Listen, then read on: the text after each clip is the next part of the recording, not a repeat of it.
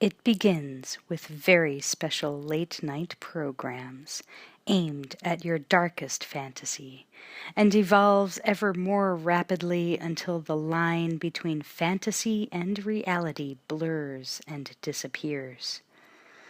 At first, you need the cassette, but then you are the cassette.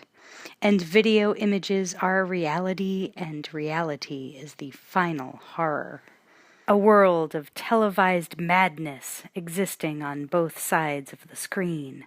A world in which star and victim are one, and you are both. Videodrome. Videodrome by Jack Martin. A novel based on a screenplay by David Cronenberg. Narrated by Amy Mullen. To those who feel the pain they see. I do it so it feels like hell. I do it so it feels real. I guess you could say I've a call. Sylvia Plath. The medium is the massage. Marshall McLuhan. To extreme sickness, extreme remedies. Montaigne.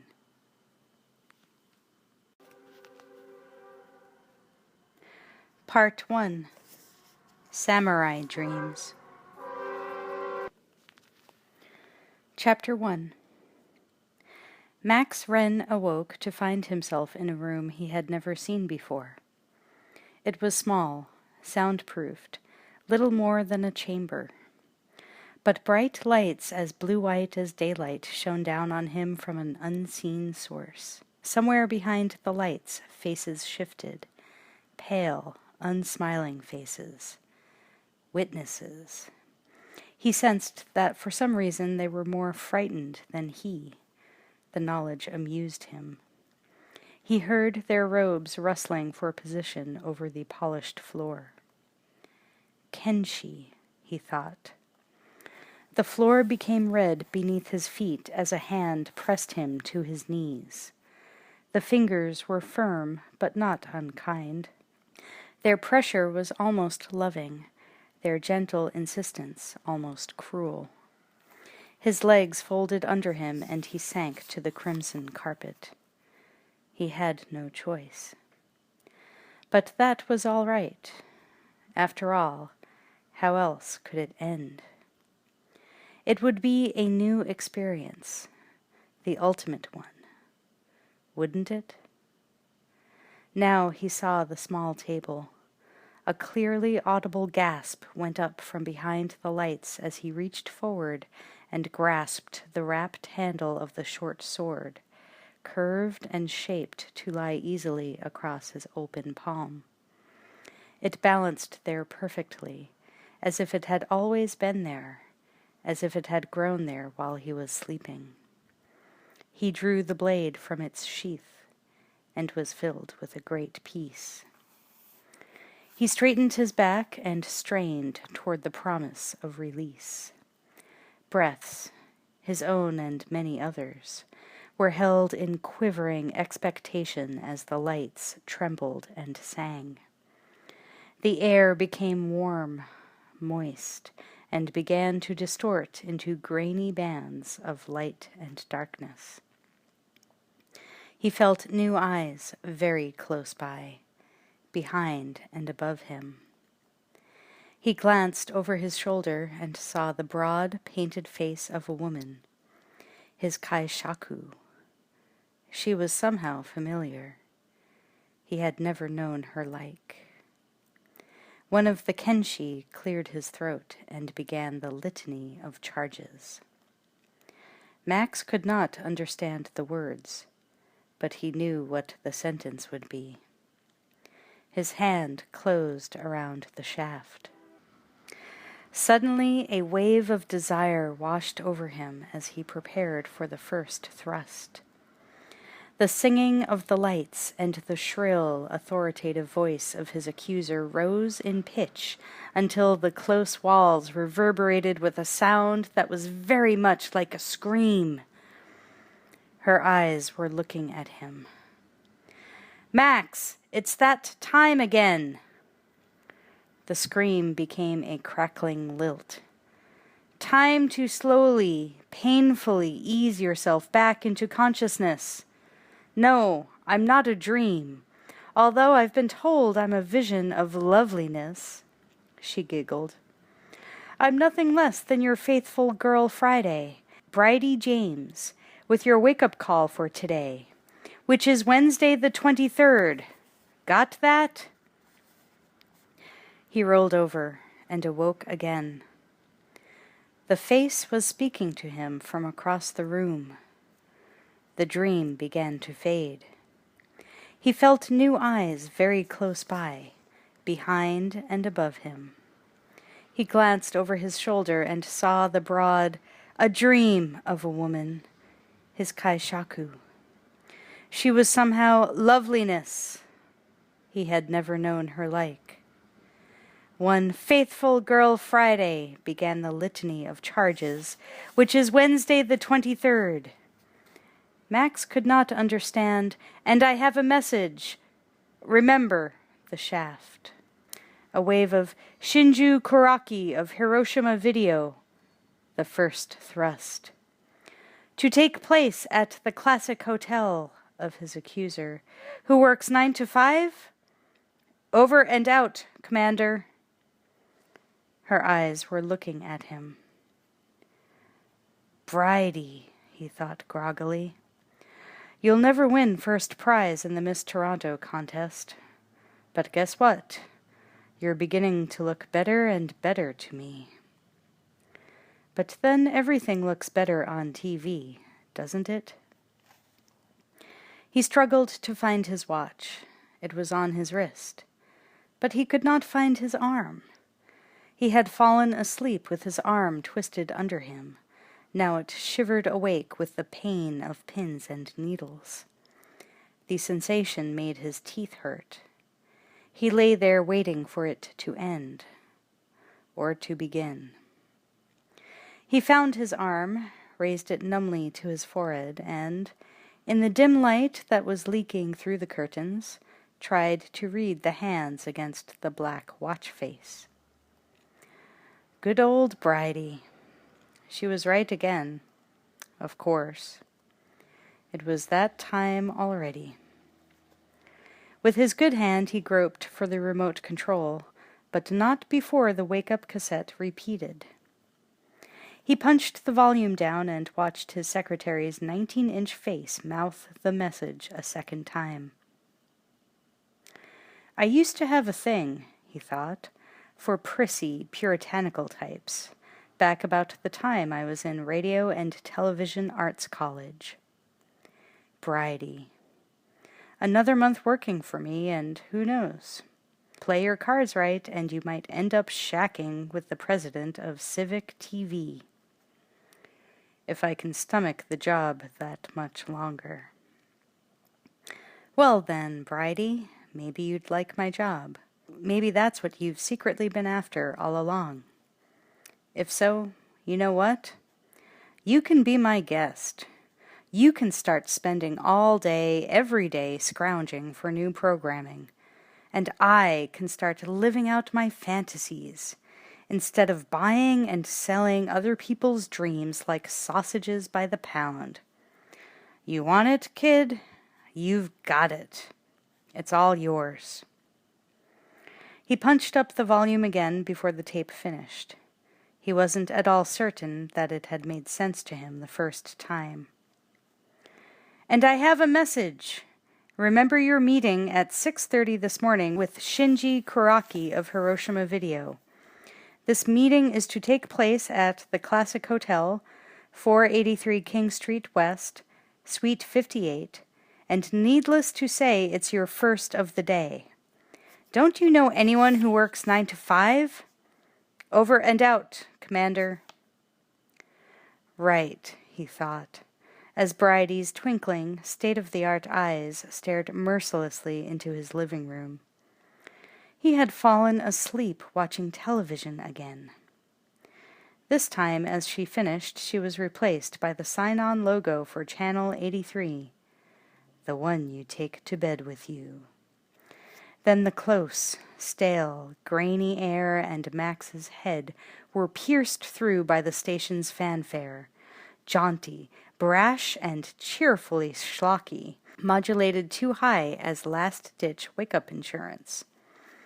After a few notes, the theme segued into a relentless electronic tone, and the picture tube was louvered by the day-glow bars of a color test pattern. There was no escaping it. He stretched and disembedded his legs from the sofa, inch by tortured inch. He waited to feel the touch of his feet on the carpet. It seemed to take a very long time, as if he were moving in slow motion instead of real time. He dragged himself through his apartment, punching buttons as he went, as though dressing a set with lights. The dark green walls of the cramped kitchen damped much of the indirect lighting. Only the occasional piece of red enamel cookware reflected painfully back into his eyes, like the jar of ragu sauce on the shelf, like the glistening smears scarring the warped pizza box on the table. He fired up his battered espresso machine and drew a thick cupful, feeling the heat from the nozzle steaming his eyes open the rest of the way. Idly, he reached for a congealed slice of the half-eaten pizza. He stood chewing as he fingered a scattered stack of stills on the counter. Each of the glossies bore the title, Samurai Dreams. On the first photo, the identification was just below the small, bared breasts of an apparently nude Japanese woman. Her hands were raised to unwrap her traditional hair. Her narrow eyes were closed, and on her face was a distracted, ambivalent expression that seemed poised somewhere on the edge between pain and pleasure. He could not be sure what was going on out of frame, but the possibilities were distinctly limited. The other photos were in the same style. The frames had been blown up and cropped for the sake of modesty and the postal authorities, but the masking only worked to heighten the tease. Max had seen enough material of a similar sort to appreciate how canny and calculated it was. The stills were vaguely exotic, with just enough cheap artiness to offset the blatant eroticism. The result was a pretentious but low-key sell. Now, as when he had first looked them over last night, Max found them ultimately dull and unexciting. Something was missing. Depressed, he tossed the photographs down, leaving a weak dribble of pizza sauce like cold blood across one of the black and white torsos, and noticed that the red smear added a flash of unexpected color to the pose, enough to pique his interest. Despite the hour, he felt the first tentative stirrings of a connoisseur's curiosity. Distracted, he tried to rub off the red stain. That only made it worse. Frowning uneasily and scratching his belly through his rumpled clothes, he left the kitchen. Samurai Dreams, he mused. What was it really about? Now the model in the photo seemed oddly familiar, like the projection of one of his private fantasies on the screen of 8 by 10-inch paper. He tried but couldn't remember. For the time being, he let it go. "So good to see you again, Max." The security chain was in place, but the screws were pulling out of the jam. A good hard shove, thought Max, and she'd open wide. He smiled tightly at Shinji Kuraki's low, polished head. In his nervous haste, the Japanese businessman drew the chain taut instead of unhooking it. Now the screws ripped free and dangled, widening the slit in the doorway to permit unopposed entry. The door creaked back, and Max stepped into Suite 58. Shinji's bows became a rhythmic and mildly embarrassing affectation. Dutifully, he shook Max's hand and then unfolded his fingers like the blades of a greasy fan, indicating another plaid jacket against the heavy curtains. "My associate, Hiro Nakamura." "How's it going?" said Max. The associate smiled stoically behind his close-cropped baby beard and took up his post at a flimsy card table.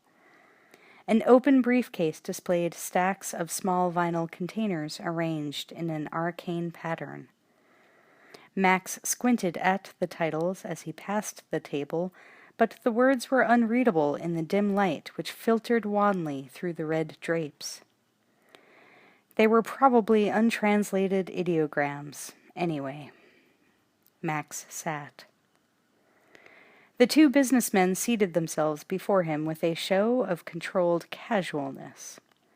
But behind their buttoned collars they were straining at the leash like dogs trained to wait for first blood before moving in for the kill. "Well," Max began with measured enthusiasm. He felt them inch closer, a thin film of perspiration buttering their wide faces. "I looked over the stills. I'm interested." The bearded man puffed up confidently in his stiff chair. "A little bit," Max added. The balding man leaned in, proffering a half-empty bottle of Johnny Walker Red, and a thin scent of Right Guard deodorant wafted toward Max. It dawned on him that the two had been at it all night. The bottle was occluded with fingerprints.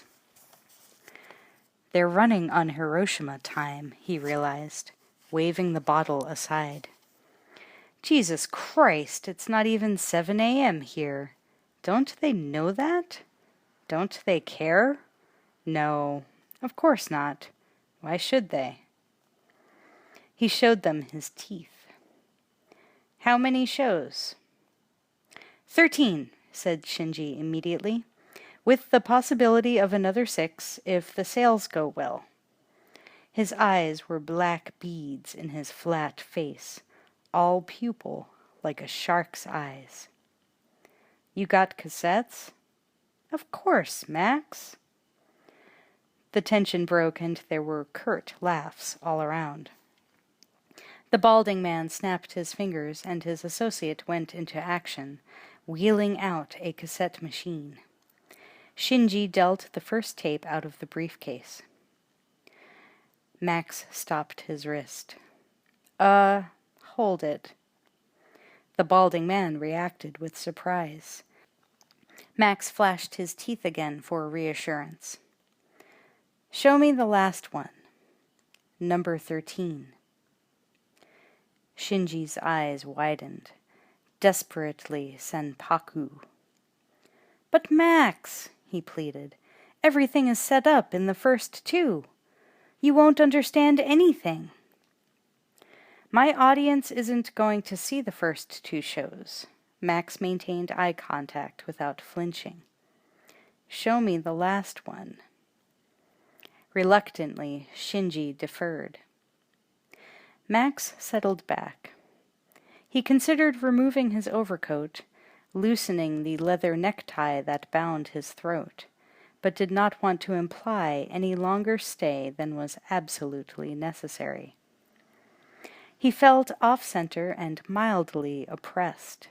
He hadn't had time for a shower, had barely managed a quick shave, and had made it this far on nothing but coffee and sheer guts. The warm tone of the fresh paint on the walls didn't make it any easier.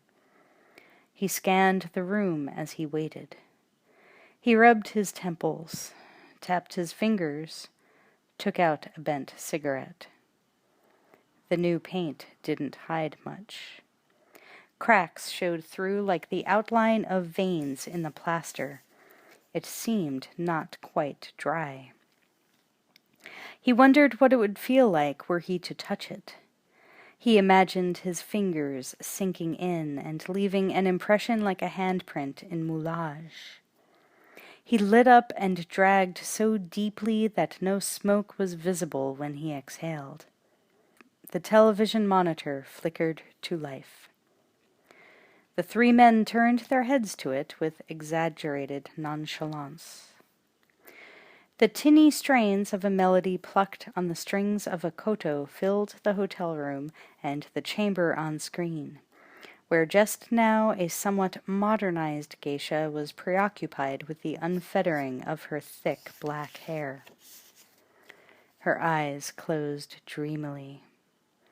Her robe fell away from snowy shoulders as, behind and above her, shadows moved against rice paper panels. Two ersatz samurai warriors appeared and began delicately, respectfully to caress her fragile skin. Then their robes, too, fell away. Max fidgeted. The performance was discreet, charming, surprisingly slick, and only mildly provocative. At least so far. He had known it would be this way, but he had to be sure. He had to see everything with his own eyes. Lighting's not right, he said to himself. What? Shinji was taken aback. I can assure you, Max, we use only the best facilities. Our cameraman has worked for Oshima. Our lighting director... It's too neutral. It should be more like daylight. Blue, you know? The Orientals were staring at him. At least that's the way I remember it. He snapped to, remembering where he was. Forget it. There is another series like this? Some other supplier? No, not at all. It reminds me of something. Of what, Max? The businessman racked his brain. Finally, he settled on a satisfactory explanation. He searched for the right words. Ah, I see. The paintings of Udamaro, perhaps. Our art director... Which one is the Kenshi? Max pointed impatiently at the screen. Other figures had entered and were pairing off gracefully in the background. Kenshi? Said the supplier. The televised pattern of orchestrated movements reflected off his face, causing his features to cloud and squirm. A Japanese word meaning witness. Is that what you mean to say? Max was aware of their eyes scrutinizing him. He was uncomfortable, self-conscious. They would never understand. He decided to make the best of it and bluff his way out. In his most reasonable voice, he said, Yeah, isn't there supposed to be one? I always thought... A witness to what, Max? For the ceremony. Look, forget it. I really don't know anything about it. On the contrary, we're most interested to hear your suggestions, and you have obviously studied our culture. The balding man bowed again in the gentle strobing. But I am afraid this is not that kind of ceremony. Right. I was looking through a book about samurai last night, before I went to bed. Research. Shinji beamed. You have done your homework. They watched a while longer. The love play was now horizontal, but far from explicit, with kimonos flowing open but not completely removed. Pink knees were raised heavenward, legs opened and closed like butterfly wings. The koto music played on, tastefully masking any hint of heavy breathing. The effect was soothing, even hypnotic. Max found himself watching intently, convinced that one of the panels in the wall would open at any moment, admitting another, darker figure. "He needs a second," muttered Max, as a thick-waisted samurai began panting in extreme close-up. Once again they were looking at him. Max definitely wanted to be out of there. He could hear himself. He wasn't making a whole lot of sense. Still, "You know, a kaishaku, isn't that what you call it?" He attempted a grin to relax them. "I saw it in a Toshiro Mifune movie once." The two Orientals consulted. Then Shinji turned back and said with infinite patience, "No, Max. A kaishaku, or second, is present only in matters of honor, as in seppuku, or, as you Westerners know it, harakiri." There was an awkward lull. "Now I've done it," thought Max forlornly. "Caffeine nerves, insomnia. Look what happens to you. Get a grip on yourself, boy. I've gone and offended another supplier.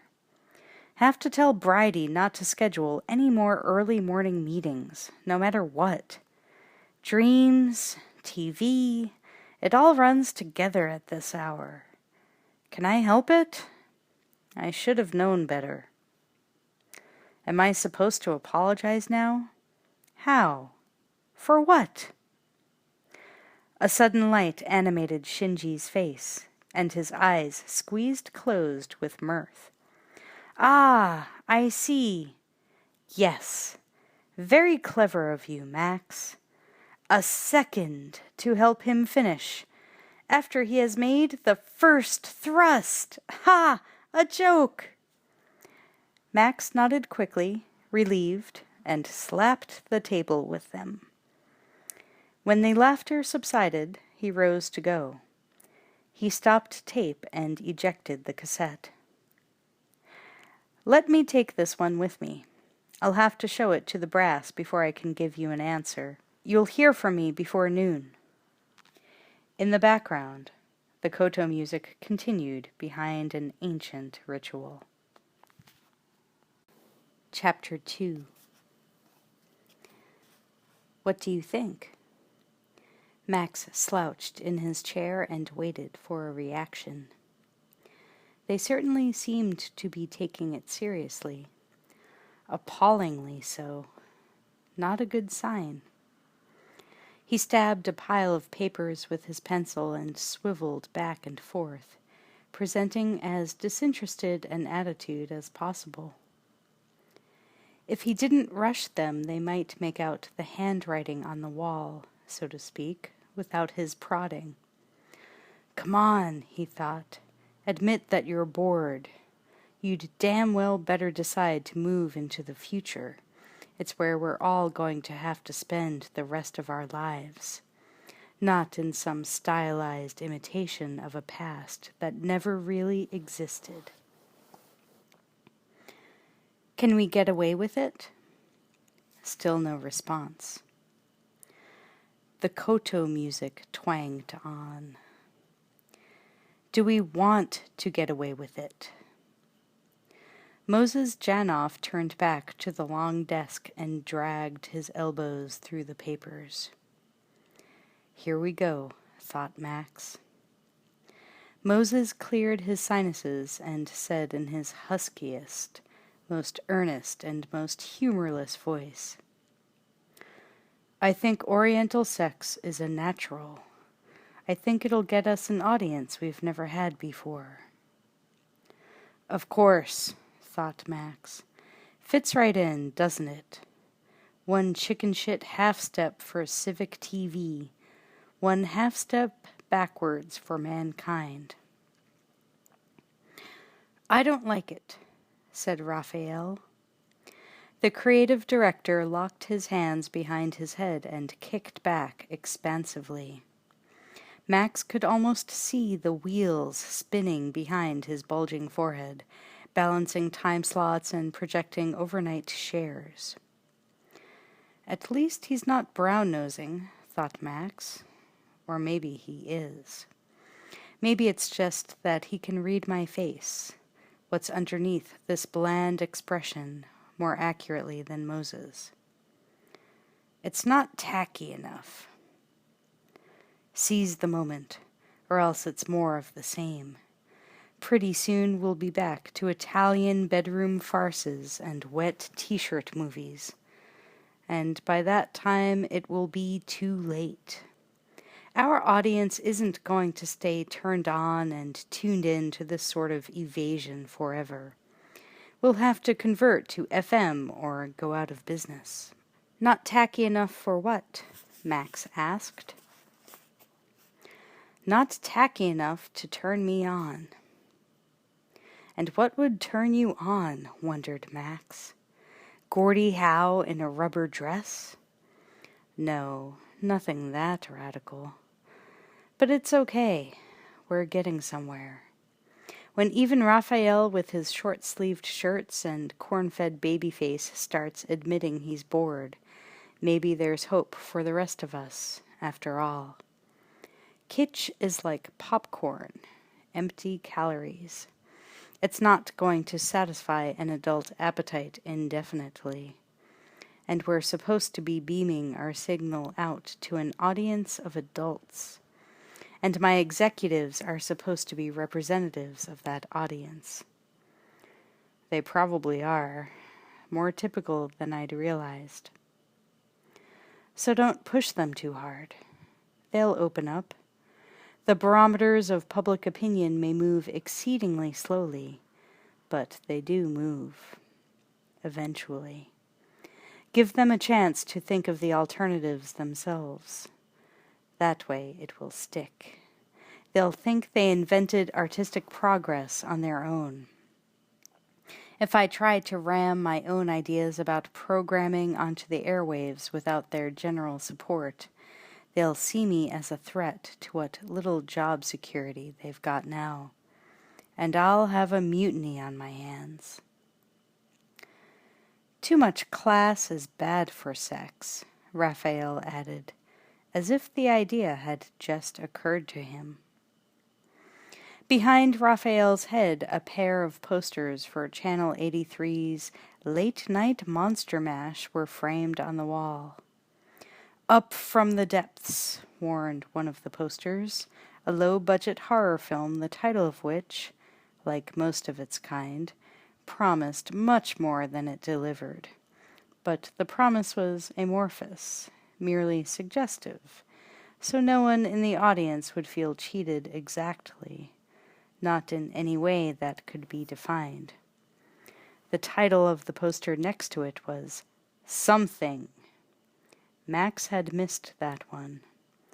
Just as well. He could tell by the ad art that it was another empty come-on, too half-hearted even to say what it was really about.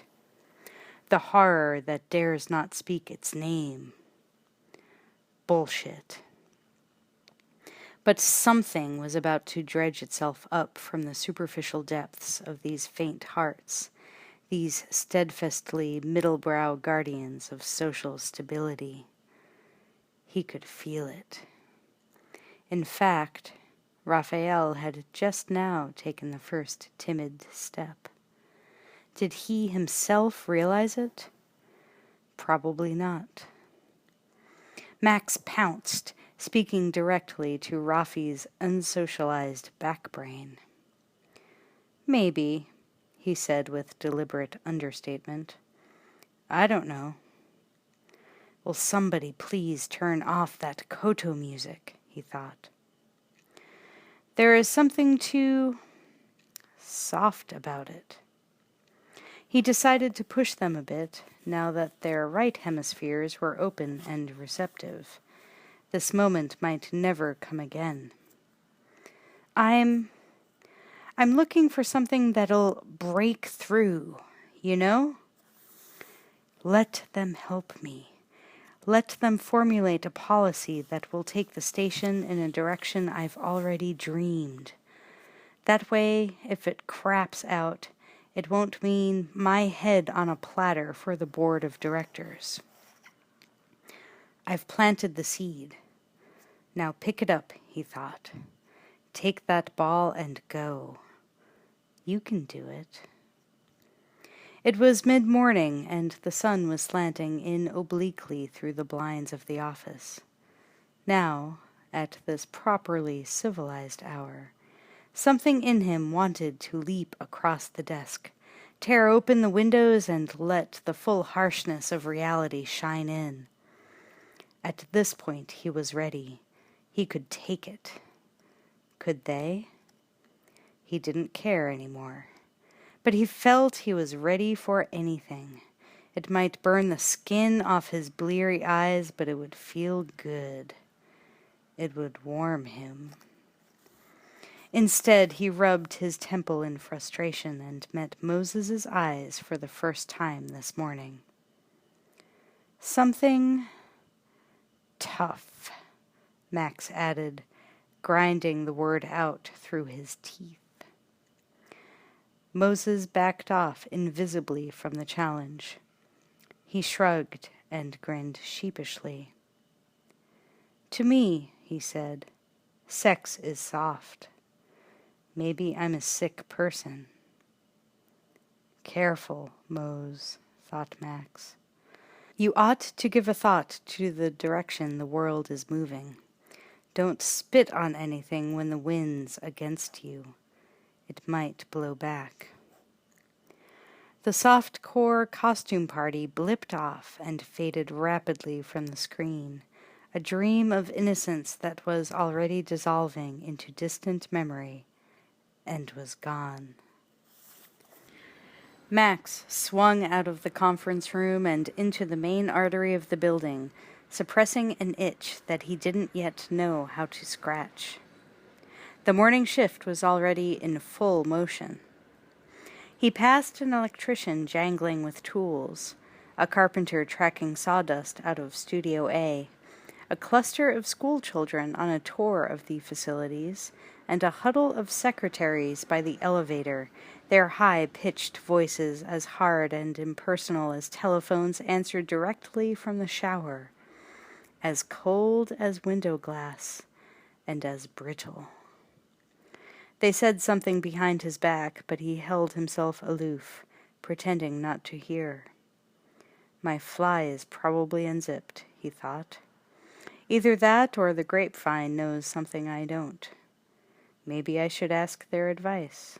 It might help. It sure as hell couldn't hurt. There was Bridie's tidy desk in the corner, a blockade between his office and the reception area. She greeted him. Hi, Max. Hi, doll. Got any fresh coffee?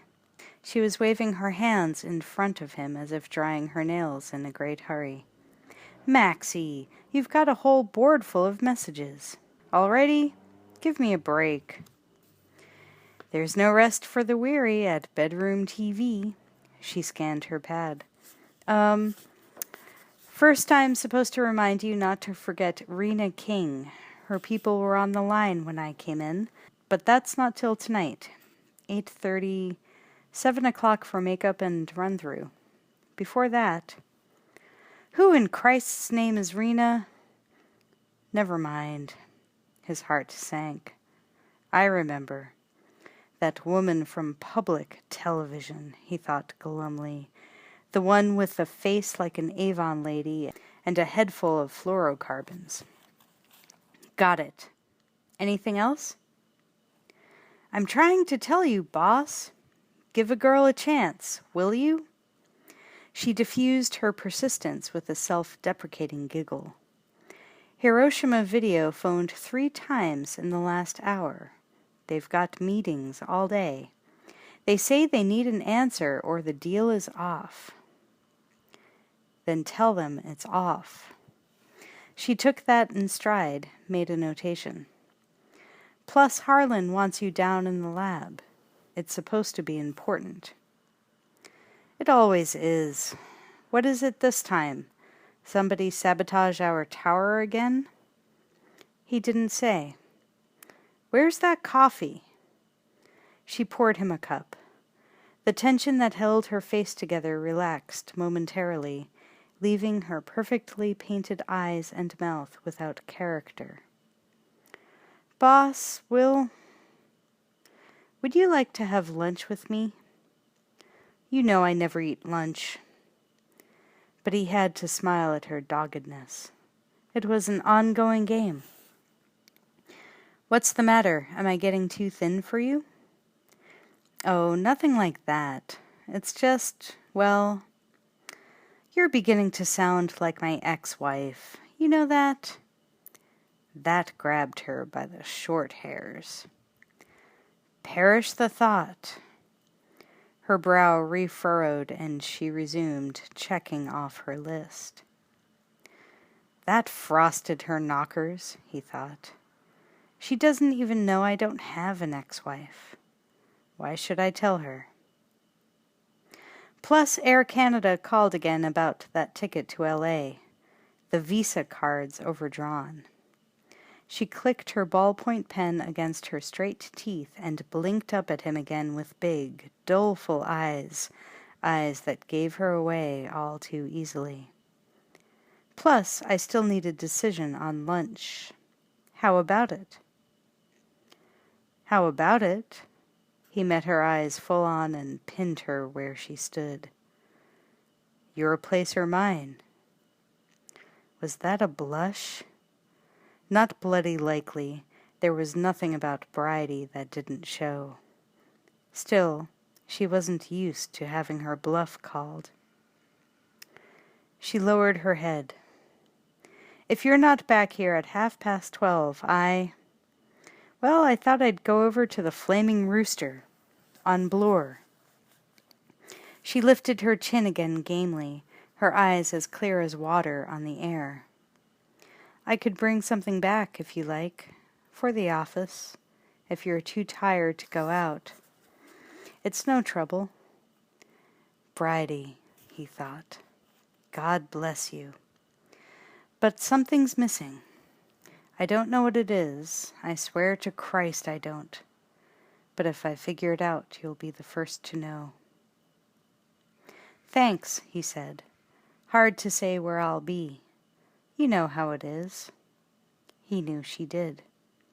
If I'm here, fine. If I get hung up somewhere, not to worry. Keep on looking out for number 1, right? That can get kind of old after a while, she said. You're telling me? He squeezed her shoulder and made for the stairs, downing the coffee as he went. It was hot, too hot. It blistered his tongue, but at least he could feel it.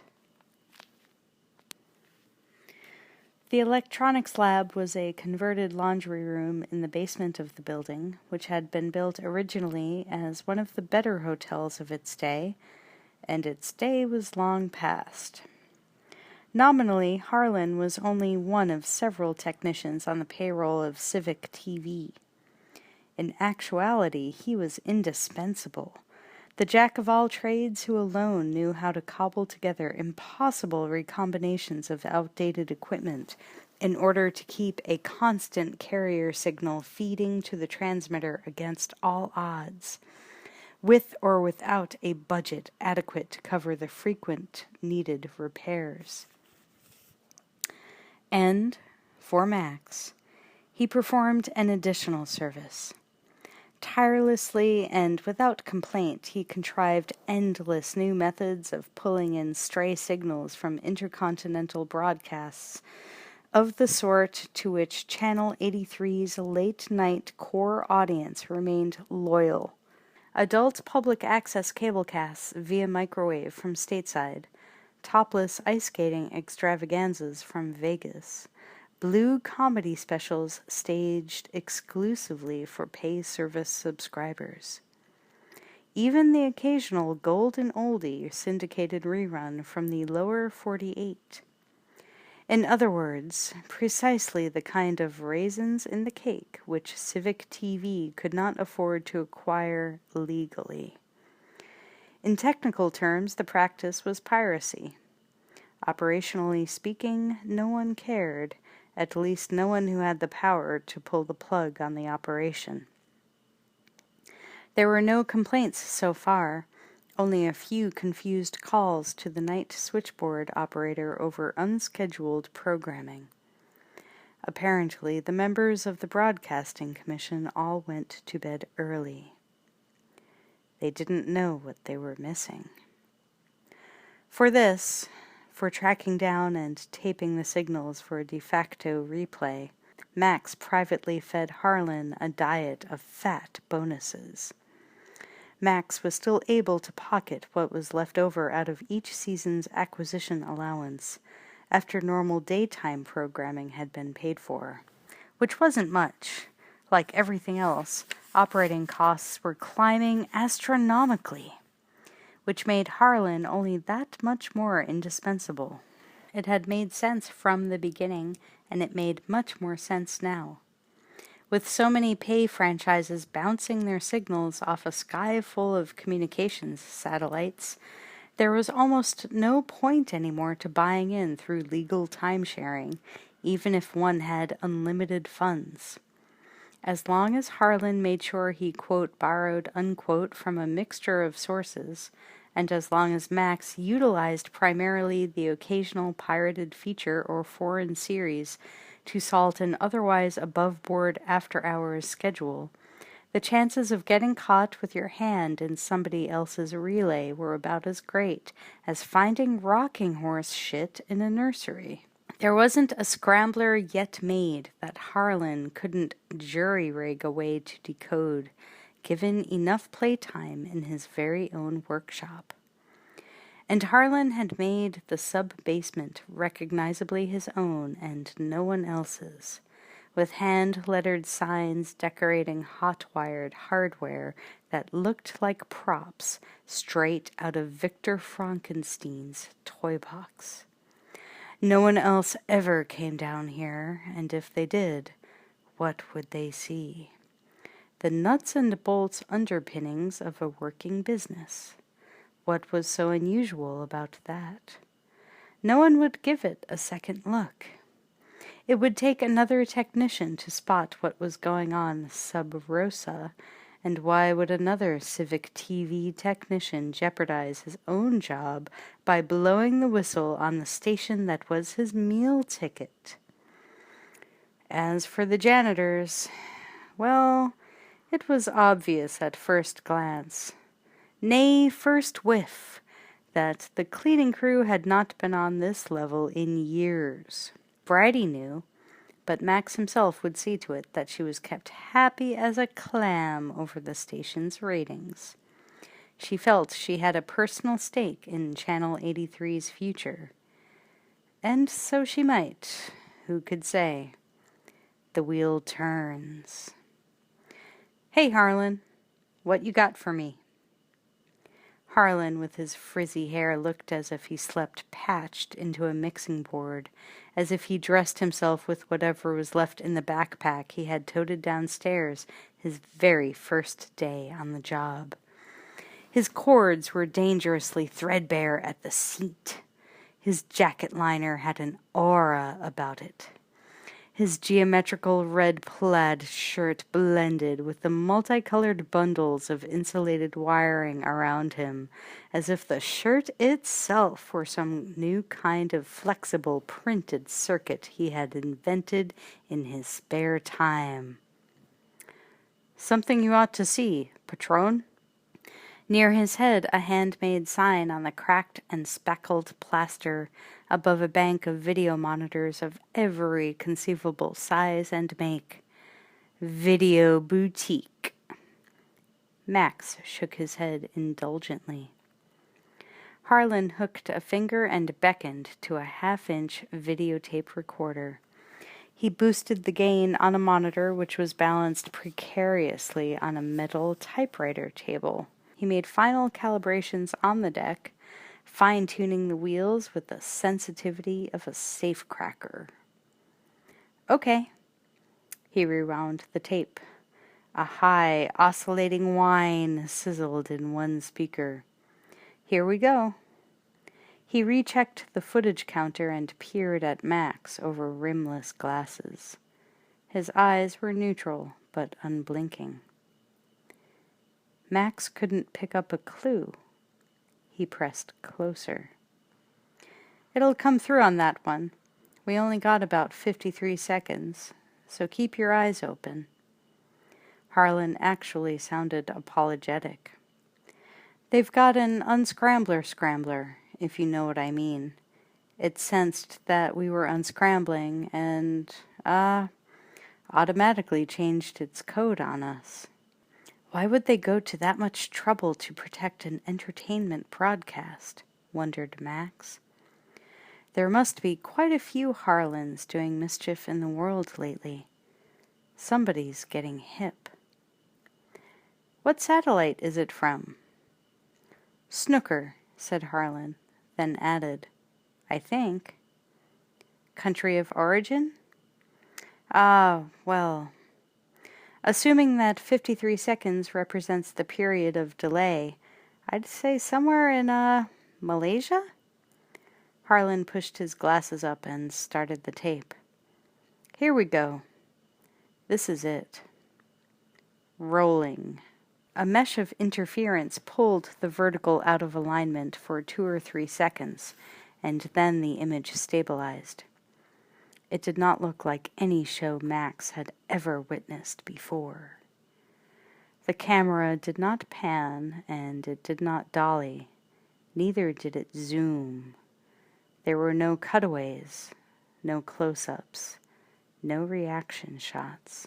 It appeared at first sight to be an actuality broadcast, except that the color was rich and dark, not the work of a portable location unit. The lighting was extreme and dramatic, and red. There was lots of red. Max leaned in until his nose was about to touch the tube. What the hell is that? Clay? He asked. He was curious. He also had a need to override the peculiar soundtrack with his own voice. He felt acute embarrassment and something else. Clay, said Harlan matter-of-factly, as if discussing a sporting event. Wet clay. There was no music, only the pleading and the screaming, as a woman was dragged across a room toward a moist, unevenly sculpted wall by 2 men in black hoods. Her clothing, what was left of it, dangled in tatters over what appeared to be a wet gridwork floor. Yes, it was wet. The 2 men wore rubber boots, the boots sloshing through rising water. The last of the cloth was stripped from her by the single powerful swipe of a gloved hand. Manacles at the edges of the red clay wall. Her limbs were spread and her wrists roughly strung up. She screamed even louder when she saw the electrical switches.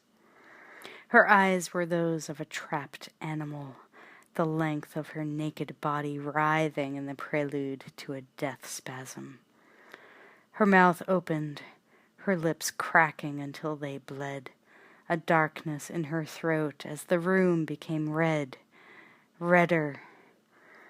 Her eyes were looking at... A spatter of static obliterated the screen. Then blackness. Harlan stopped tape. That's it. That's it? That's it. Grotesque, huh? Max shuddered, tried to cover the response. Can you hang a searcher on it next time it shows? Already working on it. Harlan's tone brightened as he rewound and removed the reel. He seemed relieved, as if he had already managed to forget it. I was pretty insulted when it just shrugged us off in less than a minute. To him, the technical challenge was all that mattered. Well, Patron?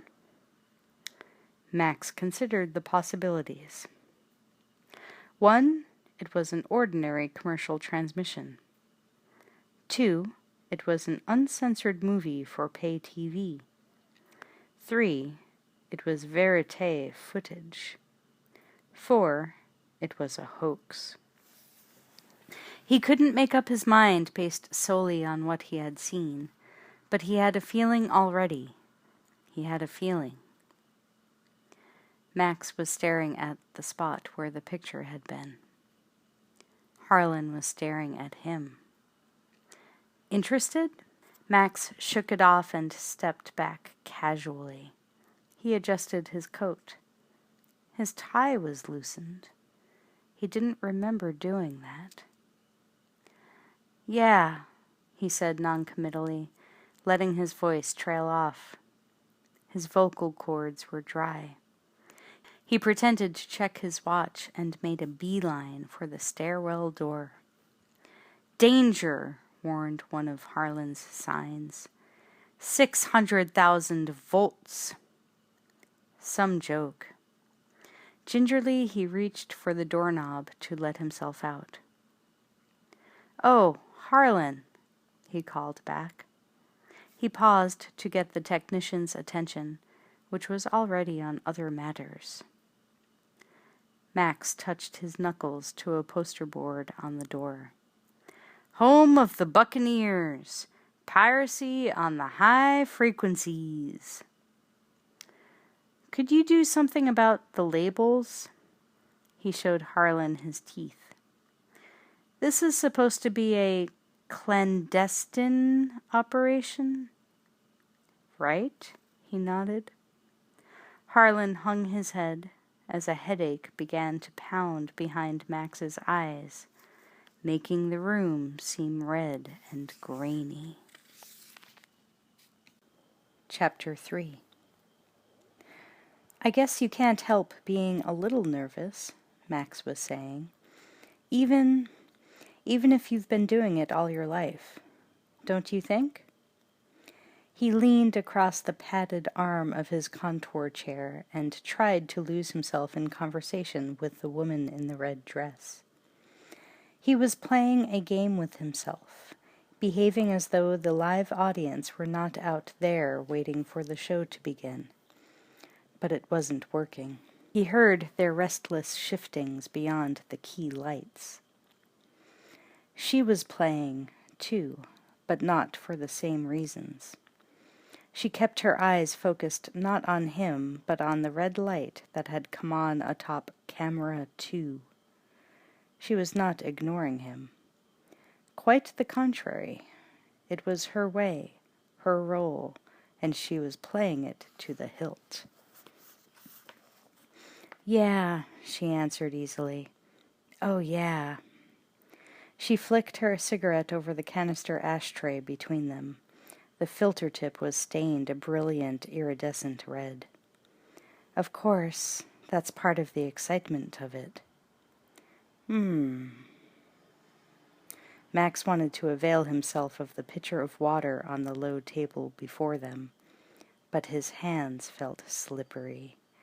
He didn't trust himself. A burst of canned music reverberated off the sleek, poured concrete walls of the town hall. The audience moved their hands together in a rising tide of white noise. Max blotted his hands on his trousers and sat higher, facing forward with his best, most boyish smile. He kicked one foot out and swiveled slightly. Mr. Confidence. He tried to steal a glimpse of himself on the monitor to see how he was doing so far. But the pole-mounted set next to the other woman, Rena King, wasn't on him. There was the face of a man, but it was not his face. It was much older, with less hair. The man looked strangely familiar. Max spotted another monitor at the side of the stage, but it was too far away to make out. He gave up and decided to fly blind. The audience response died down. Then there was only a rustling susurrus. Max maintained his smile. Let them watch, he thought. What do I care? Besides, I've got a hell of a lot riding on our public image at the moment. Keep them happy and they won't sick their watchdogs on us. And now here it is, the Rena King Show. And this evening Rena's guests are Max Wren, controversial president of Channel 83, Nikki Brand, radio personality and problem solver, and media prophet Professor Brian Oblivion. Take it away, Rena! The woman Max had been unintentionally cold-shouldering for the past few minutes adjusted the hem of her purple dress and nodded at her friend, the camera. Her head moved, but her hair did not. She folded her hands in her lap to indicate that this was a serious occasion and angled her shoulders to include the table and other chairs. She opened her throat. Max got a whiff of Listerine. Max Wren, your television station offers its viewers everything from soft-core pornography to hardcore violence. Her mascaraed eyes darted to the cue cards below the camera. She smacked her lips dryly. Why? There was lipstick on her teeth. Well, it's a matter of economics, Rena. Max fell into his role with ease. We're, small. In order to survive, we have to give people something they can't get anywhere else. And, we do that. Max was pleased with himself. That's something they can grasp, he thought. Something they can sympathize with. Isn't it? His eyes adjusted somewhat, and he squinted at the sea of faces beyond the blue-white lights for confirmation. But they were silent as judges. He inclined his head toward Nikki Brand, the pop psychologist waiting to be interviewed on his left. She only stared straight ahead into the lighted camera, as unruffled as a hometown beauty queen at a dinner dance. The hostess wouldn't let him off the hook quite so easily. But don't you feel that such shows contribute to a social climate of violence and sexual malaise? And do you care? Blah, blah, blah, thought Max. He had heard all the arguments before. He centered his white tie against his brown shirt and nodded sympathetically. Certainly I care, he answered promptly, fielding the question with ease. I care enough, in fact, to give my viewers a harmless outlet for their fantasies and frustrations. He opened his palms, showing them empty and innocent.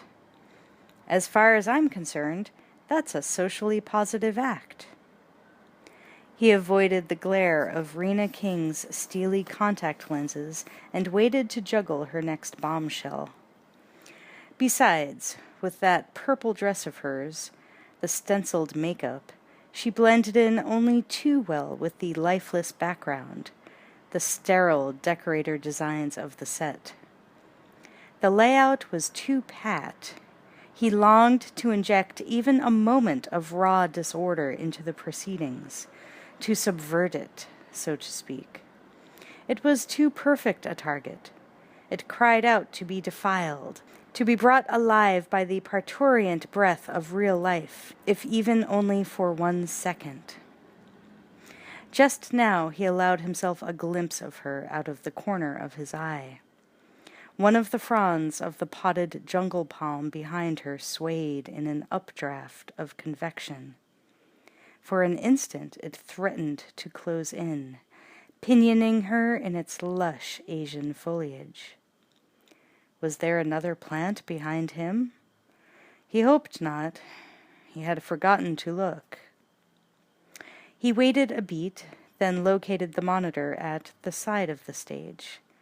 The camera was tight on Rena King. She looked better on TV, he concluded. But she passed him over and moved on to the psychologist. Max felt slighted.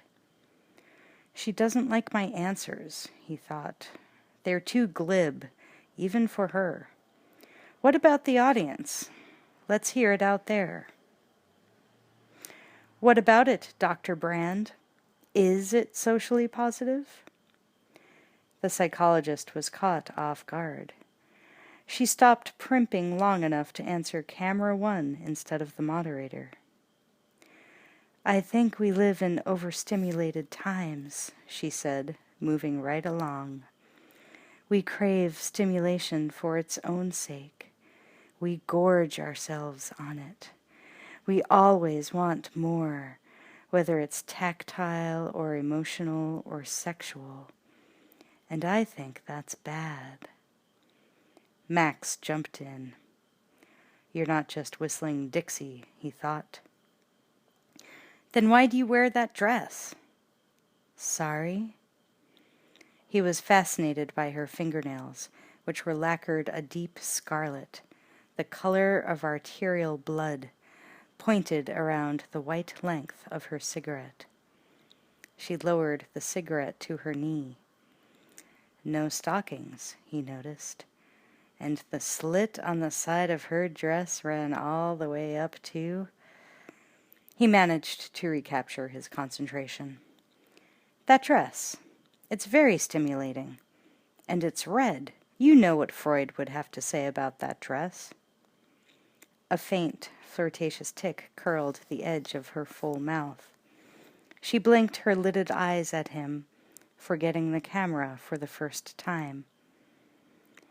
And he would have been right, she said shamelessly. I admit it, as if total honesty were her defense and salvation. I live in a highly excited state of overstimulation. And the truth shall make you free, thought Max. He disregarded Rena, the audience, the prying cameras, and turned 90 degrees, presenting his body to her. Listen. He felt ridiculous. The hell with it. Nikki Brand's image on the monitor, the deep-cut peekaboo oriental neckline, the fetishistic chains. It was all too much. He gave up. I'd really like to take you out to dinner tonight, he said. At his right side, Rena King squirmed. Nikki batted her eyes. She was looking at the camera again. Too bad for old Rena, thought Max. She's lost the last potential ally for her knee-jerk Sunday supplement point of view. Old Brian What's-His-Name didn't show tonight. He must be smarter than the rest of us. He has to be. He's a professor. Nikki was sucking her cigarette down to the last millimeter of the wet, red tip. Rena shuffled her notes. Professor Oblivion, do you think erotic TV shows and violent TV shows lead to desensitization, to dehumanization? A tinny voice replied, The television screen has become the retina of the mind's eye.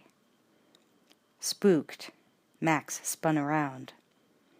Incredibly, Rena was attempting to hold a conversation with the graying man on the TV monitor next to her. Would electronic wonders never cease? Max's mind wandered again.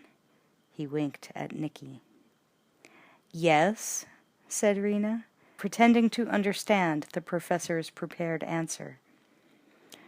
That's why I refuse to appear on television, except on television. It's an ethical imperative, I feel, if not a moral one. And of course, Oblivion is not the name I was born with. It's my television name. Soon we will all have special names, names designed to cause the cathode ray tube to resonate.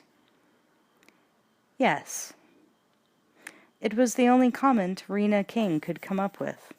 She was out of her league. The moderator swiveled back around, beads of flop sweat blossoming through the pancake makeup on her upper lip. Her eyes sparked. Dr. Brand, is Max Wren a menace to society? I'm not sure. Nikki laughed, retrieving her hand and stubbing out the butt which Max had just used to light up one of his own. He's certainly a menace to me. Max stifled a laugh himself. He leaned an elbow on the back of his chair and feigned continuing interest in the show, stroking his temple thoughtfully with one finger. Now he was sweating profusely. The lights were getting to him. Beyond the hovering, dipping cameras, repositioning constantly, moving in for the moment of truth, he felt the unseen audience leaning forward, unsticking from their chairs in flames of static electricity, bending their necks out of morbid curiosity at the spectacle of a TV talk show moderator shriveling in a hot seat of her own design. The air on stage became grainy with rising smoke. The eyes of the cameras ran with reflections like melting glass under the glare. Max felt an oppressive tropical steaminess rising around him, as if the cement block walls of the auditorium were beginning to soften under the force of humidity and exude moisture from their cracks, their very pores. Something I said? No, it's just... Max sought for a clever excuse. Just the brain tumor. Oh, is that all? I think so. Show me where it is and I'll kiss it better. Here, just below the belly button. I see it. He tried to get into it, but it wasn't easy. It should have been, but it wasn't. Max heard the whispering of her red dress as she moved over him. He raised his head, tucking his chin into his chest, watching her. A cool blue light washed in on them. The curtains of his apartment were not drawn, but the blinds screened the moon's cold rays, translating them into stripes of shrouded light and darkness. His body and the top of her head were illuminated only by a filtered mesh that looked uncomfortably like scan lines. After an embarrassing period of time, Nikki gave up and sprawled onto her back. I didn't make it better, she said. Max closed his eyes, but the gridwork of lines would not go away. A wind from nowhere blew through his chest. I think I'm getting weird, he sighed tiredly. I didn't used to be weird. Nikki kicked off her spike heels and raised to one elbow. Well, don't fight it. It's kinda sexy, you know? Weirdness, I mean. Are you really a shrink? I used to be. I think I've edged over into showbiz, but don't tell my listeners that. I've got a radio show. Remember radio? Is that the sort of advice you give? Don't fight it, it's sexy? Stick around and find out. You might learn something. Max would not be moved from the vending machine until he had extracted a cupful of vile coffee that tasted like an unholy alliance of chicken soup and mole sauce. It wasn't even hot. As he stood there in the hallway of her station, a procession of overly cheerful CRAM-FM employees passed him by, avoiding the machine like the plague. He avoided them, too, out of self-consciousness. He didn't need to be recognized. His eyelids were still partially stuck together, and his shirt clung to his body like rice paper. It had been a long night. He hid the cup in a trash can as though it were a bomb and moved on, following the sound of the live radio monitors until he had retraced his steps to the flashing red "On the Air" sign. He waved at Nikki through the glass window of the studio, giving her a thumbs-up sign. She didn't need the encouragement. She was working even harder than she had last night. Not sitting but standing behind the control board, patching in her own calls, jumping between telephone lines and playing to her listeners' questions with primal abandon, like some manic exercise leader. She should be on television, he thought. The purple sweatband restraining her hair, the loose warm-up clothes, the pastel tennis shoes. He wondered if anyone had bothered to tell her that this was only radio.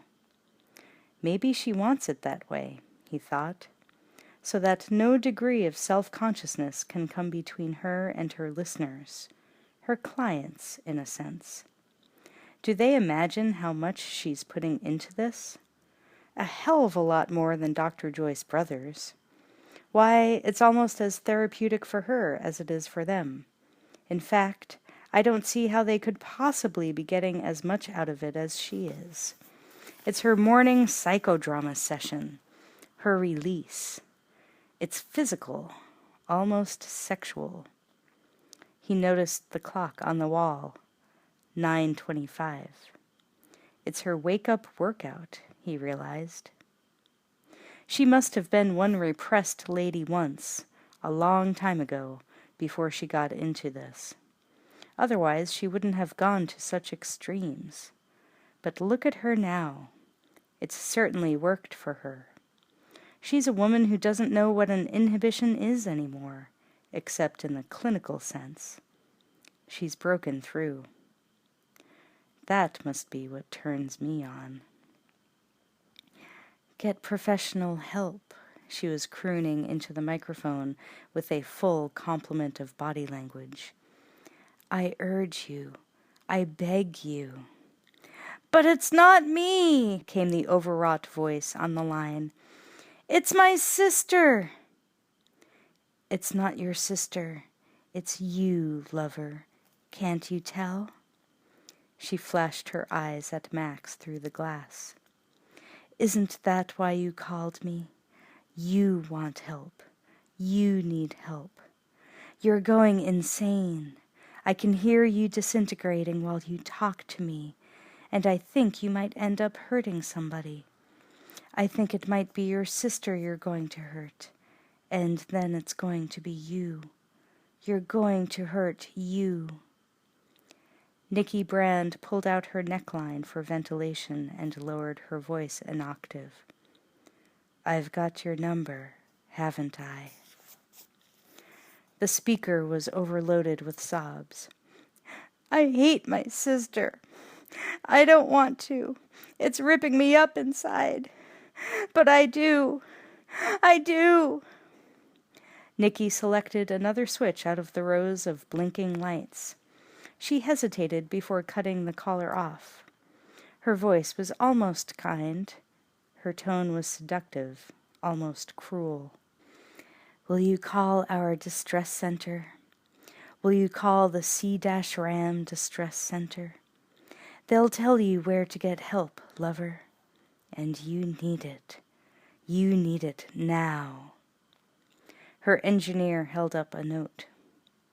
She shot a glance at Max, motioning toward the clock. It was almost over. He understood. He nodded. I will. Thank you, Nikki. Thank you. Nikki did the sign-off for the segment, signaled to her engineer to shut down the board, and swept out of the tiny studio, a long-distance runner on the last leg of a cross-country marathon. Max caught up with her at her dressing room, drawn along for the ride like a wasp to honey. "You're more serious than you are on TV," he shouted over the hissing of her shower. She shut down the faucet, and Max heard her small feet slapping the tiles. He did not know whether she had heard him. She poked her wet head out. "I think it's because I don't have to worry about how I look on radio," she said intensely, as if it really mattered. She swaddled herself in a large Turkish towel embroidered with her call letters and emerged from behind the room divider. He was relieved. For some reason, the sound of her feet splashing through the water worried him. "But I'd like to be serious on TV." "Have you been auditioning for me?" he said, hoping to lighten the mood. "I'll do my show in the nude." She said it without guile, reaching again for the clothes she had scattered on the way to the shower. It was not that she was afraid of his eyes. She was as self-possessed as anyone he had ever seen. There was no need to return Max's gaze. They were talking about her, weren't they? It was clear that this was secretly her favorite topic, and perhaps the key to her success. Most importantly, she had taken the next step, transcending conceit. She simply saw everyone else's problems as an extension of her own, which was the manifestation either of an extraordinary level of compassion or of a breathtaking megalomania. She was also a bit of a closet exhibitionist. "I know the nude when I see it," he said. "That's not the nude." She smiled, satisfied. Her towel enclosed her like a self-addressed envelope. Without looking up, as if still on the air, she said, "I sense that you're deeply troubled. Come on, lover. What is it? What's troubling you?" Max moved toward her through the mist that now filled the room. "The nude, Dr. Brand. I'm troubled by the nude." Nikki dropped the towel. Her skin was pink and tender. Steam rose from her body. It snaked upward from her glistening limbs as though from the pores of her skin, coiling in his hair and eyelashes. His vision blurred in the moist, grainy air, then sharpened dramatically.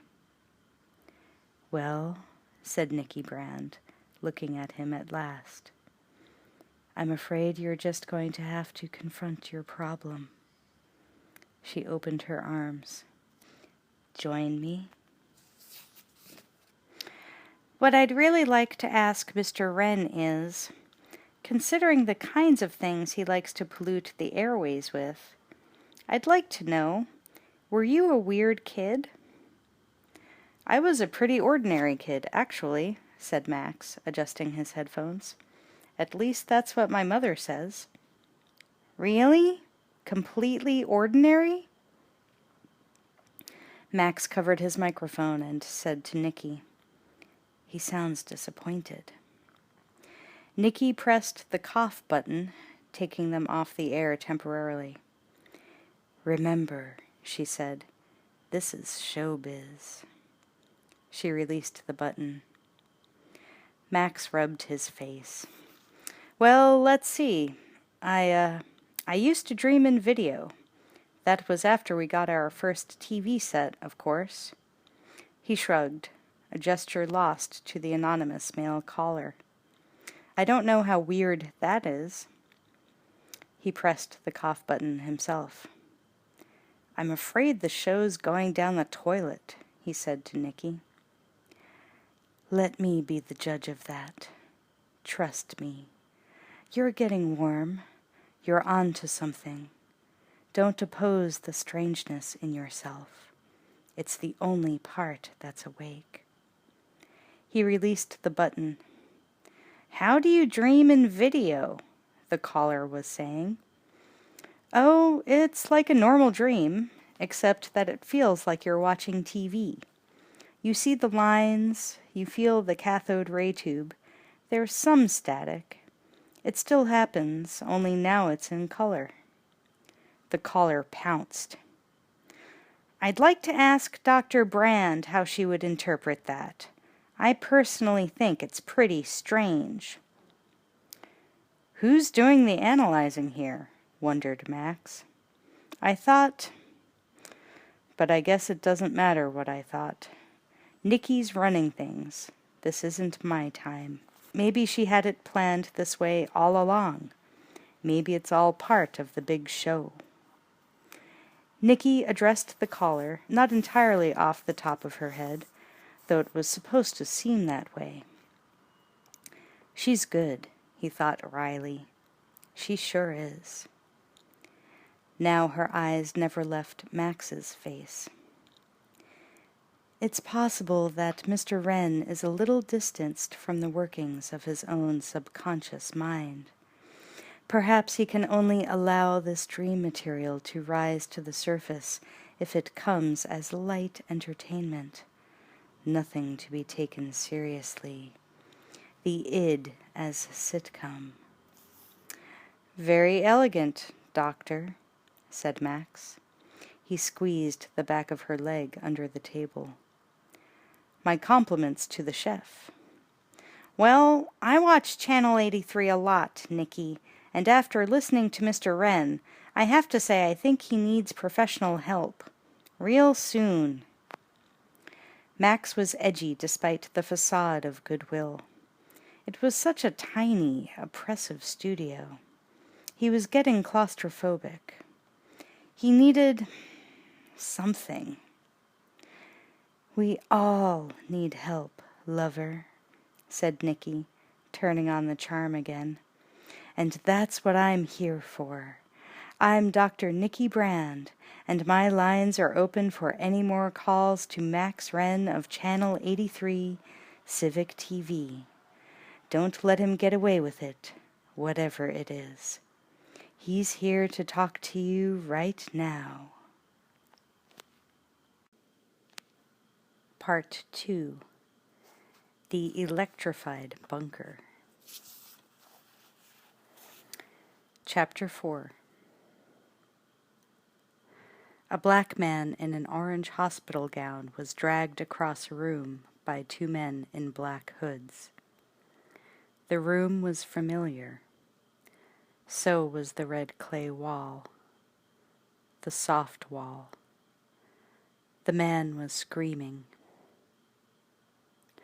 When does the plot start to unravel? Who's the black guy? Political prisoner? There is no plot. It goes on like that for an hour. Goes on like what? Like that, said Harlan. He remained uninterested, studying a schematic instead. Behind him, on the monitor, the black man's arms were practically torn out of their sockets as his wrists were yanked up to the wall and locked into manacles. Torture, said Harlan flatly, describing what he must have seen enough of the first time. More than enough. Murder. Mutilation. He might have been describing a sporting event. Here, take the other tape home if you like it that much. We've picked up 3 now. He tapped a cassette. On screen, one of the hooded figures produced a crude lash fashioned from several strands of barbed wire. We never leave that room? Asked Max. No, it's a real sicko. It's brilliant. Is it? The victim's hospital gown fell open at the back, revealing crawling, sweating skin. At the first fall of the lash, the gown shredded. For perverts only. Max remained riveted to the screen. Absolutely brilliant. He heard Harlan snort.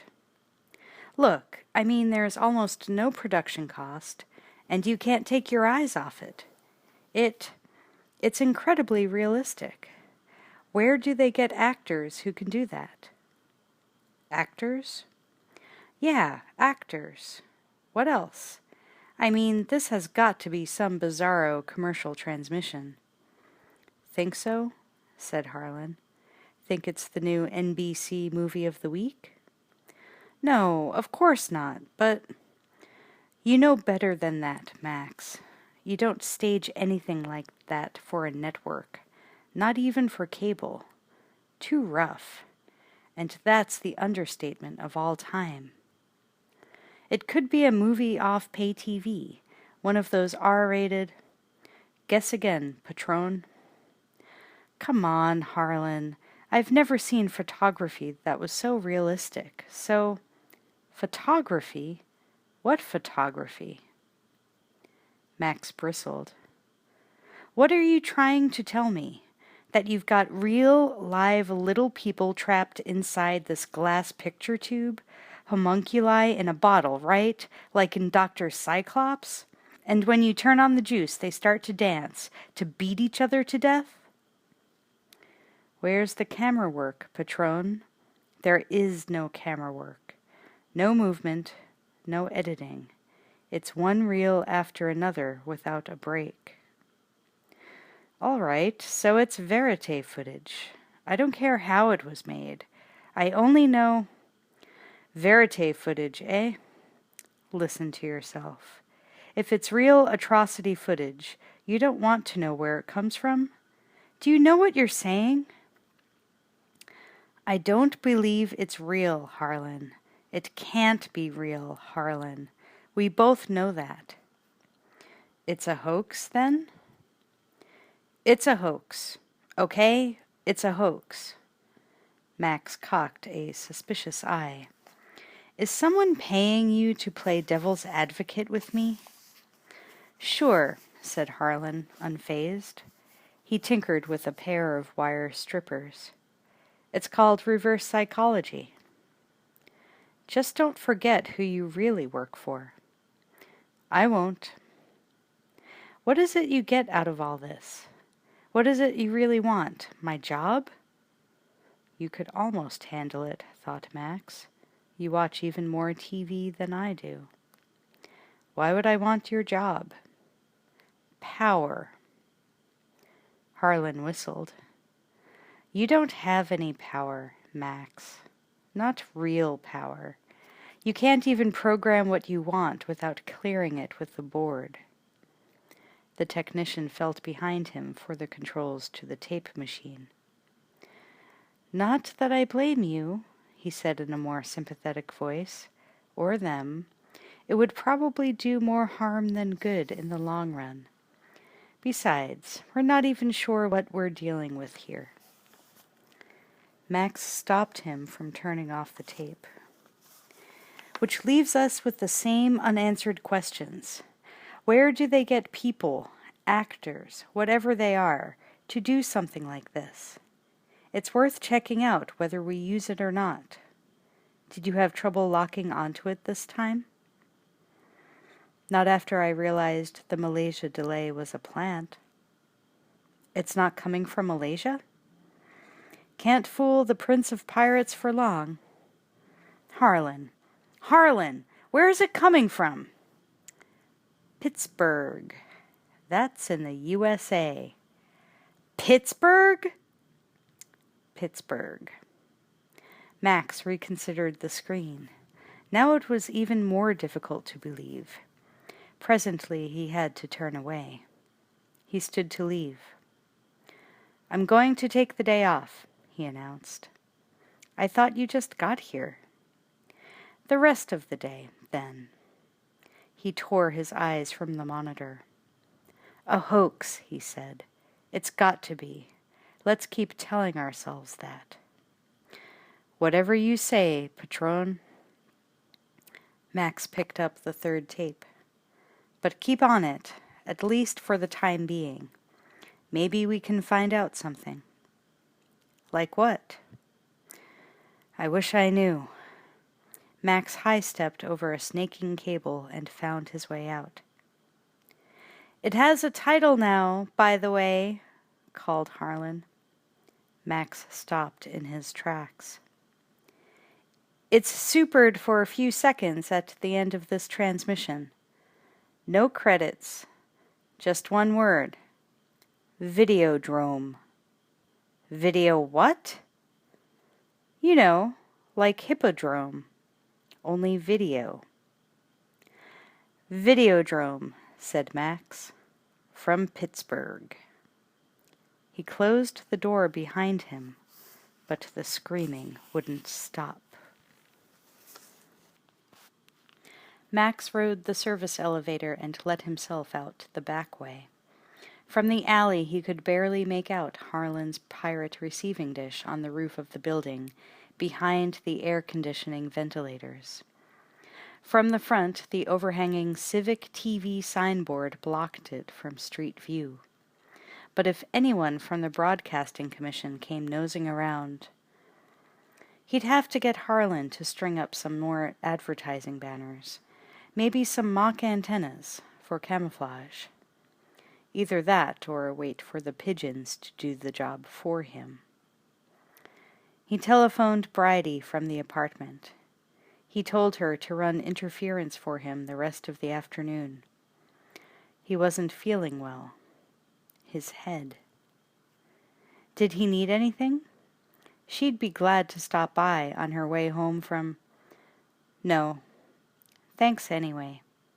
Nothing wrong with him that a little remedial sleep couldn't cure.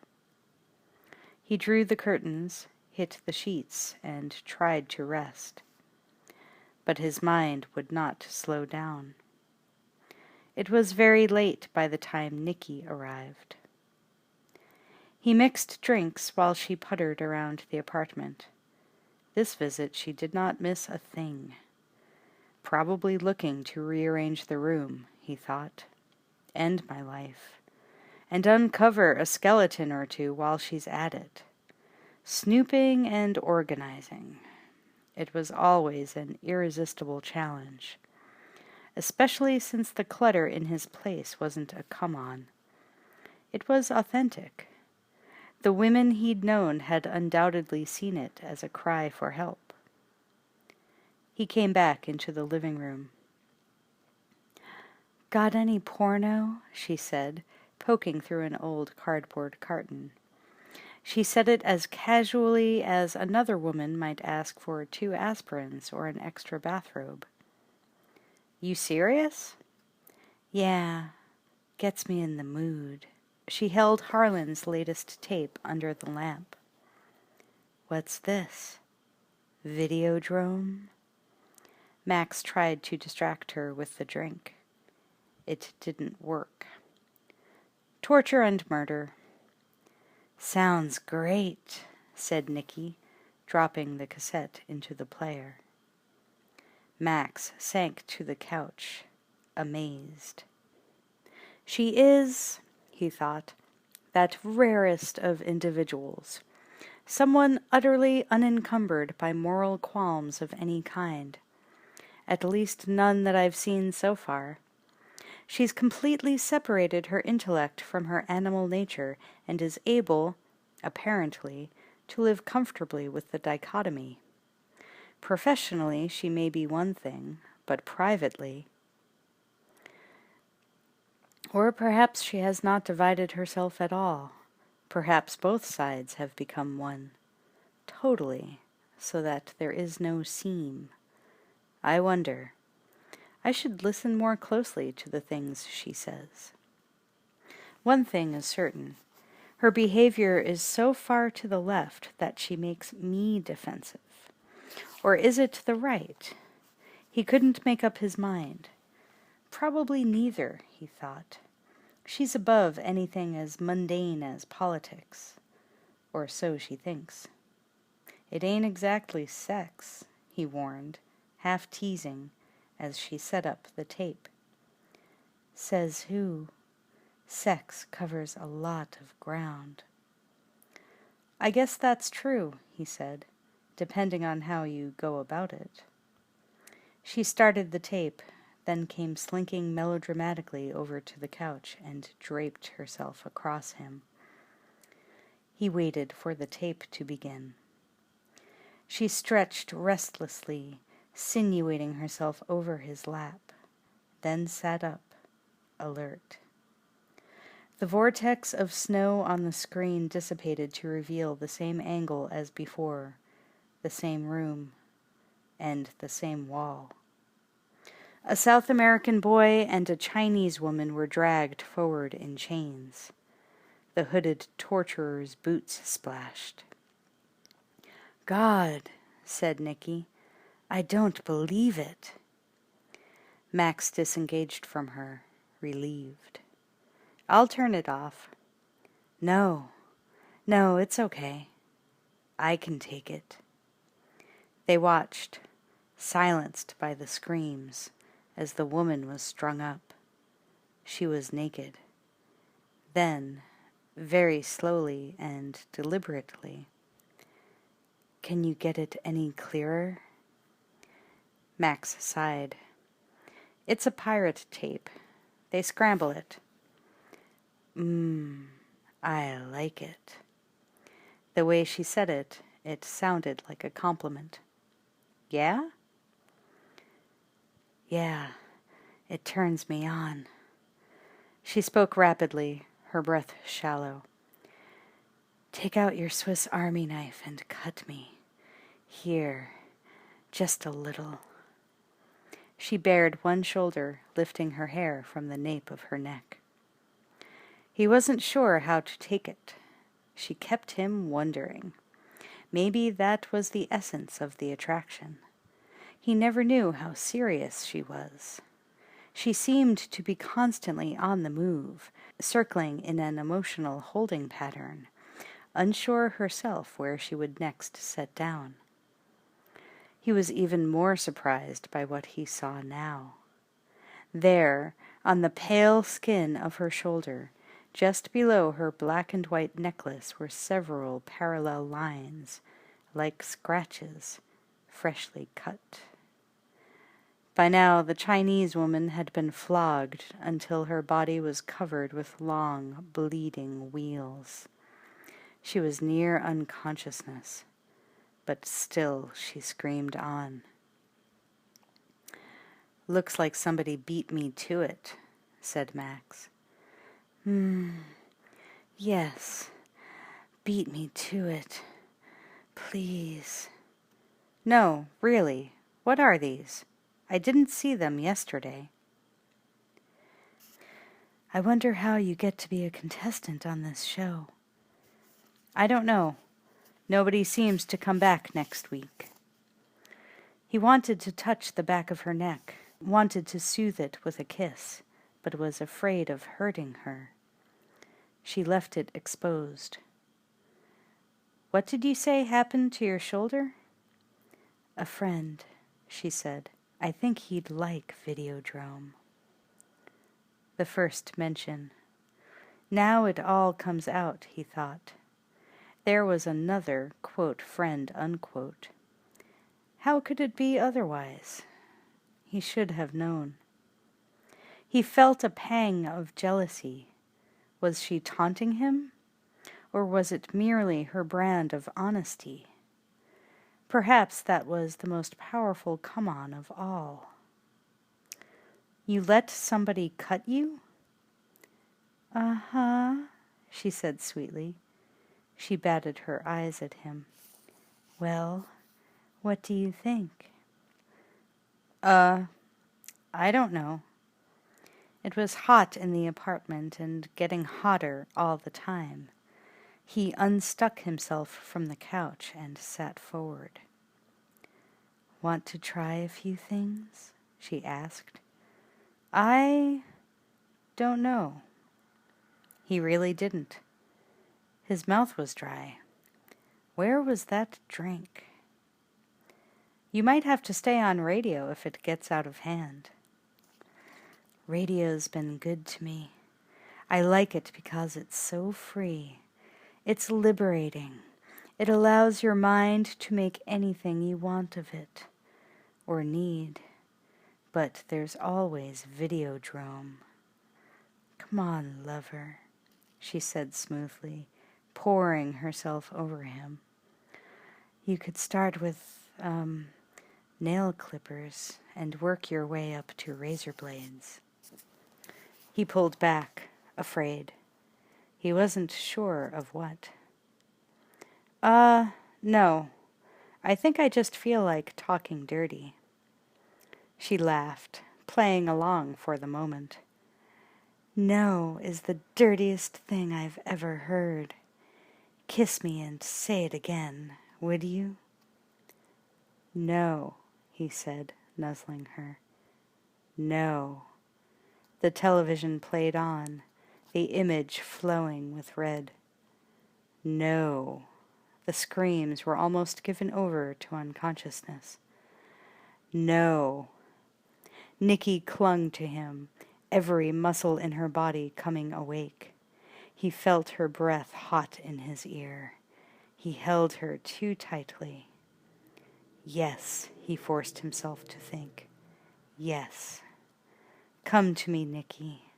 I need you. I need something. Yes, you're what I need. I need to know that you're here for me. I need to know that you're real, that you're possible.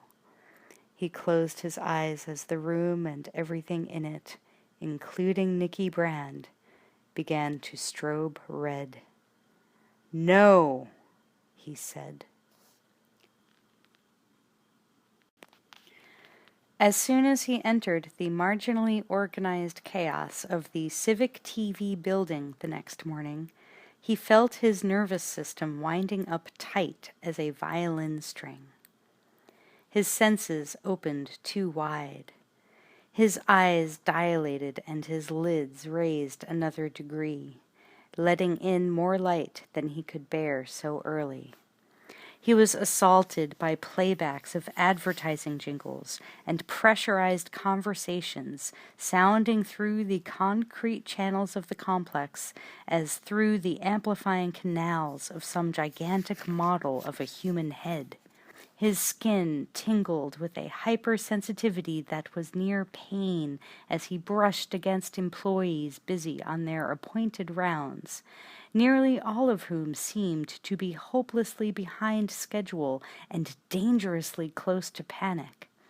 He smelled the synthetic bouquets of perfume and cologne still fresh at this hour, like the close, nauseatingly aromatic cloud with which one was invariably greeted upon arrival at a funeral in progress, and a nasty metallic taste flowed from his mouth, making his sour stomach growl in protest. He had forgotten to brush his teeth again, and to shave. The grain of his stubbled face felt like a mask of rudely hammered base metal. He was not ready. He followed the corridor to an all-too-familiar junction.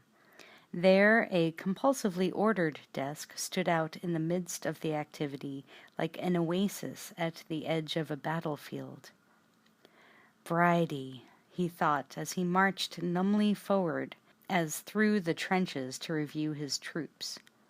Save me. The neurological floodgates are about to be forced open the rest of the way, and then there will be no turning back. For the next few hours there will be no escape. You know how to help me, don't you? As soon as he revealed himself, several polyestered bodies separated from the flock and descended like vultures, authorizations in hand and pens at the ready, as hypertense as lawyers who had camped out all night to obtain last-minute reprieves. The secretary jumped up to meet him. She ignored her telephone and went into action, steering him by the sleeve to the nearest door. "Max, thank God you're here. Masha Borovchik has been waiting in your office for an hour. What were you doing last night? Didn't you get my message?" Masha? He thought. Masha. Oh, no. He saw the hordes of lackeys drawing nearer, about to surround him. He wanted to sink from sight and come in again the back way, Or, better yet, to go home and back to bed where it was safe. But there was no choice. There was only one door in sight, the door to his own office. "I don't think I'm ready for this," he informed her. Efficiently, using the fewest possible moves, Bridie inserted her own half-empty cup of coffee into his right hand, her own half-smoked cigarette into his left. "Coffee," instructed Bridie. "Cigarette." She aimed him toward the office and set him moving with a gentle push between the shoulder blades. "Masha, go. She's hot to trot."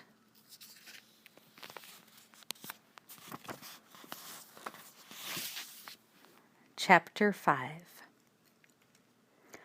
The door whispered shut behind him.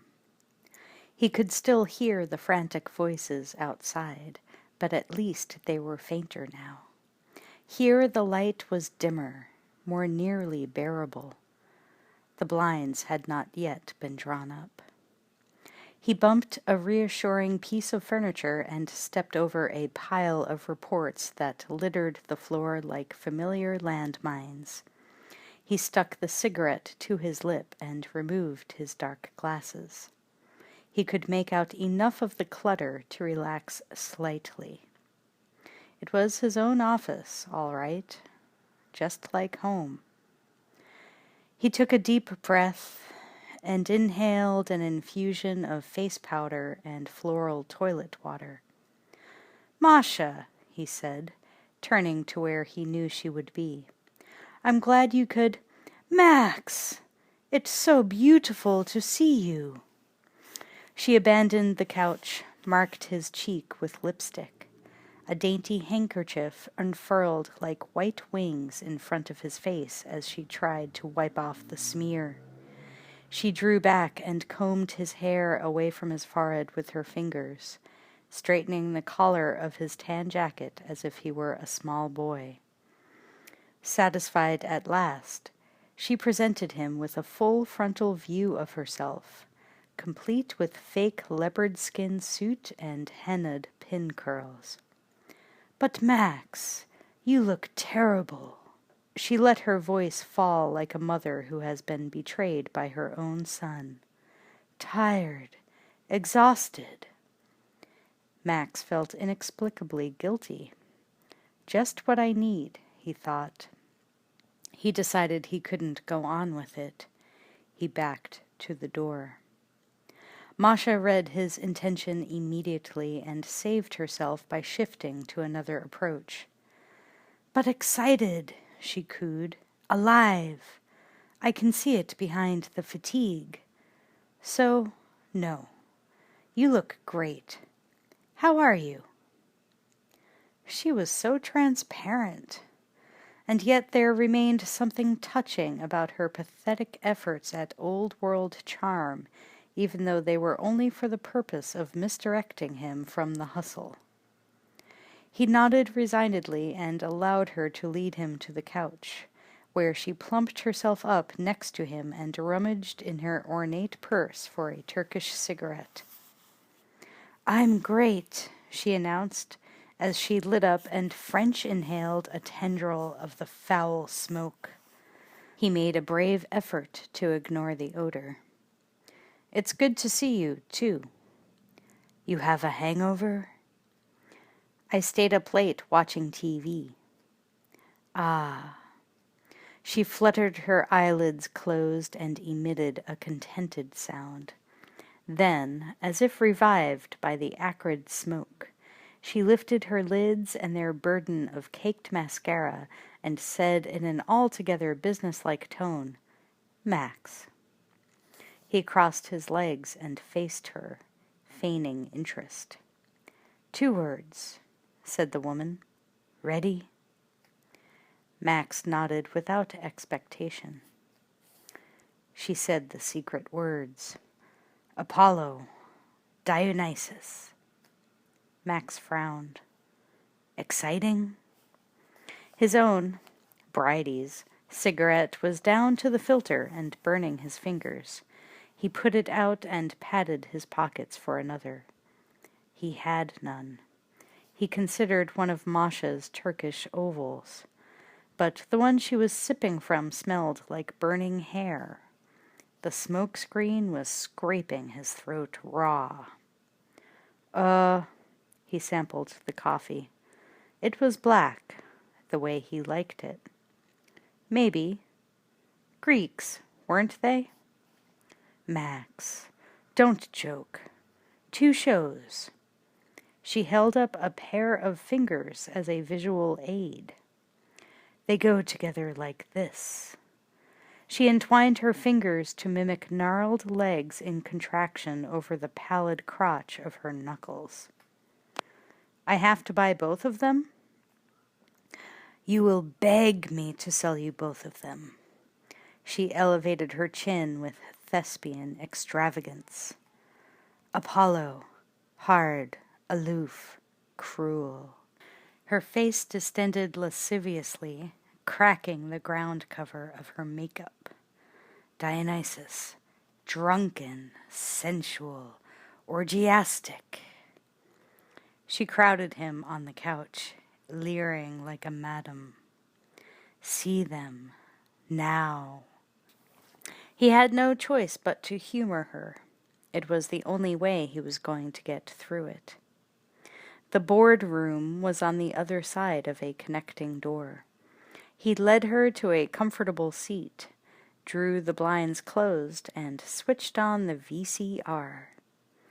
She took 2 tapes out of her purse and left her seat to insert the first one for him, adjusting the color and volume with a perfectionist's care. He sat back and awaited her presentation. He had seen enough of her tapes to know what to expect. The sooner it was over with, the better. He settled into the cushions and did his best to remain interested. There was always hope, wasn't there? Unfortunately, the first show was as shabby as he feared. Togas that had, until a few days ago, served as bedsheets in a cheap hotel room, actors with sideburns and wristwatches, Doric columns fashioned from cardboard tubes covered in butcher paper, a Grecian urn with a Hong Kong dragon stenciled onto its surface. The togas fell away soon enough, but only in soft focus. Masha pretended not to watch his face as she sat forward in rapt attention and picked flecks of tobacco from her tongue. Max caught a few seconds of microsleep while the tape unreeled. No matter, the action never progressed beyond the puerile. The same mismatched bodies continued their simulations behind the same out-of-focus vases. Which was just as well. The quote actor unquote who was impersonating Apollo had pimples on his back. Even through a diffusion lens, his shoulders resembled the craters of the moon. Time passed. The clock hummed high and white on the wall. The second tape was no better. Max fast-forwarded with his remote control, accelerating the lackluster action into a Keystone Cops 2-reeler. He tried not to laugh and swallowed a yawn. It was like a high school pageant version of the Satyricon.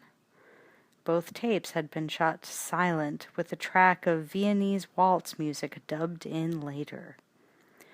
Dutifully, he dipped into the tape again and again at various points, but the tinkling music box repeated endlessly, like the powdered and rouged bodies which moved to its mechanical strains as if underwater.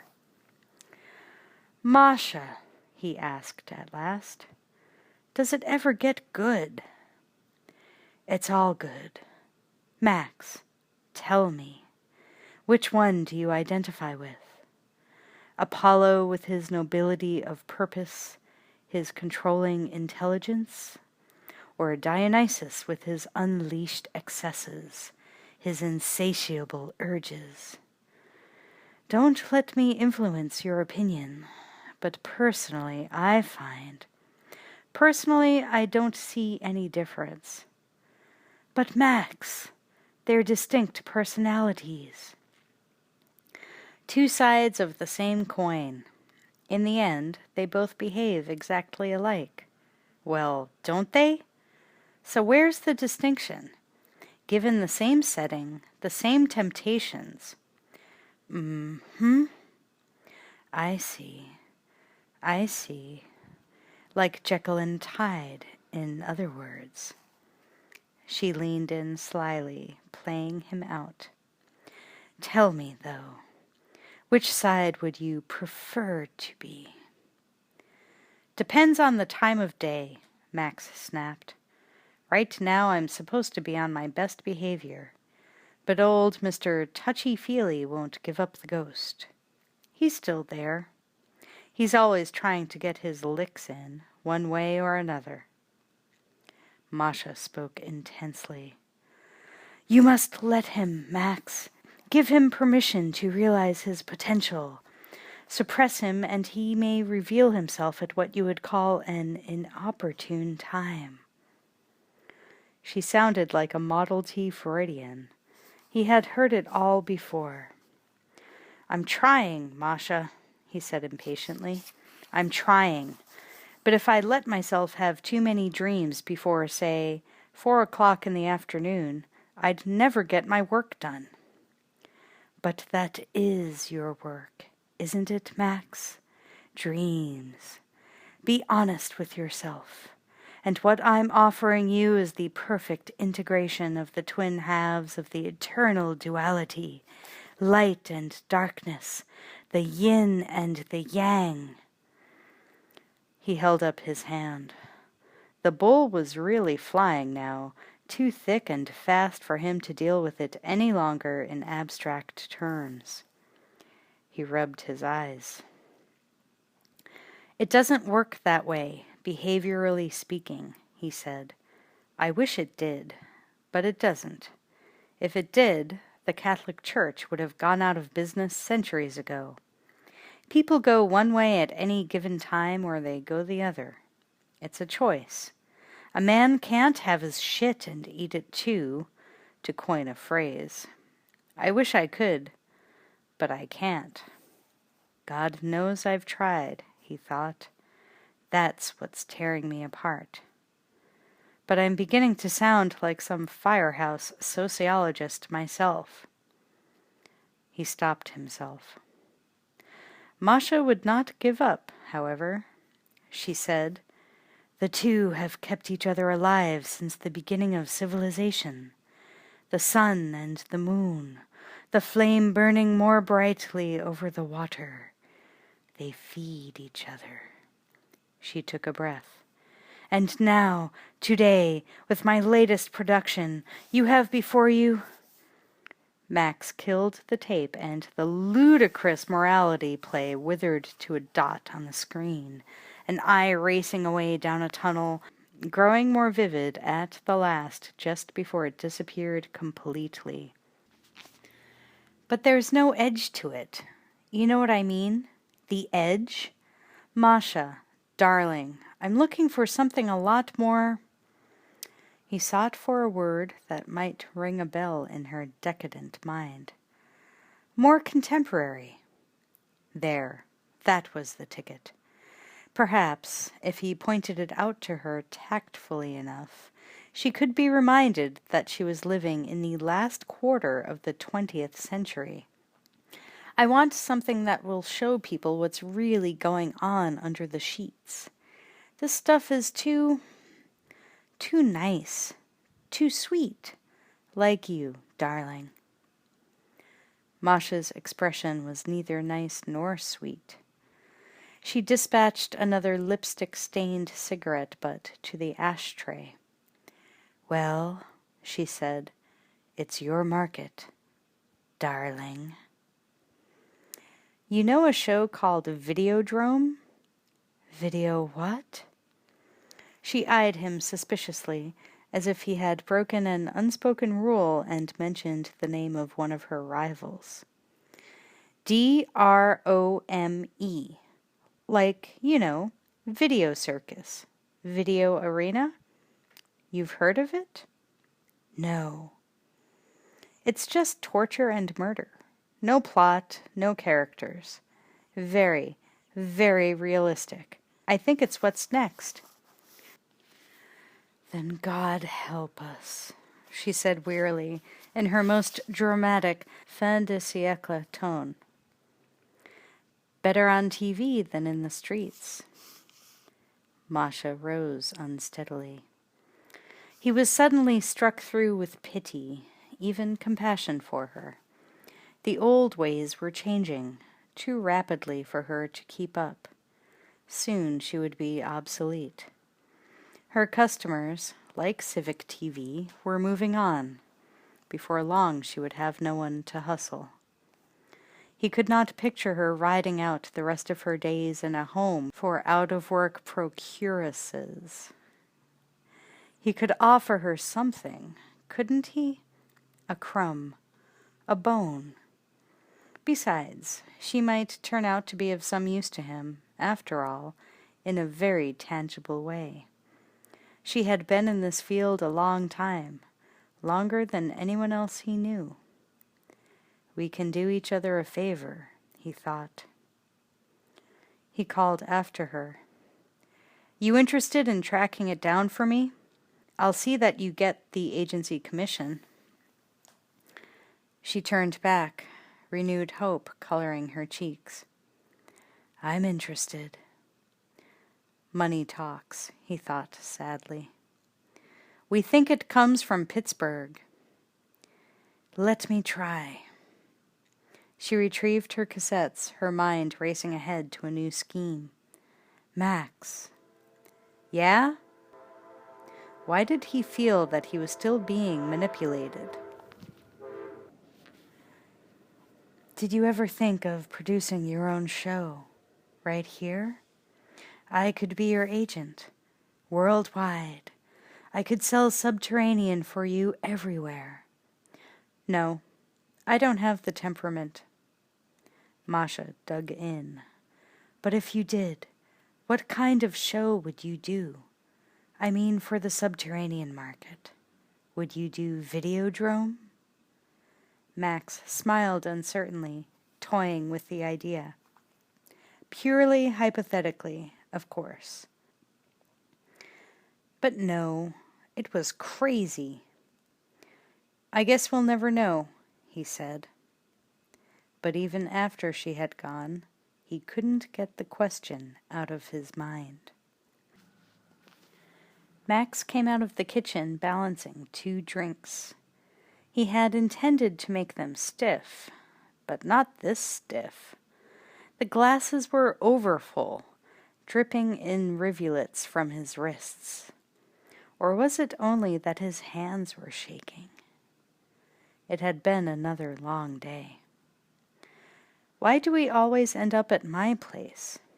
He navigated around a sagging carton of tapes. I'm not set up to entertain. I guess it's 'cause we both love the slums, Nicky deadpanned. He set the drinks on the coffee table and bobbed his head to sip one down to a reasonable level. Disturbing pools of liquid formed around the bases of the glasses, staining the tabletop a dark color. Sexy crazy, said Nicky. Max looked up. She had opened a small case from her purse and was holding up a pair of earrings. He took one, examined it. It was gold, very light, but with a stinger. The screw pin in back pricked his finger, drawing blood. These are for pierced ears, he said, sucking his finger. Then he touched the small lobe beneath her ear, a delicate curl of flesh as pink and unique as a seashell. His finger left a red smudge behind. Your ears aren't pierced. Not yet, She produced an oblong box from her purse and said coyly, "Doing anything tonight?" So it began. He milked his finger, squeezing out another thickening drop. Another. It tasted warm and metallic, like her teeth when she chewed his lips. She had taught him that. And as always, Videodrome replayed soundlessly in the background, as ubiquitous now as electronic wallpaper. He had long ago stopped watching it. But not Nicky.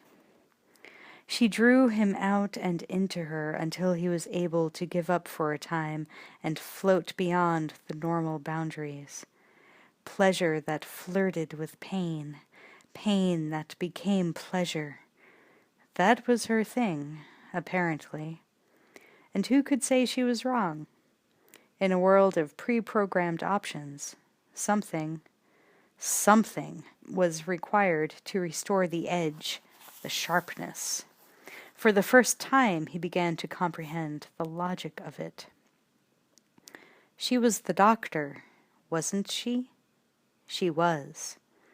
He reminded himself of that as they lay by the electronic hearth with its flickering, endlessly repeating patterns of humiliation and submission, of nerve endings lashed into heightened states, of blood hammering in a quickening flow that was fast and hot and could no longer be stemmed.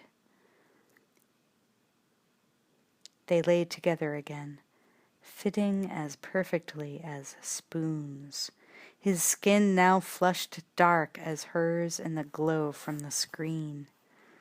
He measured the length and curve of her body. Beneath his impatient fingers, her pulse speeded visibly on the taut drumhead of her abdomen. He moved his hand back up to her collarbone, the gentle indentations there, the tangle of hair spilling over her shoulders, the bleached streak, the graceful shape of her skull. She was not asleep. Without opening her eyes, she directed his hand to the small box she had carried to the pillows. His fingers found its outline, pried it open, felt what was inside. A thin length of cold steel. A hat pin. The red bead on the end of it attracted him, a round, staring eye. He knew what she wanted. He held back for only a moment. Then he set to work. He held her head with one hand, cupping the back of her neck. He drew the point of the needle from its protective cork and raised it to the purifying flame of a candle, then made the first thrust. He pushed hesitantly at first, then more forcefully as he found his courage. The trick was not to stop until it was done. The skin of her ear stretched. He was about to withdraw and give up. Then he broke through. She did not make a sound. He pulled the needle out and bridged over her. She slid under him, presenting him with the other side of her face. He switched the cork and needle to her right ear and pushed steadily. This time the skin broke almost immediately. She moaned as he penetrated and slid through several inches, moving in place as though performing an act of pure love. He nuzzled the wisps of hair at her temple. He set the needle aside, daubed scotch on her ears, and sucked them clean, as the breath hissed through her teeth and the air became red. His eyes focused past her to the video background behind their heads. On screen, the red room was empty. The moist, sweating wall framed by manacles was dark and waiting. But that wasn't right. He had seen the tape many times. The young couple. They were always there, from the opening seconds. As he watched, the lightning intensified until the room was a ripe blood red. He could almost feel its heat. He shook his head to clear his eyes and looked down at Nicky, trapped beneath him. Her complexion was flushed, livid. It matched his own color. He felt her fingernails. No, it was only beads of perspiration popping out on his skin and rolling down to the small of his back. He lifted from her and saw now the pools of condensation forming like heat mirages around the cushions. The floor melted and sloshed with electrified water. The dark walls of his apartment seemed to close in, the ceiling lowering, reflecting the flickering of the candles like the phosphors of a television image. Warm, deeper than orange, and finally red as a dark room. The sofa and furniture blurred into insubstantial shadows, then fell away completely, leaving them naked under the light of the red room. Nicky stirred and rolled against him. He shut his eyes and arched, pinioning her to the floor. Her fingers laced his.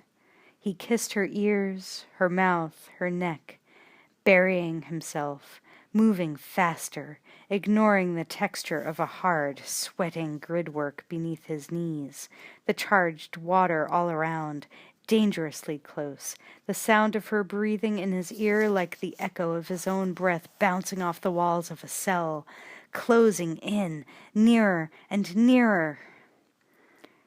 He waited to hear the slogging approach of heavy boots.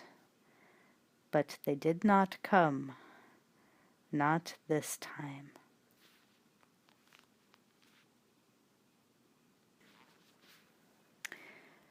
He stretched as Nicky lolled next to him. I don't know how she keeps going, he thought. I'm exhausted. She sighed. I've created a Frankenstein, she teased, inserting the wires of her earrings through the new holes. Max watched her come awake next to his limp body. Except for her earlobes and the cuts which he knew were healing on the back of one shoulder, all of her that he could see was perfect. In fact, she looked healthier than ever. Her skin glowed. You can bring me to life any time, Doctor, he said. He smiled at the possibility. She sat up, reached for her underwear, and slipped back into her bra. Max? Yeah? I'm going away tomorrow. For 2 weeks. She waited, but he wouldn't take the bait. She rehooked the clasp and unrolled the straps. Guess where? He made a guess to please her. L.A. Pittsburgh, she said. She sounded happy about it, or maybe she only wanted him to think that. Fabulous, he said. Don't stay in the sun too long. I hear it's bad for the skin. No, come on. Isn't that where they make Videodrome? All at once he felt cold. Yeah, he said, trying not to let it show. Why? I'm gonna audition. I was made for that show. She smiled at him cryptically. She would say anything to keep him off balance, he decided. The more outrageous, the better. But he was determined not to give her the advantage. Nobody on earth was made for that show, he said guardedly. She reached for the rest of her clothing, eyes down. She was not smiling. He felt a chill, as if someone had walked over his grave. Hey, listen to me. When she continued to ignore him, he moved closer and spoke directly into her face. He softened his voice to get her to look at him. "Listen to me." "What?" she said innocently. She was taunting him, all right. Words were one thing, and games were games. But how far was she willing to push it? What did she really want from him? "Could be it's not me she's after at all. I might not have anything to do with it." "What, then?" "I want you to stay away from it. Those Mondo weirdo video guys. They've got unsavory connections. They play rough." She was ignoring him. She's not naive, he thought. She can't be. Then it dawned on him. He had not understood until this moment how truly reckless she was. He was appalled. He grabbed her arm. "Rougher than even Nicky Brand wants to play," he said angrily. "Sounds like a challenge," she said, defiantly. He quit. "I'm not going to play," he thought. "This is not a game." "Got a cigarette?" she said. "She's not a girl, and I'm not in high school. We're not arguing over the senior prom. She's an adult, a highly competent professional. Is it possible that she doesn't know what might be involved here?" "It's not a challenge," he said calmly. He lit a cigarette for her. "You know, in Brazil, Central America, those kinds of places, making underground video is considered a subversive act. They execute people for it. In Pittsburgh, who knows?" He hoped he'd gotten through. "She doesn't want to talk about it anymore." "Neither do I. She's reconsidering." Thank God. Go to Pittsburgh, he thought. "I wouldn't want to interfere with your career. Only don't—" "Max?" He watched her drag methodically on the cigarette until it was a red-hot ember. Then, as if this was part of a test she'd had in mind to perform as soon as she was sure she'd found a receptive audience, she inverted the cigarette and lowered it to her chest. Her eyes were looking at him. "Nicky, don't!" Before he could get to her, she touched the cigarette to the top of her breast, an inch above the black lace cup. There was a sizzling and the sharp smell of burning flesh. She threw her head back and let out a short, orgasmic gasp. "Nicky," he said helplessly, quick tears springing to his eyes. Don't! She smiled, then took another drag and passed the cigarette back to him. Without taking her eyes off him, she lay back and said, "You can bring me to life any time now, Doctor." Chapter 6.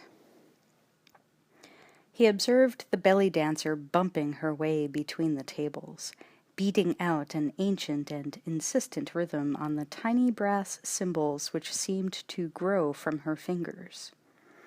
The dancer slithered toward the circular stairway that led down to the lower levels, and her gauzy veil whipped over the tablecloth in front of him. As the veil jerked aside, Max saw that Masha was avoiding his gaze. She ignited another Turkish oval and coughed out a cloud of smoke as solid and opaque as ectoplasm. The smoke snaked away to the ceiling, and Masha came back into focus, squinting at him across the table and peeling bits of tobacco from her tongue. "Another hangover?" she asked. Max's eyes went back to the dancer, who was wriggling her way to the main floor of the restaurant. The soft skin bulging out of her halter vibrated to the Greek music. "Stayed up late watching TV again," he said. "So, Business is bad? What makes you think that? You look shaky, exhausted. You hustle too much for a woman your age. Funny. Masha set her gold cigarette lighter upright and caressed its length. I thought it was keeping me young. Then maybe it's something else. He peered down through the wrought iron railing at the main floor. The dancer's body bounced and writhed faster and faster, her flesh one with the music. You got in touch with our friends in Pittsburgh? Masha blew another smoke screen through the frayed border of the black feather boa around her neck. In a way, at a distance. She leaned in for emphasis and lowered her voice despite the tide of bouzouki music in the background. Max, Videodrome is something for you to leave alone. It is definitely not for public consumption. Max laughed humorlessly. Channel 83 is a little small to be considered public. It's still too public. Her voice was a whisper. Do you understand me? No. What is it? What's the punchline? I think it's dangerous, Max. Videodrome. Why? It's mafia? They do business. It's more, how can I say, more political than that. Come on, Masha. What are we talking about? Videodrome. What you see on that show. It's for real. It's not acting. It's snuff TV. Snuff? Where did you learn that? Masha glared at him. Her eyes protruded. Don't you condescend. I sold the first snuff films from Argentina to Wonder Cable in Switzerland. I knew the word before you did. She was shaking. Her cigarette touched the side of her cut crystal glass, and a shower of sparks hit the tablecloth. But that was all fake. Videodrome is for real. I don't believe it. A burst of applause resounded below. As the belly dancer bowed, Max noticed caches of dirty dollar bills folded into the cleavage of her top and pressed under the elastic of her waistband. So her sensual display was all for profit, and the bearded customers knew it. They leered after her as she stole away from the floor. Max shook his head. So, said Masha coldly, leaning away, don't believe it. Why do it for real? Max reasoned. It's easier and safer to fake it. Because it has something that you don't have, Max, said Masha disdainfully. It has a philosophy, and that is what makes it dangerous. Whose philosophy? I don't know. I made sure I wouldn't know. Who's selling it? Masha refused to answer. Who's buying? Her voice remained a whisper. There is no buying and selling of Videodrome. Tell them I'm interested. Maxie, she said somberly, the crest of her turban dipping low. You're not. Okay, I'll tell them I'm interested. Find me a name to talk to. She refused to look at him. Masha, you know me. I stay away from the scary stuff. Max, she sighed. You're going to have to be nice to me for this. We can take a shower together, any time you say. Masha's worn mouth widened in amusement.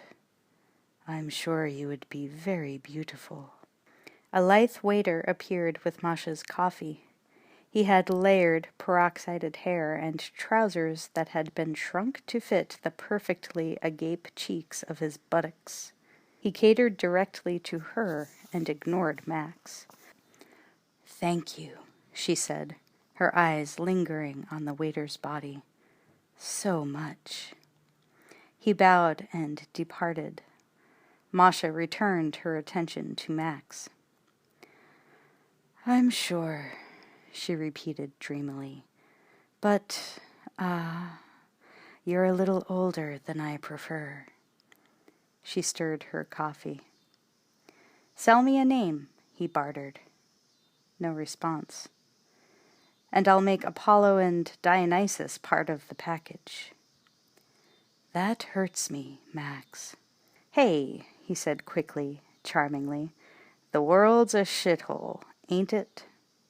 He determined that it was what she wanted, what she expected to hear in the long run, anyway. "Yes, Max, it is." She gazed back with rheumy eyes, and something which had died within her long ago was blessed and buried once more. Her face sagged.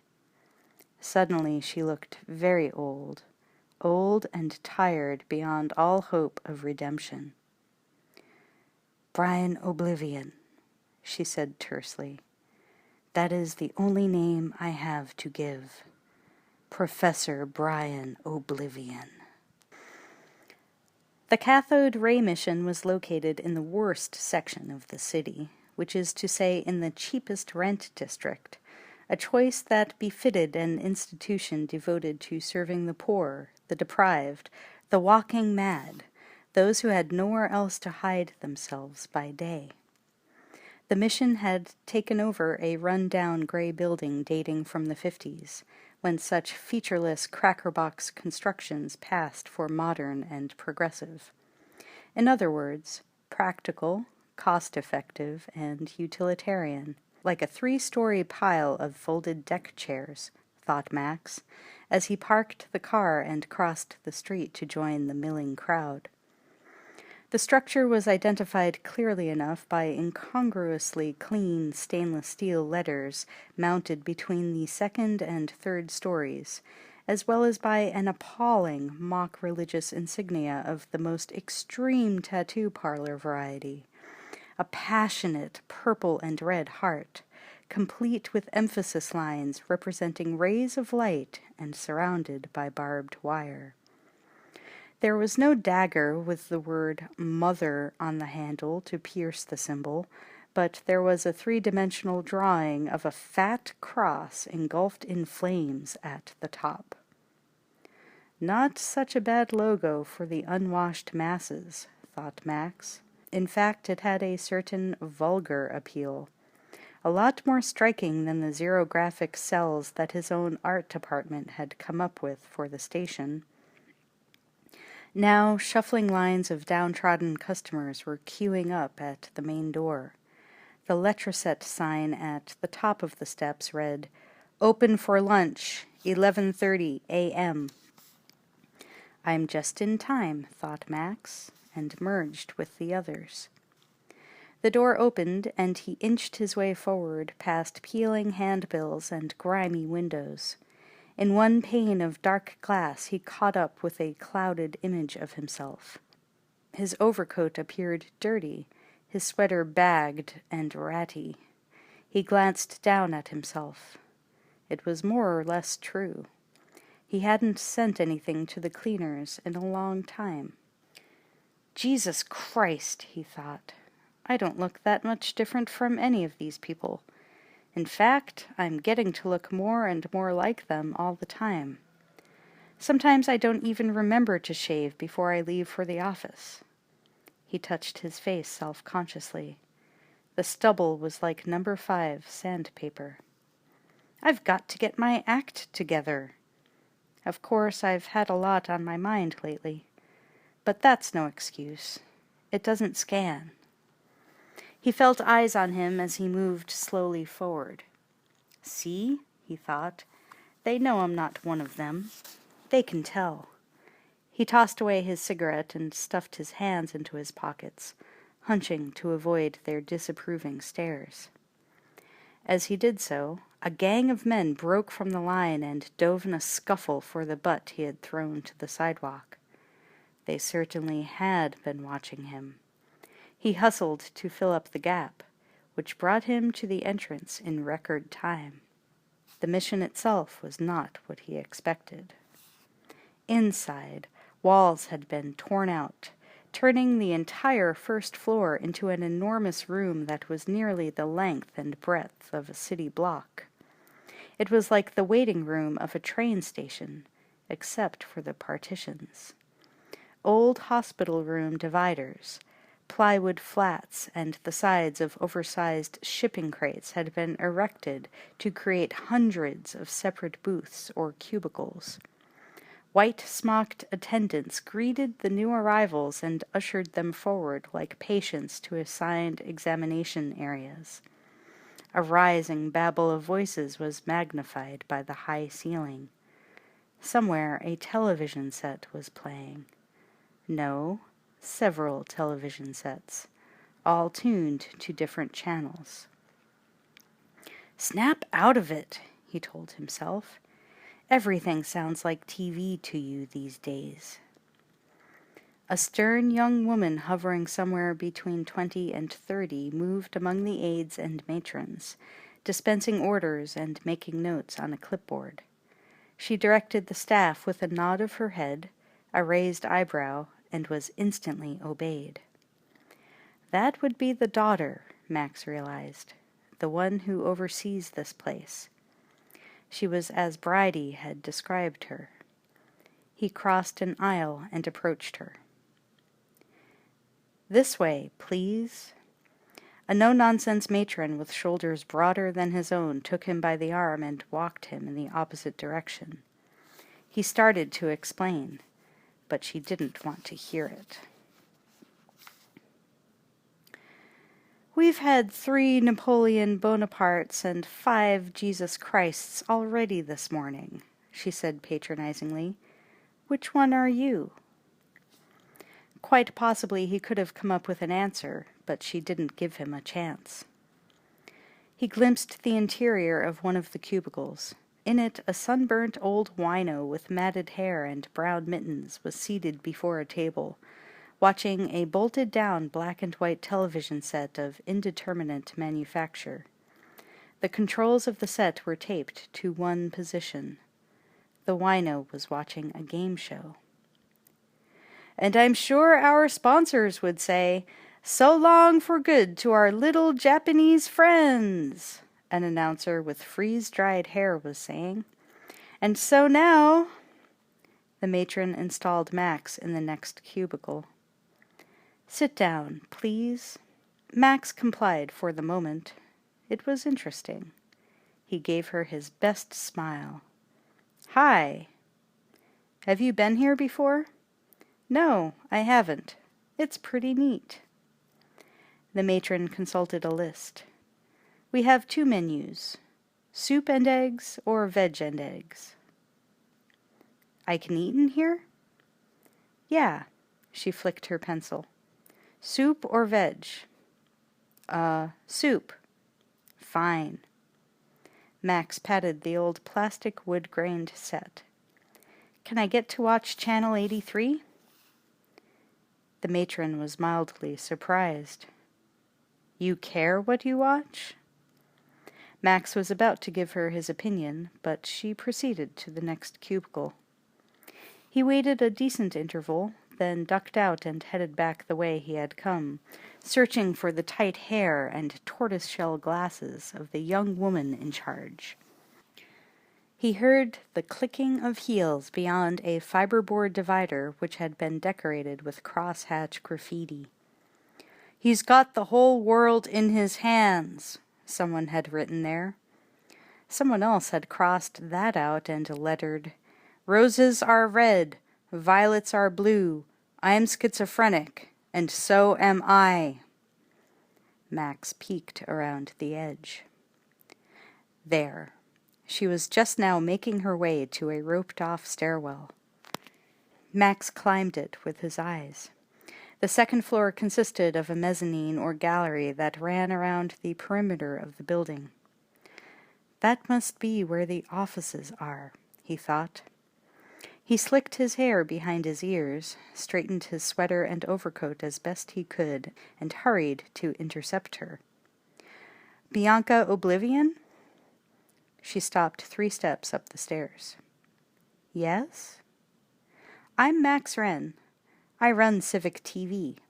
I was on a panel show with Professor Oblivion. The Rena King show." She sized him up over the rims of her glasses. "Oh, yes. You said some very superficial things. Violence, sex, imagination, catharsis." "My exact words." She was unamused. "What do you want?" "I want to talk with your father about a new twist in video that he may not be aware of." She allowed him to follow her. He thought, "It looks like I may have to get past his interference runner first. She's his bridie." "But I'm going to miss my soup," he tried, making friendly conversation. "It's navy bean today," she said without a trace of irony. "I can have some sent up if you like." "Maybe next time." No, she's not like Bridie. As far as she's concerned, this is some serious business. Not a good sign. Well, it is that. But lighten up. You need pores if you want to stay human. He remembered the professor's dry pontifications. She was her father's daughter, all right. A chip off the same microcircuitry. The office was long and broad, but remarkably unspacious. It was too cluttered to invite much in the way of movement. In fact, though it was dense with artifacts, classical statuary, hand-tooled books, Persian rugs, and even video equipment, the overall effect was that of a cloistered cell, such as might have been the habitat of some eclectic, time-tripping monk. The room was dim and muted by heavy drapes, highlighted at one end by candles. As he stood in the middle of it, drinking it all in, he found that his eyes needed more than a few seconds to adapt. He crossed to a window and parted the drapes. Below the window was a view of the lower level of the mission. From overhead, the maze of cubicles on the main floor reminded him of the interior chambers of a honeycomb or anthill, with each division containing a glowing video egg. "I love the view," he said. "You look like them, like one of Father's derelicts." Like every other remark she made, this one was a coldly literal declarative statement. He turned from the window and let the drapery fall closed. He said, "I think it's a style that's coming back." "In their case, Mr. Wren, it's not a style. It's a disease forced on them by their lack of access to the cathode ray tube." She assumed a commanding position behind the centerpiece of the room, a huge Baroque desk decorated with carved serpentine bas-reliefs. In close proximity to the desk was a statue of a cherubic angel following a long horn-like affair, a trumpet of sorts. Gabriel, Max guessed. "You think a few doses of TV are going to help them?" She indicated a heavy, velvet-upholstered chair for him. "Watching TV will help patch them back into the world's mixing board." "Absolutely," he said, playing along. He tipped his head toward the video equipment. "And I guess you encourage Father's derelicts to make home movies. For the world's mixing board?" He let his eyes roam past her to a somber stained-glass configuration behind the desk, depicting a hand resting on the back of a throne, to a faded tapestry of a virgin and a unicorn, to an aged etching framed to resemble an image on a TV screen. Bianca moved easily among the collection, tending her father's props with custodial efficiency. She lingered at a bronze bust. Before Max could identify the subject, she raised a swatch of cloth from the pedestal and cowled the sculptured features in shadow. Professor Oblivion sends video letters all over the world. Mr. Wren, your secretary said something about a video club you wanted to join. Is the professor here? He said impatiently. I am my father's screen. She returned to the desk. Max sat uneasily on the edge of the red velvet chair. Once you've told me what this little visit is all about, she continued, he may choose to send you a cassette. If he does, which format would you like? If he does, it's going to make conversation a little difficult. She sat. She folded her hands and said patiently, My father has not engaged in conversation for at least 20 years. The monologue is his preferred mode of discourse. She took up pencil and pad. Format? Max dropped all pretense. He said softly, without expression, Videodrome. Is that a Japanese configuration? You've never heard of it? No. She's good, he thought. Too good. It's going to take more than a password to break her. It's possible she doesn't know, but the old man will. I'm not going to allow her to structure this meeting. She's used to being the intermediary. But I'm not one of her messenger boys down there, her drones. I'm not going to be that for anyone. I gave that up a long time ago. Her father will want to hear what I have to say. I'll get my audience. I'm going to deal directly with the source from now on. He said, Then there have been serious gaps in your education. Before she could dismiss him, he stood. Videodrome. Mention it to your father. He may want to have a conversation. He passed the bronze bust, patted the cowling. He took one last look around the room. The votive candles guttered at his passing. I love the view, he said. He let himself out. Has it started? You're just in time, Patron. As Max watched, Harlan tampered with the receiver frequency. There was still no visual contact on the monitor, but the oscilloscope was blinking like a radar screen. Look at that thing track.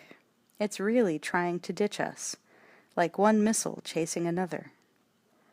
Harlan reset his coordinates, one side of his face limned in green by the light from the scope. Max squeezed in next to him at the bench. Two blips were playing a game of tag across the round tube. Harlan tuned to a finer calibration. Now the TV monitor came to life. A single opening title faded in. It was jammed, shot through with snow and static, but Max could make out a single word. Videodrome. It was enough. It was all there ever was. Do they know at the other end that they're being chased? Harlan smiled approvingly. Hey, that's pretty good. Sure. If they're monitoring their own track, they'll know something's after them. Otherwise, the signal wouldn't have to twist and turn so much. Max concentrated on the monitor as Harlan twirled a knob to another band. Huh? Said Harlan. This is new. Suddenly, the second blip vanished from the oscilloscope, and the title on the monitor sharpened to crystal clarity. The murkiness lifted like a departing fog, and the letters beamed in perfectly, as pure as a closed-circuit transmission. Max had never seen it so clear before. "What? Looks quiet." "That's just it," said Harlan. "It is quiet. It's letting us lock on. It's not taking evasive action." On the monitor, the title faded out and the familiar electrified cellar faded in. A woman. A new one, of course. But this time something was different. As she was dragged into camera range, struggling and screaming, every detail of her back and the concrete wall ahead of her registered with fine-grain acuity. Max could see each sweating indentation in the molded wall, the glistening tarnish of the wrist irons, even the individual strands of damp hair on her head. For once the picture was too hard-edged, like a hyperreal nightmare. The newly amplified reception made it seem less like a dream and more like a window on reality, separated from them now only by the invisible protective membrane of the picture tube. Max felt his skin crawl, but he could not tear his eyes away from the spectacle. Harlan marveled at the effectiveness of his instruments. "Yeah," he said, spinning across the frequencies. Nothing could spoil the reception, even if he tried to detune it. Steady as a rock. It's like they're beaming it straight into us. "Oh, God," Max said. The latest victim's head was yanked up by the hair, slapped in close-up. Again. The head lolled. "What the fuck?" said Harlan. "That's that lady shrink, isn't it? Brand? Nikki Brand?" Max could not move. His scalp shrank and he began to tremble. "Is this still coming from Pittsburgh?"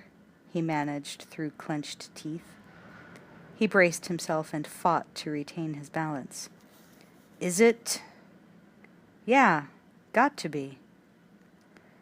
Nikki's clothes were ripped from her body. And there were the small scars, the burns, the welts, the cuts, the hieroglyphics of her sessions with Max. He knew every mark by heart. "Get out," he said, catching his breath. "Come on. I don't want you to see this." Harlan made a notation in his logbook. "Huh?" he said absently. Max was shaking. The bench, the monitor, the instruments, the foundations of the entire electrified bunker in which he sat began to rattle as he gripped the slipperiest of edges for support. "Get the fuck out!" he screamed. "Get out! Now!" "Okay, Max, okay."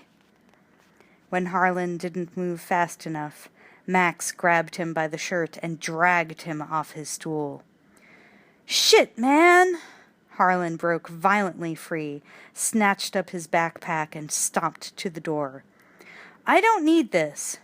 You know what's wrong with you, Max? You're too fucking weird." Part 3. The Retina of the Mind's Eye. Chapter 7. Harlan's voice. Torture, murder, mutilation. Videodrome. That was Masha. What you see on that show is for real. "I'm gonna audition," said Nikki. "I was made for that show." "It has something that you don't have, Max. It has a philosophy, and that is what makes it dangerous." Max forced his eyes open. The faces stopped weaving in and out of the granular darkness in front of him. Their voices, too. All except Nicky's.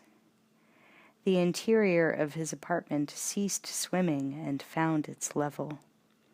She continued to writhe spastically under the lash which extended from the muscular arm of an unseen assailant. The wall behind her, the TV screen, and the room in which he sat flowed with a color that was too deep to bear. It was 10:30 p.m., and still Max could not leave the red room. He pinched the bridge of his nose and groped with his other hand for the table lamp.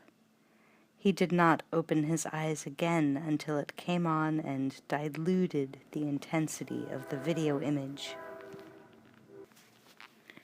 He could have shut off the tape. He could have done that hours ago. But he was not yet finished with it. Or was it not yet finished with him? He had been sitting in one position too long. His kidneys ached, as if he had been pummeled into submission while asleep. Had he been asleep? How could he be sure? He held his eyes down and labored to regain control over his body, one muscle at a time. His belly itched. He must have been scratching it again. Damned nervous habit. He moved his hand to the collection of Videodrome cassettes on the table, tapped them idly. Next to them was the logbook. He opened the stenopad to the page marked Videodrome Transmission Pattern, but Harlan's scrawl remained impossible to decipher. The screaming from the television set subsided to a whimper. He got up abruptly and crossed the living room. He was dizzy, feverish. He switched off the tape and leaned on the set, sweating. Something's wrong with me. I'm sick, he thought. Maybe it's the flu. I hope to God it's the flu. What else could it be? As he stood there supporting himself against the cabinet, the top of the set softened. Without warning, it became sticky, gummy. It began to flow like gelatin. His hand sank in, 1 inch, 2 inches. Shocked, Max arched his body and pulled free. He raised his shaking hand. The palm was covered with blood. No, he thought. This isn't happening. It can't be. It didn't happen. See? It didn't. No, no, no, no, no. He forced his eyes back to the set. There did appear to be a depression in the cabinet between his home video game joysticks. As he watched, the palm-sized indentation in the simulated wood closed over like a wound healing in time-lapse photography, and was gone. Check. Compulsively, he wiped his hand on his shirt. No trace of blood, not a drop. Oh, you're tripping, Max. A flashback. A bad, bad one. He reached out blindly and rapped his knuckles on the top of the set. Hardwood. Well, wood-grained vinyl, at least. But solid. Still shaken, he left the living room and went instinctively to the closet, counting his heartbeats. 1, 2, 3, 4, 5. Still holding, sir. Not to worry. 1, 2, 3, 4, 5. He plowed through a mass of dusty clothing, stuff he hadn't worn in years but couldn't bring himself to throw out. He felt the edge of the shelf. His fingers closed around a soft, triangular case. For some reason, the heft of it in his hand was reassuring. He carried it into the kitchen, holding it tightly against his body, as though afraid that the blank, staring eye of the dead TV screen might see what he was up to. He turned on the lights and went to the counter. He handled the black leather case. In the lower right-hand corner was an inscription in gold lettering. "For Max, who can't resist shooting his mouth off. With love from Deborah." It was as he remembered it. That in itself was comforting. He scratched his belly and opened the case. There, nestled in an oily rag, was the gun, an immaculate little Walther PPK automatic. He had never used it, but knowing over the years that it was there had been enough to make him feel more secure in some vague, undefined sense. He had the feeling now that he might need it for the first time in his life, and soon, though for what purpose he could not say. For protection, of course. But against whom? He examined the elements of the cleaning tools. Then he lifted the automatic from its compartment. It hugged his hand as if it belonged there, as if it had already grown there, a part of him. Uncertainly at first, but with growing confidence, he cocked the hammer and checked the breech. The weapon's weight balanced superbly, pointing itself as effortlessly as a new appendage. He released the hammer gently, ejected the clip with unexpected ease, sorted through the case for oil and cartridges. There was a knock on the front door. 1, 2, 3, 4, 5. Very loud knocks, magnified in his ears as if by cement walls. But that was crazy. The walls of his apartment were not brick. They were silence. For a second he couldn't decide what to do. Then he replaced the gun, covered the case frantically with a section of old newspaper, and tiptoed out of the kitchen, past an astronomical poster of the moon and planets which adorned his refrigerator. He wiped his hands on his trousers and undid the latch. Carefully. "Hi!" He stepped back. "This is your cassette, and this is something that came to the office for you from—" He ignored Bridie's offering and got to the point. "What did they say at Cram?" She swept past him into the living room. "They said that Nicky Brand is definitely not on assignment for them." Bridie removed the tape from his player and reached into her bag for a new cassette. She had a month off coming to her, and she decided to take it now. When Max heard the Videodrome cassette pop up, he whirled and leaped across the carpet to stop her. "Don't touch that!" His fingers dug into her arm, spun her around. Her face was deceptively innocent. He could almost believe she did not know what she was doing. He slapped her across the mouth. A trickle of blood ran from her lip. The impact splayed her hair to one side, masking her features.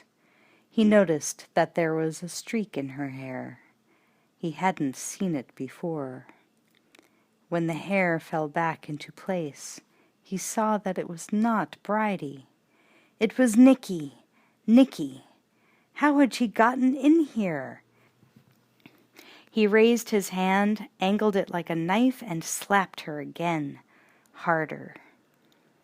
Her hair covered her face, then fell away. It was Bridie, after all. Then he was simply standing there again, holding her by the arm. She tossed her head back from her forehead. Jesus, Max, you scared me. What the hell's wrong with you? He squinted at her until the strobing stopped. I don't know, he said, stunned. He scratched at his belly. I think I'm getting a rash or something. Bridie played dumb. What? He was ashamed by her limitless capacity for forgiveness. Are you all right? Bridie, I didn't mean to hit you. He released her arm, embarrassed. What could he say, do to explain? Hit me? Her clear eyes searched his face solicitously.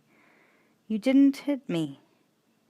She said it calmly, as if for her it hadn't happened, as if she hadn't noticed. It was true. There was no blood on her mouth. She had had no chance to wipe it off. He had been watching. He could trust his own eyes, couldn't he? He could trust Bridie. No, he agreed quickly. No. I know I didn't hit you. He breathed heavily, fighting for control. He felt like a fool. She stood close. You want me to stay here? She started to touch his face. He drew back. You look awful. Can I get you something? She really didn't know. He thought of the gun in the kitchen. He tried to imagine what he had been about to do with it, what he might do with it. Suddenly he was afraid. For Bridie.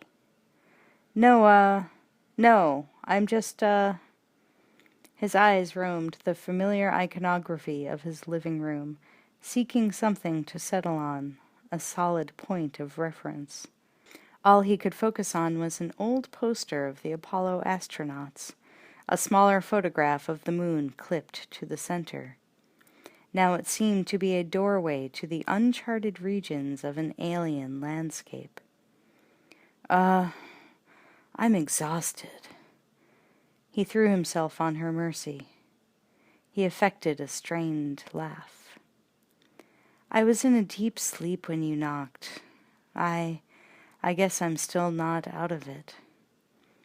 She nodded sympathetically. He led her to the door. I'll remember to set the timer. Don't worry. If you're sure, she said uncertainly. I'm sure. He wanted her out of there. Now. Are you sure?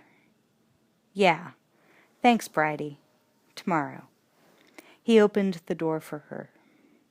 She hung back, her brow troubled. Max, that other cassette is from the office of Brian Oblivion. I promised I'd hand-deliver it directly to you. She touched his cheek. Will you call me if you need me? Yeah. He closed and locked the door after her. He leaned there.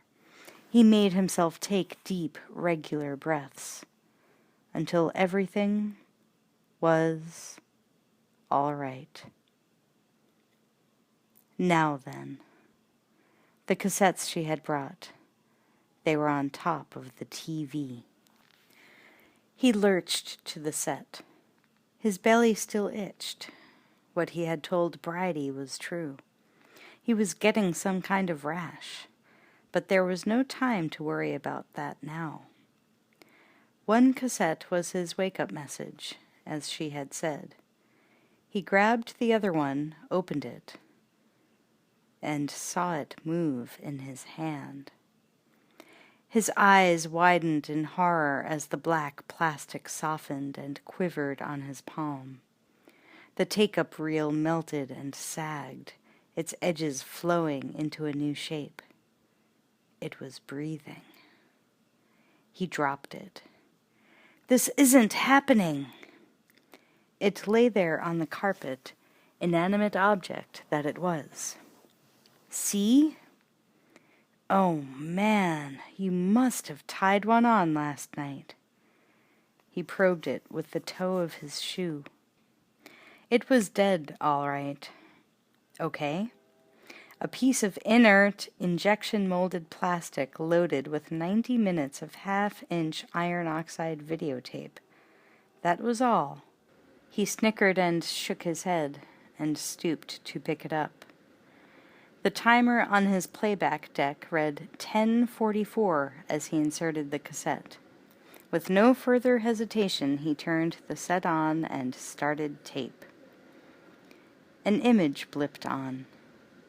Standard color bars filled the screen from top to bottom. The bars jittered into alignment, then disappeared to be replaced by a medium close shot of the professor at his desk. Max turned up the volume and sat.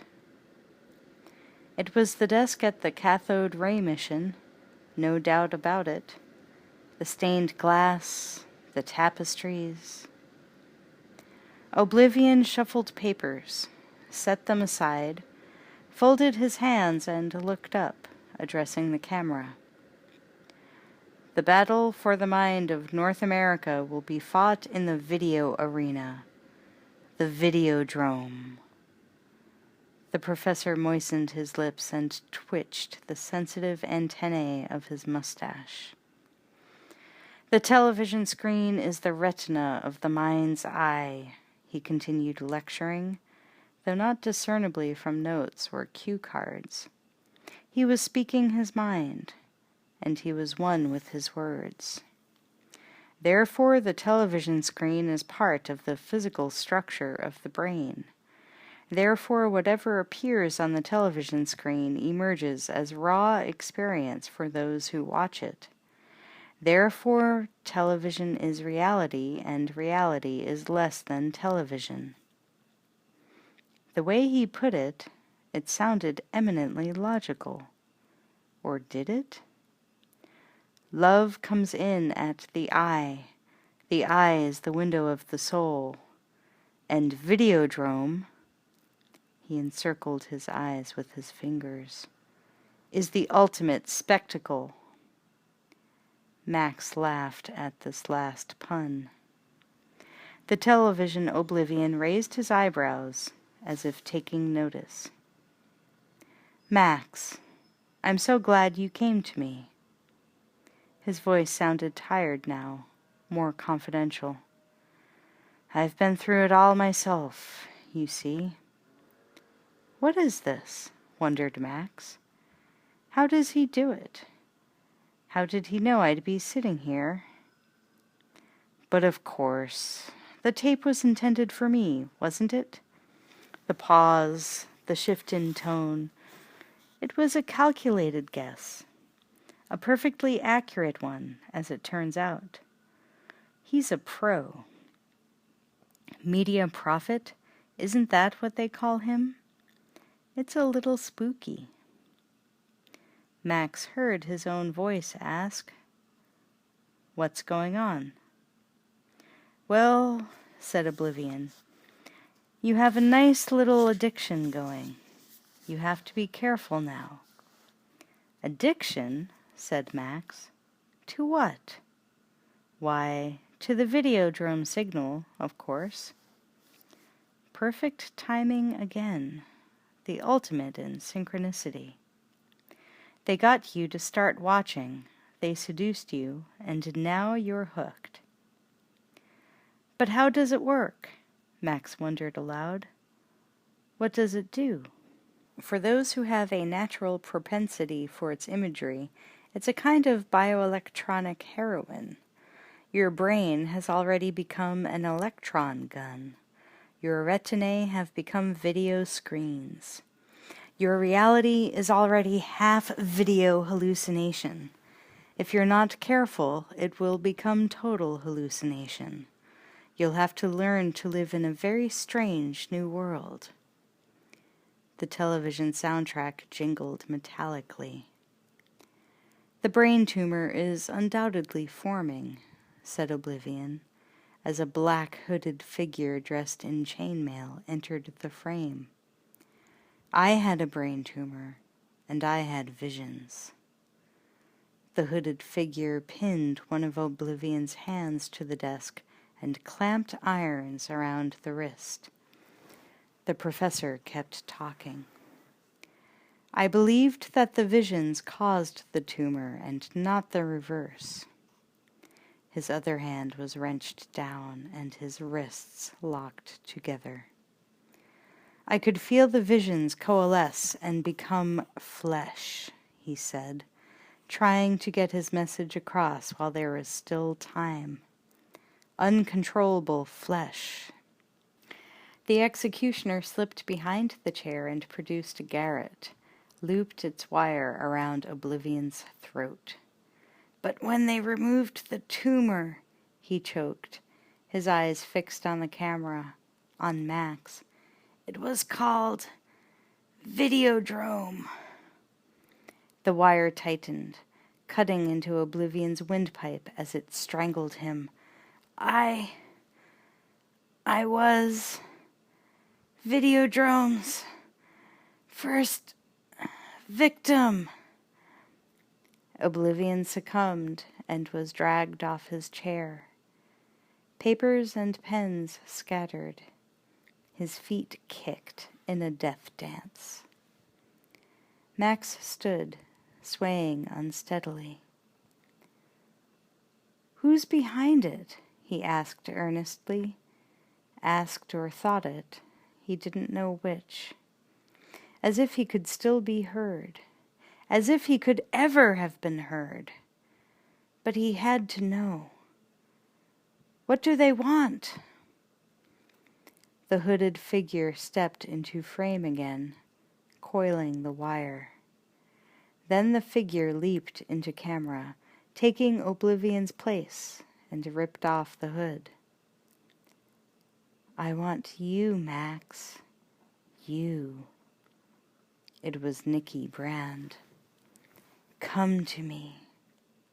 She advanced on the camera so that her face filled the entire 19-inch screen.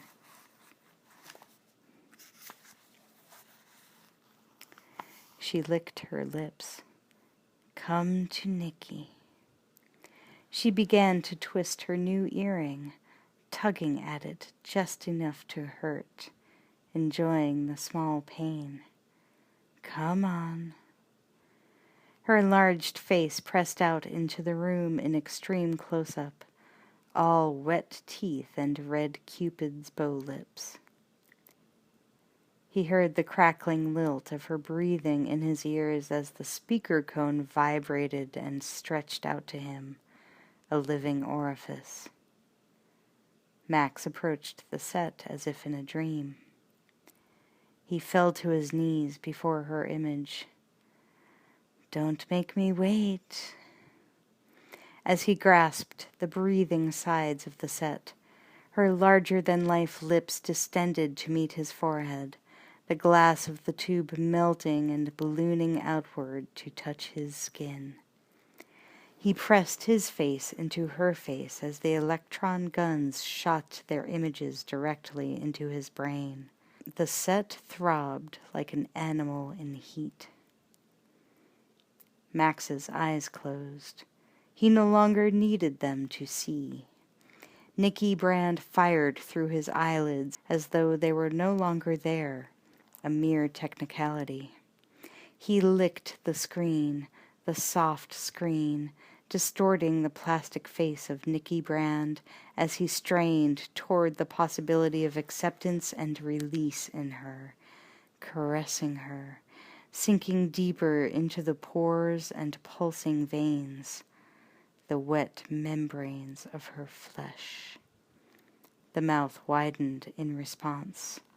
Her teeth opened, revealing the glistening sea of her tongue, the video scan lines growing wider, separating horizontally and opening to receive him between their strobing, deeper and deeper into the swelling red lips. until he was totally engulfed by the darkness in her throat. "Come to me now. Please. Oh, please."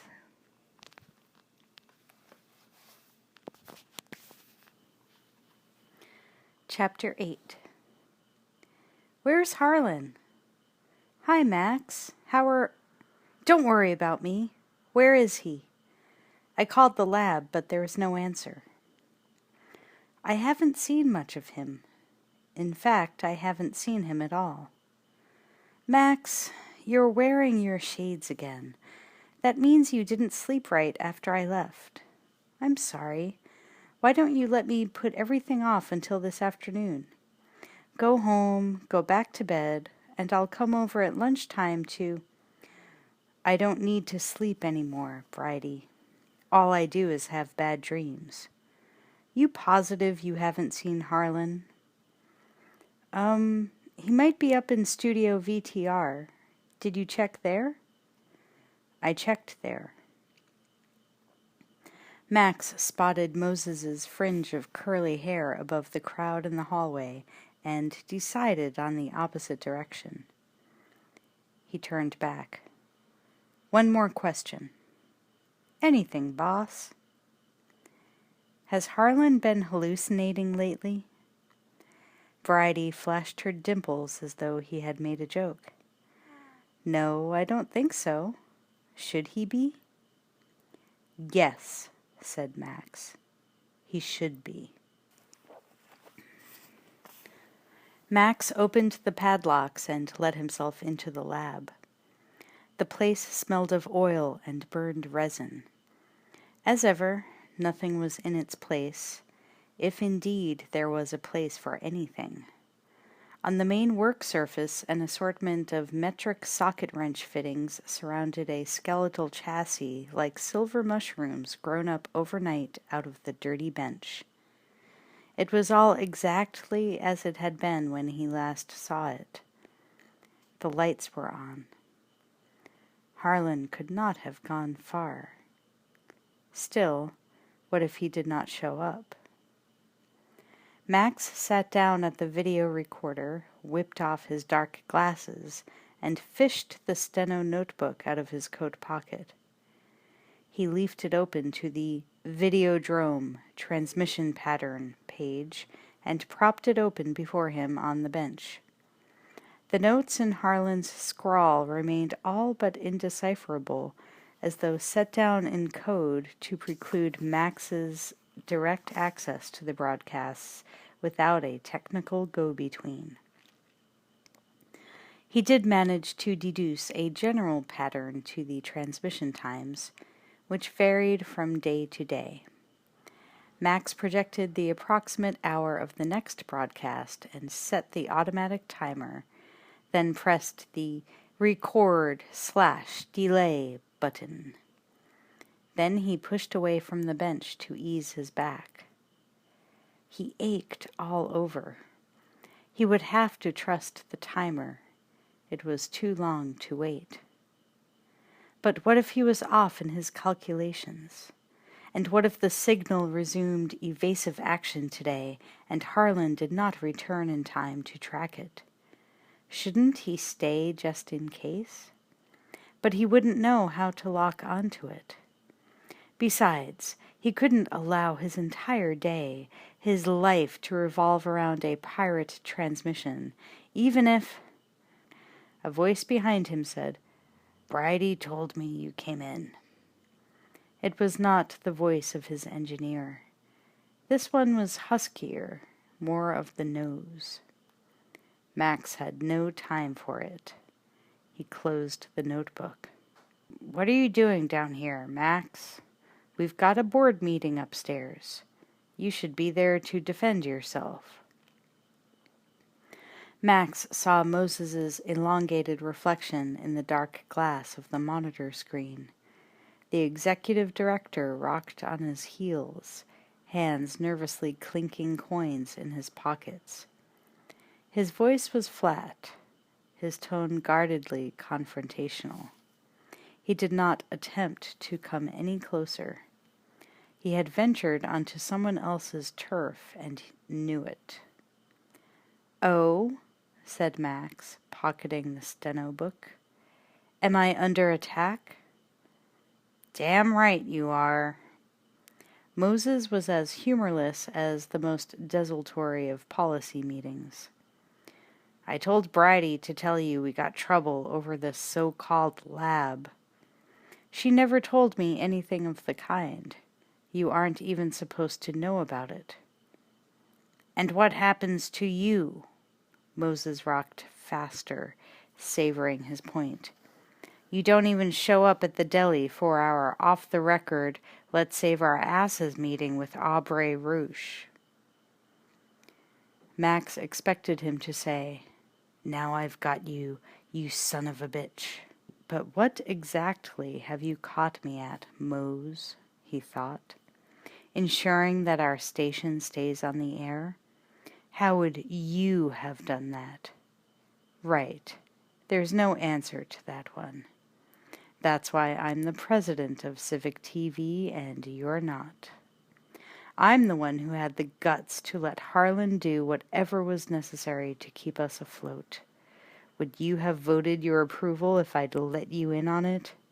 No, of course not. And we'd all be peddling our programs on street corners by now. So back off." Moses was waiting for an apology at best, at least an explanation. Well, there was no time for any of that now. Max perused a stack of cassettes next to the recorder. They appeared to be dupes of the Videodrome transmissions. If so, they should not be left lying around. He closed his fingers around them. Then he had a sinking realization, and righteous anger welled up inside him. "What happened to Harlan? Did you fire him?" "Max." Moses turned sad, taking the part of noble victim. "Suddenly, I don't know who I'm talking to. From what he tells me, you fired him. He's not here because of you." "I should have seen it coming," thought Max. "Now I'm finally on my own." Max wanted to get gone, but first he had to do something with the tapes. No telling what would happen to them now. There was a green plastic garbage bag hanging from a nail in the wall. He unhooked it and emptied it onto the floor. Paper towels, ends of wire, tissues, sandwich bags, yogurt containers, pencil shavings, lumps of solder like miniature splashes of cooled lava dumped out between the two men.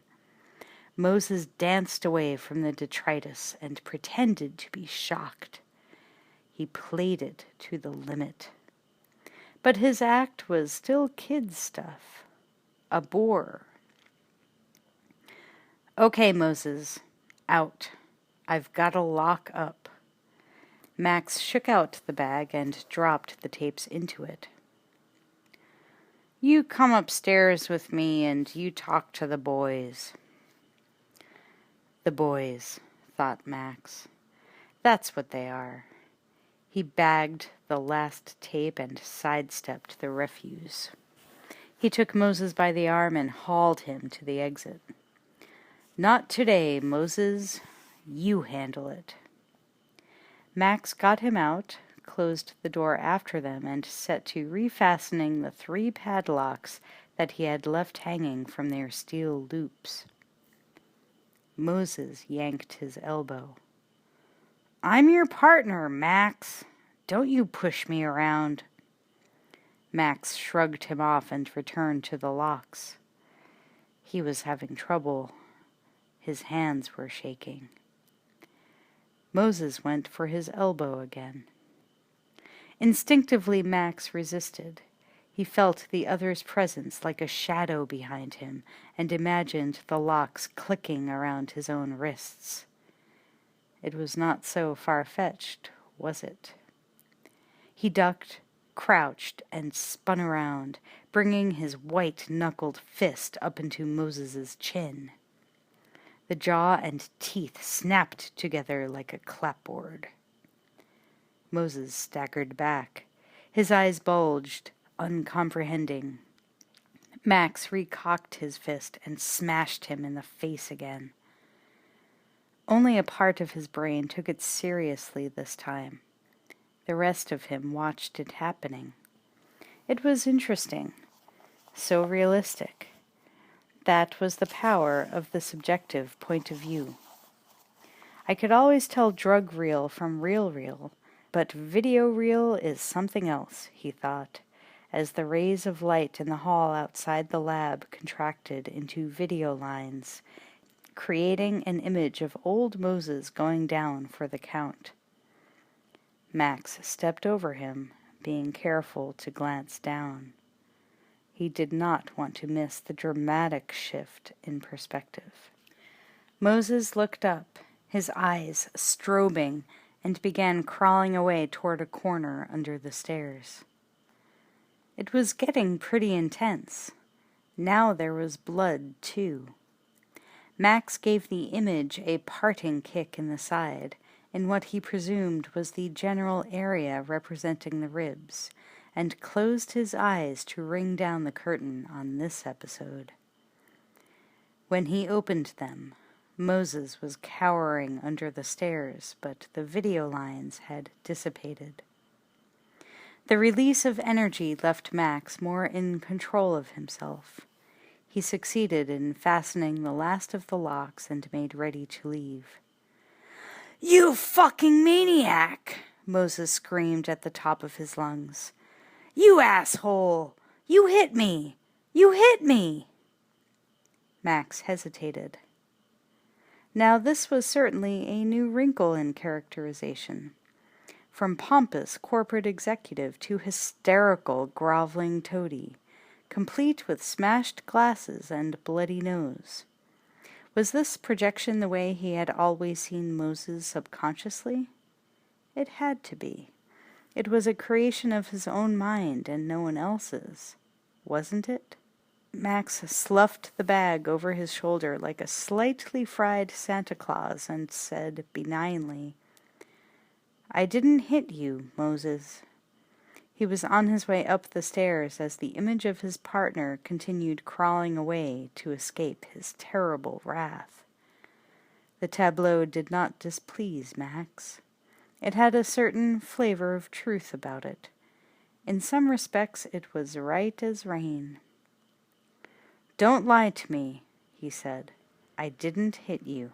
His spirits lifted by the showdown, he let himself out the back door and followed the alley to his car.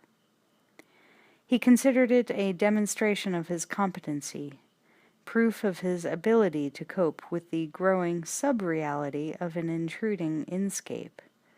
He could function effectively when required to do so. And, with any luck, gain from the experience and pass his wisdom on to others. The audience of Civic TV, his audience, could not in their wildest, drug-induced fantasies imagine what was in store for them under his tutelage. Television fit for the 80s. By the time he got to the cathode ray mission, he began to see his problem as a kind of test. As our players attempt to cross this bridge and win a prize package worth $5,000. Max's attention was captured briefly by the effusions of a game show announcer. He located the voice. It was coming from a cubicle close to the stairs. Through an opening in one of the partitions, he saw a compressed black and white image worming on the picture tube of a taped-together TV set. On the screen, what appeared to be 3 oversized playing cards, a king, a queen, and a jack, cavorted for the amusement of an unseen audience, as well as for a saucer-eyed bum in a misshapen overcoat and lumpy sweater who sat transfixed in his own viewing area.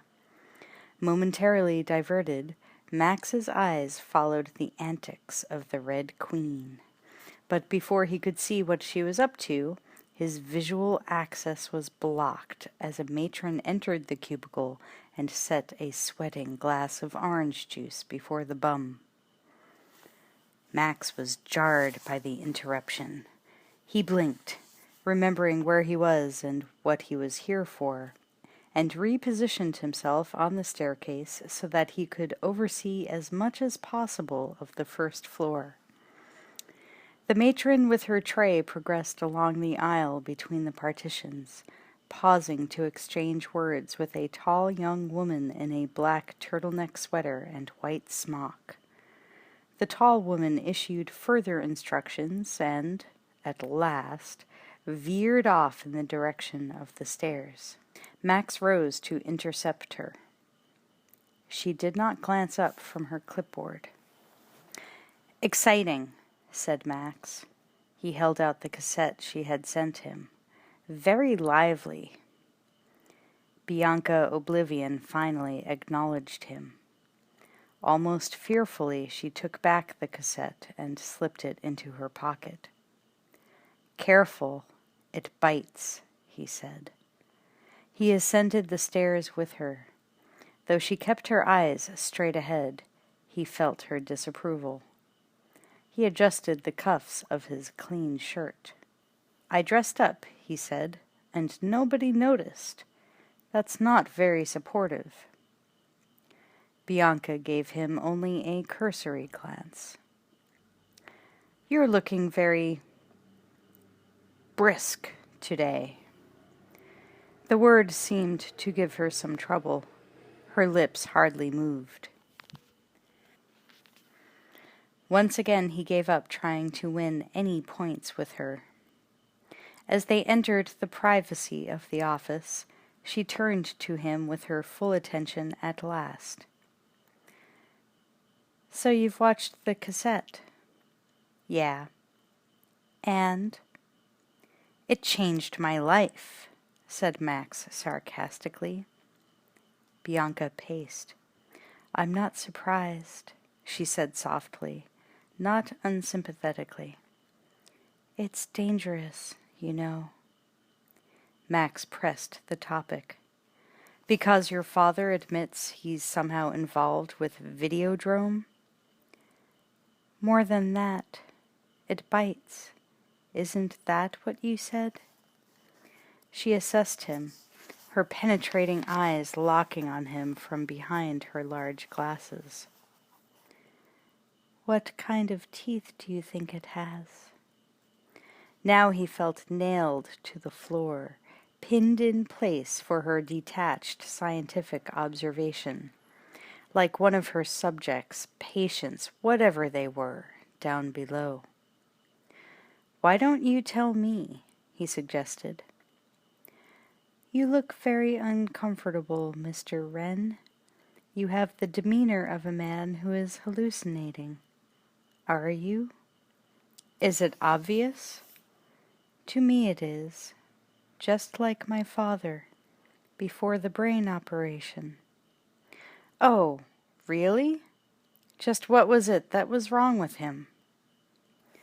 "He'll tell you all about it himself, but for now I'm interested in your reaction to the tape. Father would be, too."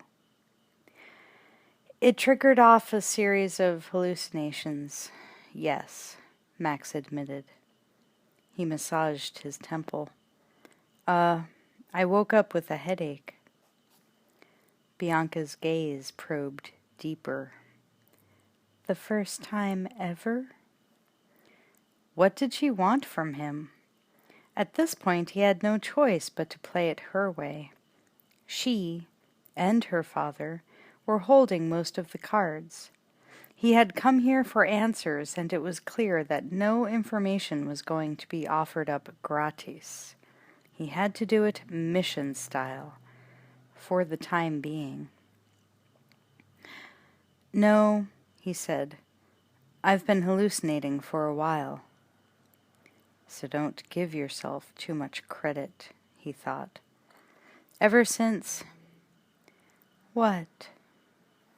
She was using a clinical, non-directive approach to press him to it, to a realization that would not mean anything to him unless he arrived at it on his own. A prearranged epiphany, as it were, but an authentic revelation nonetheless. Since I first saw Videodrome, he said. Suddenly he wanted to sit down. He waited for her to begin making notes on her clipboard. How did you come to be exposed to it? She inquired neutrally, gathering data, keeping her distance. Pirate satellite dish, he confessed. An accident.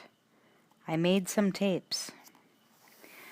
Bianca removed the professor's tape, the one Max had just returned, from her pocket and held it up like a specimen. This is part of my own Videodrome collection. But that tape was just your father sitting at his desk. Was she deliberately trying to confuse him? The tone of the hallucination is determined by the tone of the tape's imagery. But the Videodrome signal, the one that does the damage, it can be delivered under a test pattern. Anything. Damage? Brain damage. The signal induces a brain tumor in the viewer. It's the tumor that creates the hallucinations. A familiar theory, only this time hearing it from a second party, did the full weight of it sink in. Max's blood pressure surged. And you let me watch it? I expect them to come to me eventually, to hurt me. The rigid, affected cadence of her voice faltered for the first time. I thought it might be you. I thought you had taken the trouble to disguise yourself the first time you came here. She drew a broken breath, filling her lungs and standing straighter than ever. But now I realize you're just another victim, like Father was. She looked and sounded surprisingly fragile. Max controlled the instantaneous sympathy he felt for her now, held it in check for the moment along with the rage. Where is your father? I think I'd better talk to him. Bianca placed a hand on the wall near the desk and pushed. Cracks of darkness, then light, showed through in the shape of a vertical rectangle. A door. So that was how the executioner got into the room, thought Max. On the tape. No, not an executioner. Nicky. But of course it had not really been Nicky. It had not really been anyone. Obviously not, if the professor was waiting even now on the other side. Bianca stood aside to allow Max to enter first. He's in there. The time to hesitate was through. He brushed past her and ducked under a piece of modern sculpture hanging from the wall. It was a stylized rendering of a human figure suspended in midair. Max recognized it in passing as a representation of a crucified man without the benefit of a cross for support. I'm afraid he'll disappoint you, said Bianca. Max opened the door. The light from the office extended unevenly onto the concrete floor beyond. He passed through a wide green door into a large Spartan room of rigorously pragmatic design. The concrete was softened by a few throw rugs here and there, but row upon row of floor-to-ceiling metal shelves suggested nothing so much as a medical or a scientific library. The gray military paint added to the functional high-tech effect. Max came to the first shelf. It was packed not with books, but with videocassettes, filed by date and subject. He examined the spine of one. The influence of cinematic techniques on dreams and visions. Feb 16, 1972. Bianca joined him as he read the label. "This is it," she said. "This is all that's left." "What are you talking about?" "Brian Oblivion died quietly on an operating table 11 months ago. He did not have the time or energy to challenge her. He accepted it at face value. She wasn't lying. He was sure of it. She was too literal-minded a person to deceive directly. To mislead by omission, perhaps, but not to lie. "The brain problem?" he asked. "The Videodrome problem."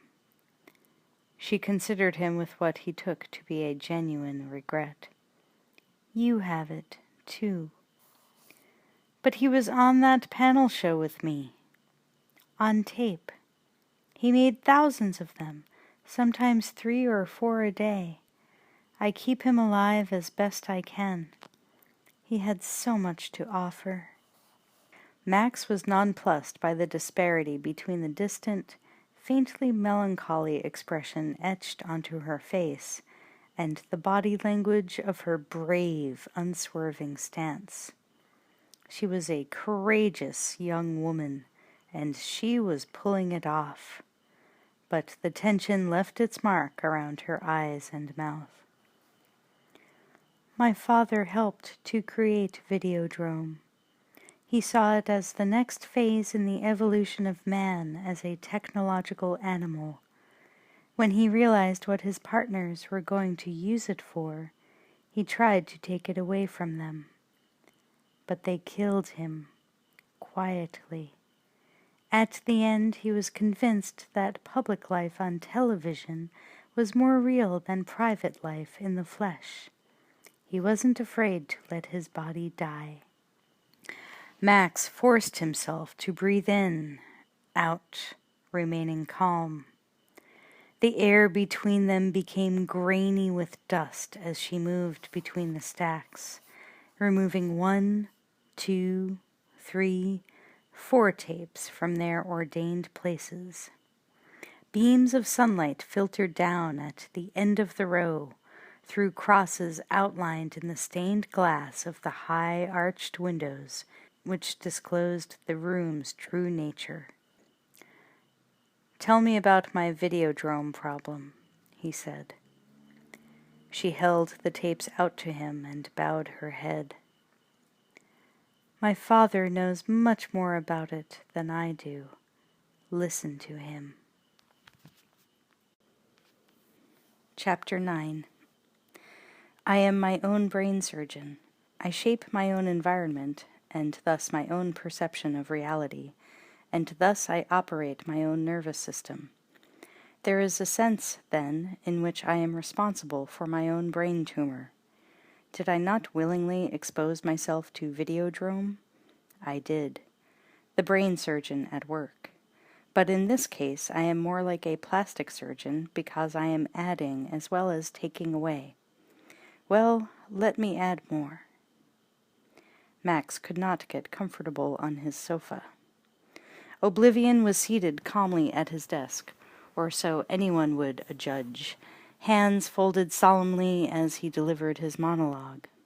But Max was finding it increasingly more difficult simply to sit and listen. He scratched his belly absently with growing discomfort. The air was stale in his apartment. It made him nauseous. Or something was making him nauseous. His stomach wouldn't settle down. Had he forgotten to eat? probably, but the idea of food made him even sicker. He needed nourishment, but that which could be taken in by mouth just didn't cut it anymore. He lowered the volume of the TV. He needed for something to happen. He needed to do something about his predicament. He needed actions. Words were, after all, only words. There was a definite limit to how far abstractions alone could take him. He thought, we use words to try to come to terms with things for which there are no words. But one day, if we manage to get beyond symbols, maybe we won't need words at all. Feelings that are thoughts, thoughts that become deeds. The living word. That's all that really counts when the chips are down. Or so it seemed to him. Nothing was clear anymore. He stopped tape on the latest of Oblivion's lectures. The professor was developing his thesis with convoluted, self-reflexive logic. Probably well worth my time, Max thought. What else have I got going? I'll have a lot better handle on what's happening once I've absorbed it all and made it a part of me. Only not now. Not just now, okay? You know what I mean? I've got one mean itch. It won't let up, and all the words in the world aren't going to help me get rid of it. He was sweating and trembling like a malaria sufferer. The rug felt thick and bumpy under his feet. It took him a ludicrously long time to get across the room. He wondered if the motor centers were the first to go in such cases. Videodrome cases, if there was even such a thing. VD for short. Reconsider the possibilities. The old professor might be pulling your leg. Did you ever think of that? Oblivion could be sitting in his office right now, having the time of his life making these tapes for you, Max, old boy. The perfect hoax. In the beginning you thought it might be a phonied-up head trip, didn't you? And his daughter is in on it, naturally. And Nicky Brand. Say these aren't videotapes at all that you're seeing. You're getting a direct feed from the second floor of the cathode ray mission. Plus they've got the apartment wired for two-way sound. And someone, probably Nicky, slipped you some kind of powerful time-release mind-altering drug of the psychedelic persuasion so that your senses would exaggerate it all out of proportion. Or, banality of banalities, you've been imagining or dreaming the whole thing in my own mind. At any rate, harmless enough, so far. Have there been any really serious or significant consequences? No. Except for missing a lot of time at the station. Nothing. Channel 83 is still broadcasting. The business hasn't gone to hell. It was already halfway there, but Harlan and Rafe and Bridie and the others will hold it together just fine, until I get back and straighten things out again. My absence might even prove to be a blessing in disguise. For all I know, our ratings may have doubled in the last few days. I wonder... And so on and on in a similar vein. Words, he thought. So many words. To what avail? I still hurt like one sorry son of a bitch, and no words are going to change that. And, so thinking, he picked up his gun, slung the holster over his shoulder, and shuffled to the bathroom. He had a numbing, mind-splitting headache, as if there were a small revolution going on inside his skull. If that was true, then one thing was abundantly clear. He was losing. Max drew a tub of water and fired up the old hydromassage, which was clamped to the side at a crazy angle like a vintage outboard motor. The machine clanked away, feebly stirring the water into a pathetic semblance of a whirlpool. He stripped and watched the rising currents churn and eddy, the waters turning opaque, a crystal ball within the depths of which a misty portent might be about to assume form and shape. He stooped and regulated the speed of the mechanism. In the center of the tub the water swelled like expanding gelatin, mounding and hissing with aeration. He steered clear of it, shuddering. "You're okay," he told himself. "See? Really, now." He faced the mirror over the sink for confirmation, but the small room was rapidly filling with steam. As he stared into it, the glass frosted over and the reversed image of his own face and body smeared into a formless cloud and disappeared. "The hell with it," he thought. "I'm all right. You're all right. We're all right. Just give us a few minutes here to unwind, to sink down into the soothing waters and be cleansed and revived. Nothing like a good soak to smooth things out. When you get out of here, you'll feel like you've been born all over." He tested the water with one toe. The claw feet of the tub creaked into the boards and seemed to curl under, gripping the floor as the sweating cast iron legs buckled under his weight. The air cleared momentarily, and he recognized that it was only an optical illusion. He lowered his other foot and eased down, removing the holstered gun only at the last moment and laying it carefully on the end table next to the tub. He sat. God, it felt good. He let the hump of aeration buoy his legs so that the lower half of his body was nearly weightless. Steam collected in his eyebrows and lashes, clouding his vision. Fine. He had seen enough recently to last him for a long while. He rested his head on the back of the tub, dunked a washcloth, squeezed it out, and plastered it over his face to blot out the light.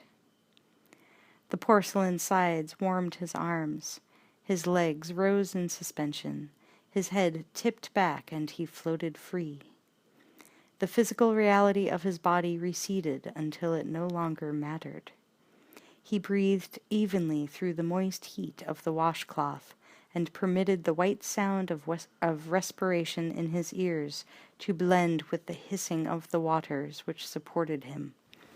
The warm light showing through the membranes of his eyelids melted into darkness, and he descended by degrees of sensory deprivation into a state of non-being that was like the suspended animation provided in utero. The material world no longer mattered to him. He gave up his tenuous contact with it until it ceased to exist. There was only the fizzing of the whirlpool to keep him awake. Nothing else. He sank deeper until the water level covered his ears. A stream of tiny bubbles broke free from his back and tingled up his spine. He relaxed his muscles and waited for the tickling sensation to stop. It did, and once more he was undistracted. Except for the itch. He submerged one hand and pumped bathwater against his irritated abdomen. But the itching did not go away. In fact, it got worse. There was no such thing as merciful oblivion in this life, after all. Not while one lived and breathed and remained bound to the corporeal.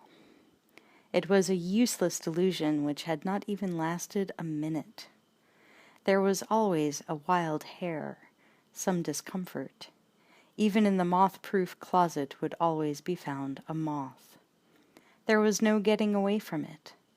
The spirit might be willing to leave all this excess baggage behind, but the flesh, as long as it lived, would be weak. The philosopher-theologians were right about that part of it. He sighed and dragged the cloth from his face to see what it was he was scratching. Through the glistening milkiness of the water, He detected an angry red line on his stomach. He sat up. The skin was raw and inflamed where he had scratched it.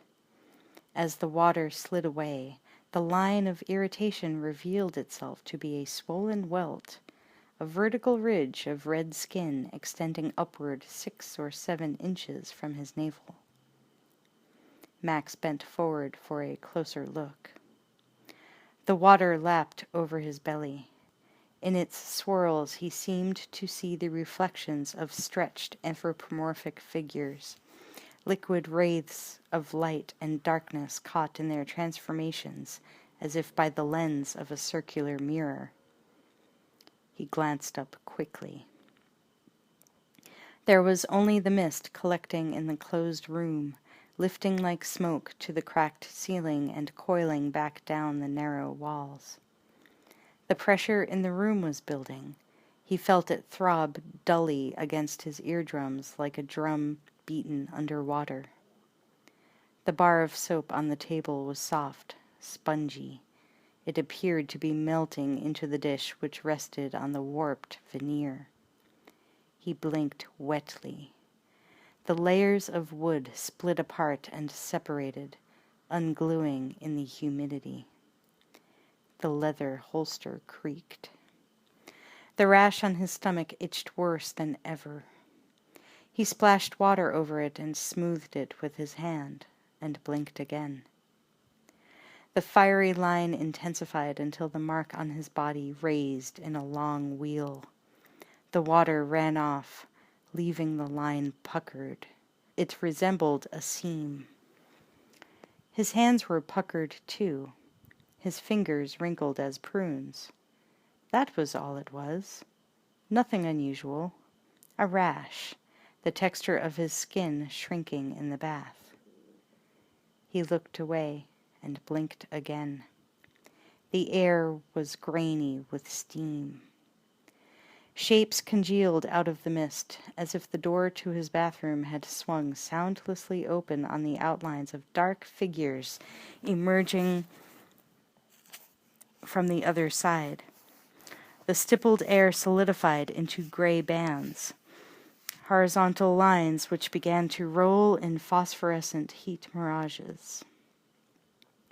The mound of aeration in the center of the tub grew larger, more convex, as air bubbles in the shape of something white and decayed gathered and pushed at the surface. He pushed himself up and stepped hurriedly out of the tub and reached for his pistol. The automatic was slippery with condensation, but the weight of it was reassuring in his hand. He held it out from him and, using the short barrel, nudged the door open. The steam began at once to dissipate into the hallway. The mirror cleared. He bellied up to the sink and examined the reflection of his body. The skin of his abdomen was only slightly reddish, undoubtedly from his own persistent scratching. He stroked the skin. Almost nothing. No inflamed, puckered seam, no raised welt. As he watched, most of the redness faded. Nerves, he thought. Keep your hands to yourself, Maxie. Quit playing around. He felt better. Just wait till you get your head together again. Till then, no more VD. Listen to everything Oblivion and the rest of them have to say until you know enough to beat them at their own game. Pretty soon the conditioning, the drugs, whatever it was will wear off and they won't be able to get to you. You'll see. Just wait. He wrapped a towel around his waist and padded back to the living room. But he took the holster and gun with him. The professor's tape resumed where it had left off. I believe that the growth in my head, this one right here, I think that it is not really a tumor, not an uncontrolled, undirected little bubbling pot of flesh, but in fact is a new organ, a new part of the brain. I think that massive doses of the Videodrome signal will ultimately create a new part of the human brain which will produce and control hallucination to the point that it will change human reality. After all, there is nothing real outside our perception of reality, is there? Oblivion laughed grimly. You can see that, can't you? Max didn't know what he could see anymore. He only knew that his head was hurting again. It always started right behind the eyes. It could be that the problem was not only Videodrome. It could be video, period. He thumbed the remote control and reduced the volume. His ears were ringing. He wasn't sure what he was hearing. At this point it all ran together. The professor mouthed on at his desk. Max touched another button and froze the tape on a single frame. The professor's hands remained locked rock firm on the desk. His mouth opened quizzically on a tunnel of darkness. Max slouched on the sofa. He felt listless, bone-weary. That was what the bath had done for him. Too much of a good thing was worse than no help at all. His muscles were rubber. The damp towel was still wrapped around him. It held him to the cushions like adhesive. It would require the greatest effort of will to move from this spot, to change tapes, for instance, or to get himself something to eat. He was hungry, by God, physically hungry at last. He ran through a mental list of what he had left in the kitchen. Not much.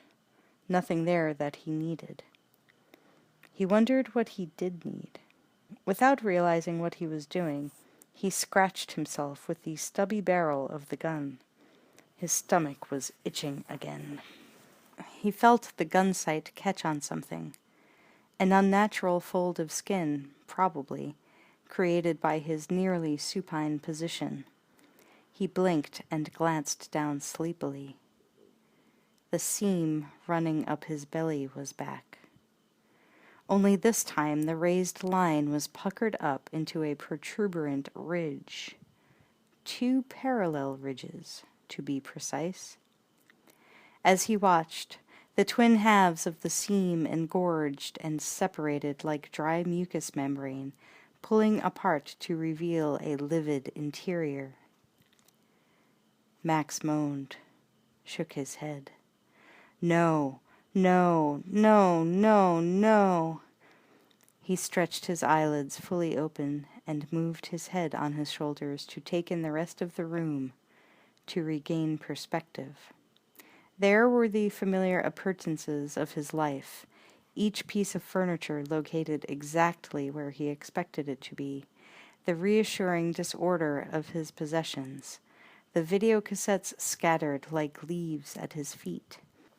The half-empty cup of cappuccino balanced on the arm of the sofa, the floating milk on top streaked and scummy, Professor Oblivion's face frozen in an anticipatory expression, mouth open in amazement. All was as it had been.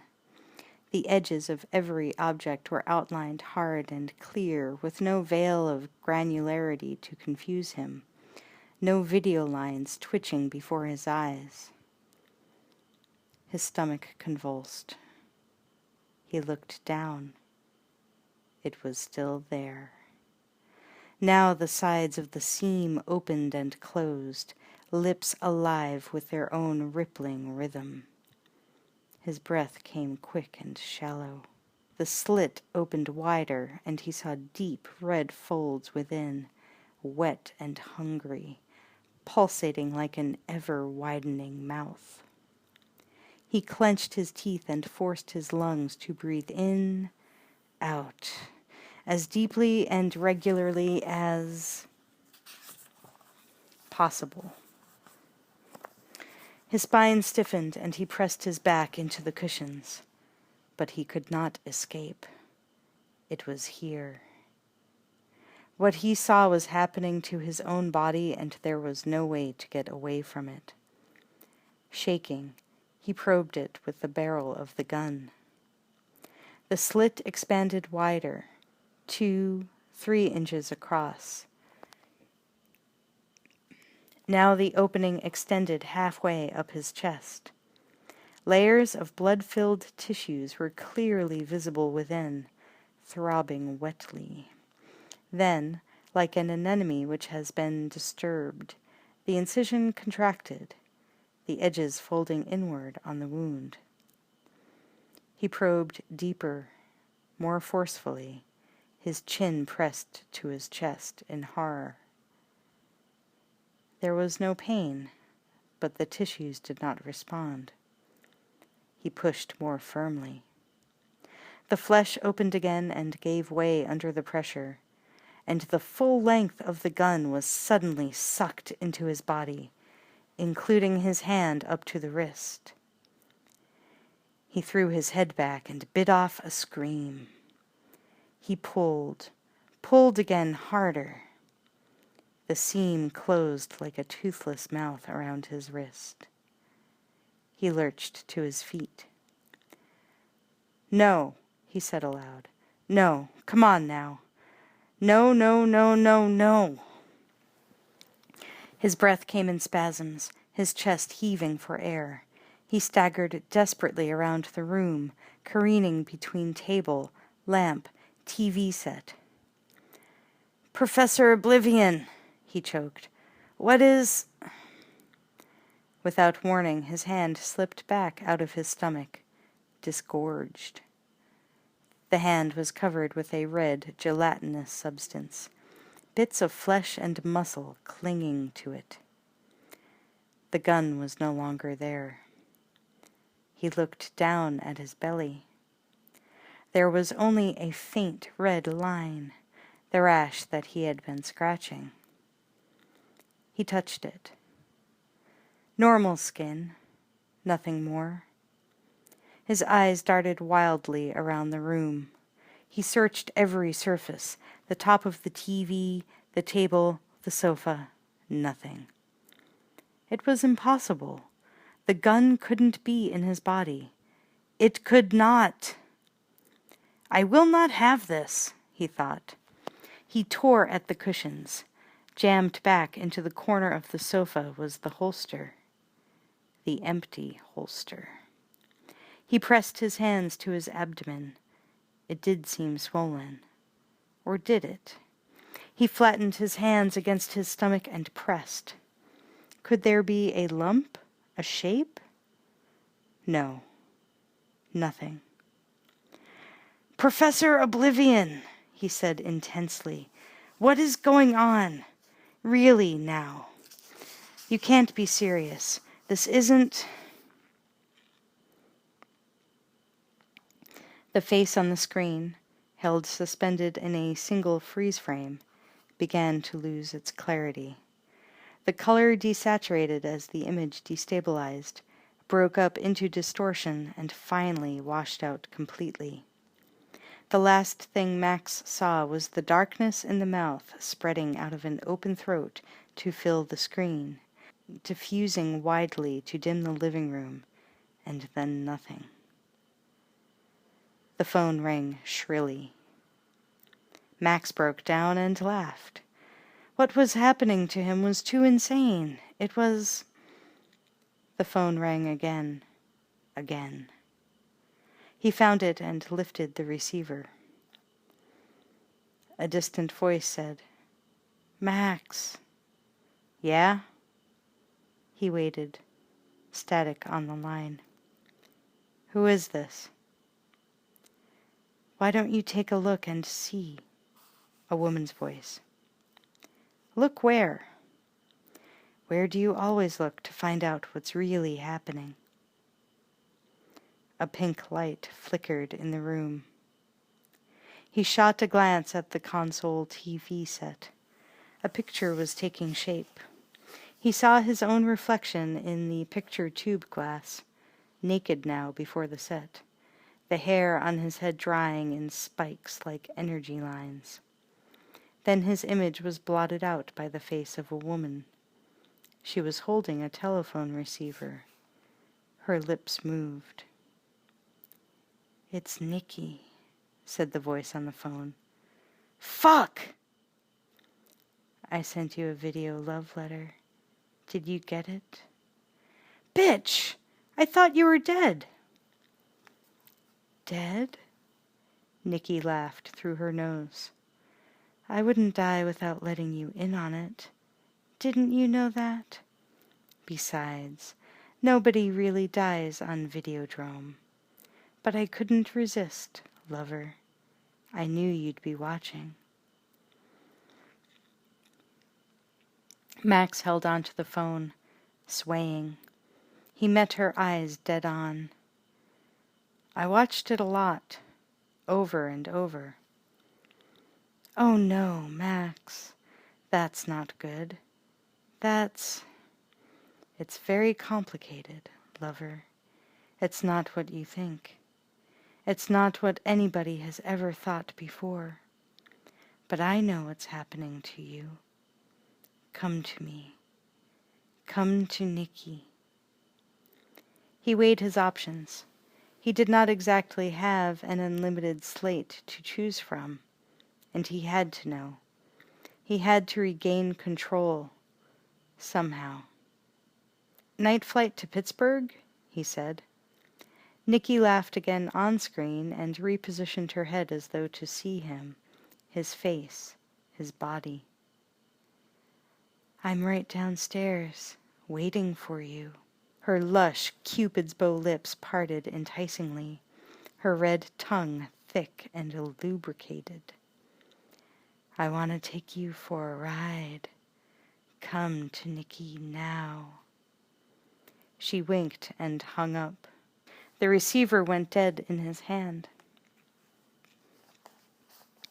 The screen blanked out, then brightened again with an extreme close-up of Oblivion. No longer at his desk, but now floating in a kind of two-dimensional electronic limbo. His voice came from the TV set's speaker grill. "I think you should do it, Max. I think you should go." When they reached the point where physics became philosophy, they asked me to help them. Now they've reached the point where philosophy becomes flesh, and they need you. It's a good position to be in. Take advantage of it. Part 4. The Ultimate Spectacle. Chapter 10. Max tossed down a few ounces of his best scotch. It burned his insides, but it warmed him. It wasn't enough, however.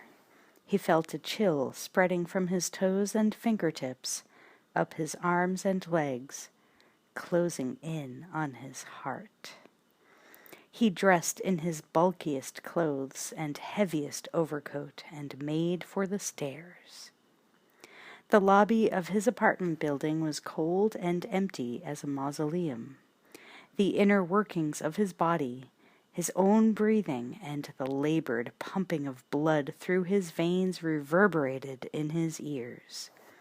He balanced at the foot of the stairway, one hand on the railing for support, not knowing what to expect.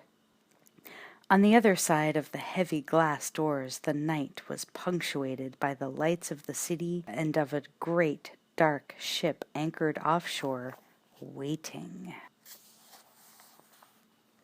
The faint lanterns on its bridge winked at him like impatient insect eyes, beckoning. He moved forward, dragging his feet slowly over the tiles, as though underwater. The street was deserted. Except for a few parked cars bunched near the end of the long block, the area was lifeless at this hour. A forgotten movie set from a backlot ghost town. He squinted up and down the block. Only a scrap of newspaper in the shape of a crushed dwarf blew toward him along the pavement, frog marching between the shadows of battered trash cans. He lit a cigarette and pitched the sizzling match into the gutter. A cold breeze blew around the corner and numbed his face. He retreated to a spot under the eaves of his building to get his bearings. In the distance, a long, dark car crossed an intersection and purred toward him with its lights off. He doused his cigarette and started off in the opposite direction. The long car glided up to the curb next to him. It was a stretched silver and black Lincoln limousine. The windows were tinted so Max could not see who, if anyone, was at the wheel. He flipped up his collar and kept walking. The limo started up again. It paced him for a few yards, then accelerated ahead and braked about 100 feet up the block. Max made a decision, and his fear left him like a physical presence lifting and flapping away overhead. He unclenched his fists in his pockets. He ambled on until he was even with the vehicle, veered to the curb without looking up, opened the giant wing of the car door as easily as if it were something he did at least twice a week, and got into the back seat. He sank heavily into the leather upholstery. The driver was all but invisible beyond the smoked glass partition separating the passenger's compartment from the driver's seat. The man at the wheel could have been anyone, or no one. The bill of the chauffeur's cap cast an impenetrable shadow across the face. Max heard a dull thud as the door locked automatically. Then the chirp of thick tires as the driver sped away from the curb. For a few seconds, Max heard nothing else. The soundproofing was obviously very effective. The car was as silent as a padded coffin. The interior was ridiculously plush. He noticed a wireless telephone. It was not the style Nicky had used a few minutes ago on his TV. Then there was a crackling, and a metallic voice said, "Good evening, sir." Max could not see the driver's lips move, if indeed he had lips. "You'll find newspapers and magazines under the folding seats," said the voice, "as well as food, coffee, and soft drinks in the cabinet. Welcome aboard." "You mean there's no television set?" "Yes, sir.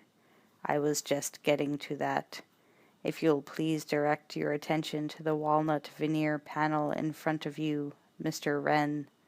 My employer, Mr. Convex, has recorded a little introductory speech for you." Another name out of left field to contend with, thought Max. Nice, I guess. He released the catch. The panel slid aside to uncover a small 10 or 12-inch monitor screen. It was already on. It was watching him. A yellow and green graphic of a human eye glowed in close-up, overlaid with the words, "Spectacular Optical, keeping an eye on the world." The logo dissolved through to a medium close shot of a crisp salesman type against a plain, undistracting background. The fellow seemed to be smiling directly at Max. "Hi, I'm Barry Convex, Chief of Special Programs, and I'd like to invite you into the world of Spectacular Optical, an enthusiastic global corporate citizen. We make inexpensive glasses for the Third World and missile guidance systems for NATO." He beamed into the camera, his high brow polished and gleaming under a blown-dry fringe of brown hair tastefully arranged over his tanned forehead. His voice dropped confidentially. "We also make Videodrome, Max, And as I'm sure you know, when it's ready for the marketplace, well, it will have quite an impact, to say the least. It can be a giant hallucination machine and much, much more. But it's not ready. Those were test transmissions you picked up. We thought nobody could tap into them. Nobody except the pirates, said Max. Barry hoisted his shoulders and said casually, Well, now that you have, I think we ought to have a little talk, don't you? Pittsburgh? Asked Max without enthusiasm. I thought maybe my place? The TV set did not wait for an answer. It held Barry Convex's slick conman's visage a moment longer, then blipped off. The car surged onto a motorway. Max was thrown back into the seat, which enfolded him like a gloved hand. Outside the tinted windows, a swarm of night lights streaked past. I need a drink, thought Max. At least that. He discovered the bar and poured himself a double scotch. It was Macallan's single malt, vintage 1964. The best. Oh, God, Max, said an all too familiar voice. I'm so excited to see you. Max choked on his drink and came close to biting through the lip of the glass. The TV set was active again. The dim light from the screen threw a pink glaze over the sumptuous interior as the woman's face leaned into the camera, then pulled away to give him a full view of herself. Yeah, he said. Don't tell me. They saw your potential and made you an executive. She was not wearing what she had worn on his TV. She was dressed conservatively, functionally, but with a twist of something that suggested rationality taken to the degree of perversion. In fact, she was dressed like a black Saab automobile. No, she said, this is all for you. They want to meet you. Want a drink? I'm working on it. By the way, I appreciate the TV. So do I. We've got the Max and Nikki show right here. And we're taking it on the road. But where to? You didn't ask me to bring my toothbrush. It's not far. When I told them about you, who you were and how you happened to see Videodrome, they went crazy. He's good, that Harlan. A good pirate. What are they like, Max? The hallucinations? Are they weird and incredible and sick and wonderful? She was touching herself and salivating. Then you do know what's happening to me. That's been the whole point. That's what Videodrome really is. You watch it and you get stoned. When it's officially introduced, the world will never be the same again. What about me? Will I ever be the same again? Nikki said thoughtfully, I don't know.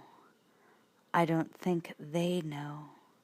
Suddenly you're their star subject. It doesn't work on everyone. It didn't work on me.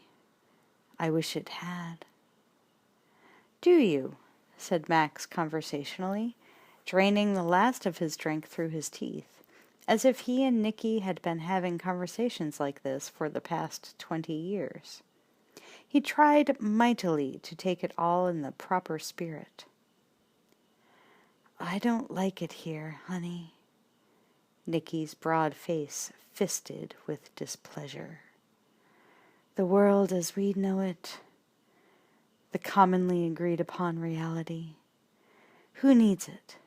I think I'd like it where you are a whole lot better."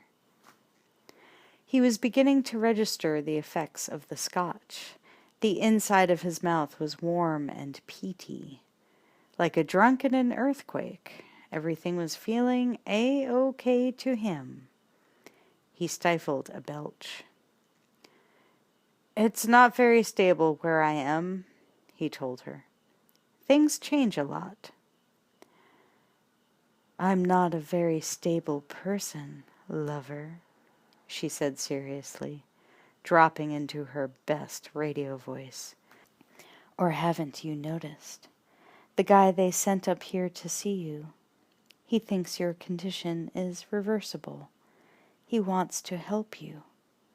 But I personally don't give a fuck, because I find you more exciting this way. In fact, you're giving me a contact high right now." The car coasted off the motorway and up a side road. The inertia pulled him away from Nikki, from her TV image. He narrowed his eyes to keep her in focus. It was a task. He wanted to lie down on the seat, kick off his shoes, curl up with his head in her lap, her video lap. "Max," said a hollow, throaty voice, whispering so as not to be overheard, as if the car had ears. It was not Nikki's voice. It was vibrating thinly out of the rear speakers. "Max, don't do this alone. Be careful. Don't try to do this on your own." He raised his head to see through the smoked glass into the front seat. The driver was immobile in silhouette, both hands on the wheel, waiting for the light to change. Nikki looked at Max inquiringly, as if she could see him, as if she really and truly could. But she was used to playing for microphones and cameras. She was an ace actress. She had been good enough to fool him before. He looked around to see where he was. Outside, a blue-white store window shone coolly back at him like a miniature drive-in movie screen. It was an electrical appliance store.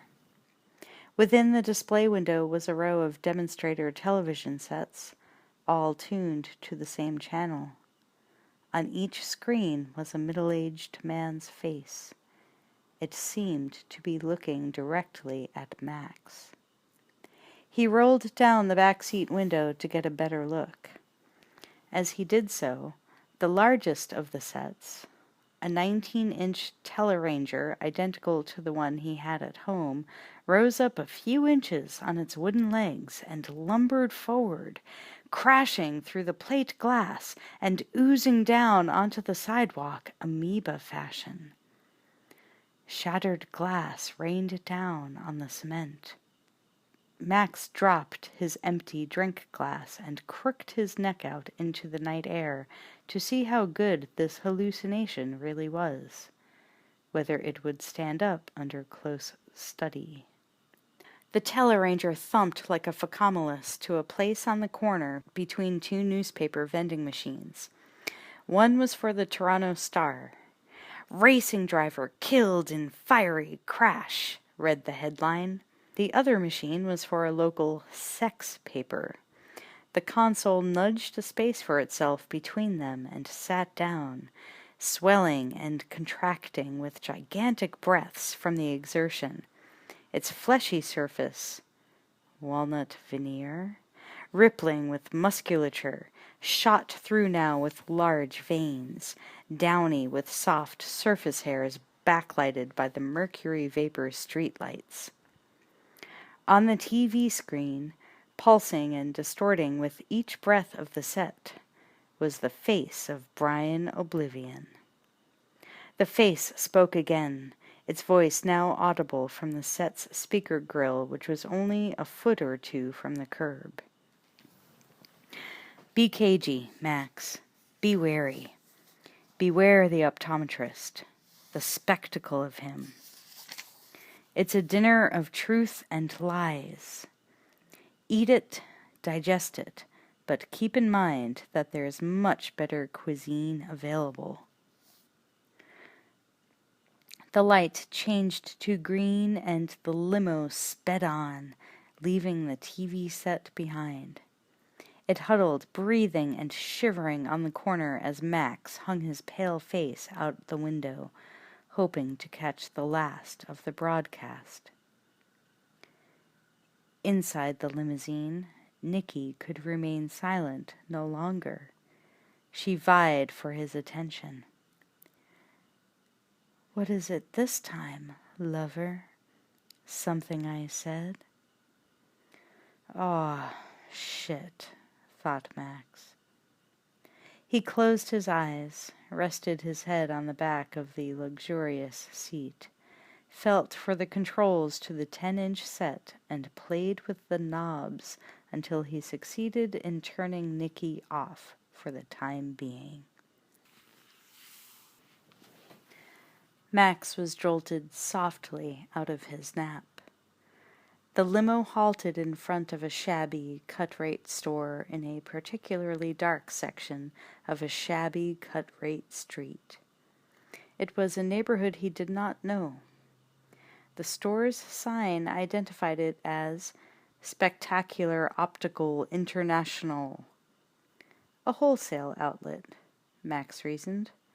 No consumer in his right mind would shop here. The driver kept the motor running and unlocked the back seat doors by remote control. The rear speakers switched on. "Here we are, sir. Hope you weren't too cramped back there." "I was fine," said Max wryly. He rubbed sleep out of his eyes. His back ached. "I guess this isn't Pittsburgh." "No, sir, it's not. Shall I open the door for you?" "I think I can make it. I've made it this far." The chauffeur raised his gloved hand to the brim of his hat and saluted in the rearview mirror, snapping his hand down like a pilot in an airline commercial. Max had yet to see his face. "Au revoir, sir," came the voice. "Yeah," said Max. "You too." He climbed out. It was either an outlet store or a damned good front. The display in the window was covered with 2-year-old dead flies, and the window itself was pampered with advice on how to get glasses paid for by welfare and old age benefit schemes. "Closed," warned the sign. "Please call again." Max was about to arrange to do just that when he heard the limousine drive off without him. He tried the doorknob. It was unlocked.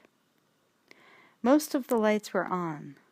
The wholesale showroom was crowded with dusty racks of standard, junky fashion glasses in the usual disposable styles.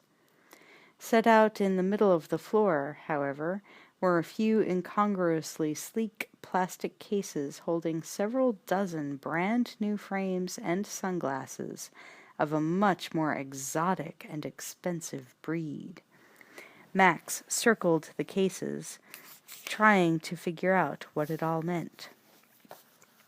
Set up against one wall was a clean, new demonstration counter, basically a light box covered with frames held in place by translucent plastic strips, a salad bar for the nearly blind. There was definitely no one here. He was alone to make his selection. He picked a pair of squarish black horn rims from the rack, tried them on. In the small customer mirror, a familiar face stared back at him in stark detail. His own face, but changed somehow, with a pretentious air added, like a movie director who took himself too seriously. He scowled and took them off. The rack had small built-in drawers at the bottom, containing styles there was no room to display. He opened the first level, lifted out another pair, lowered it onto the bridge of his nose. These frames already had lenses in them. They were sunglasses, much better than the pair he owned. For the moment, the reduced glare was a relief. Max took in the rest of the room, hoping to come upon some detail that would give him a clue as to why he had been brought here. The decor was what Max had always thought of as a middle American posh. On the walls were posters and banners advertising the latest generation of spec-op graphics and slogans. One, styled after a stained-glass church window, declared, "The eye is the window of the soul. Soulful styling by Spectacular Optical." Another, a chic guy-girl car effort, read, "Love comes in at the eye. W.B. Yeats. Spectacular Optical helps." Either Max was blacking out or the glasses he was wearing were fast-acting photochromatics. He took them off. They were. He squinted up at the guy and girl in the car. They were having a hell of a good time. But they weren't even looking at one another, like they had been married for ages. "If love comes in at the eye," Max muttered to himself, "what happens when you wear prescription lenses?" "You get optically correct love coming in at the eye," said a baritone voice. "That's even better." Max was startled. He turned warily. "I hope you realize you're playing with dynamite." The tailored salesman came out of the doorway from the back room and approached Max. "That's our spring line. Top secret stuff." He closed in with his hands out, his fingers aimed for Max's eyes. "I brought them with me for our trade show here in town later this week. I hope you won't sell us out to the competition." Max put the sunglasses back on. He could hardly see the man striding toward him. He braced himself. "Max Wren? I'm Barry Convex." He was. Custom-made suit, starched white shirt, diagonally striped tie. Very impressive. Like a government spokesman or an insurance salesman. Instead of shaking hands, he reached for Max's face, removing the photochromatics. He was not wearing glasses himself. "I think that machinery you're wearing is a bit too much for the shape of your face. Overwhelms you. Try something more spidery, more delicate." Max was having trouble with the overhead fluorescents. They made everything, including Convex's scrubbed face and the underdone veal cutlet of waved hair on his forehead, too hard to take. He wished he had the shades back on. He riffled through the other glasses in the drawer. "How about these?" He came up with a pair of wire rims. They rested effeminately on his nose. "Spidery enough?" Convex adjusted the glasses so they were seated properly, a strangely intimate act.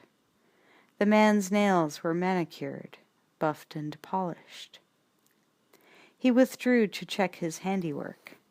Then he reached out and removed the wire rims, closed the drawer on them.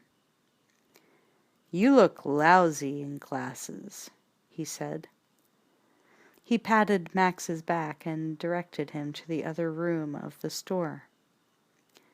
"Max, let me tell you something about myself, so you'll see where my head is at, where I'm coming from." He used the words as if they were catchphrases in a sales pitch. Max had encountered his type before, back when he was starting out at Channel 83, buying and selling sponsor ad time. It didn't bother him. He went along with it. He had always believed in playing dumber than he really was. It was a survival technique. It tended to give him the advantage sooner or later.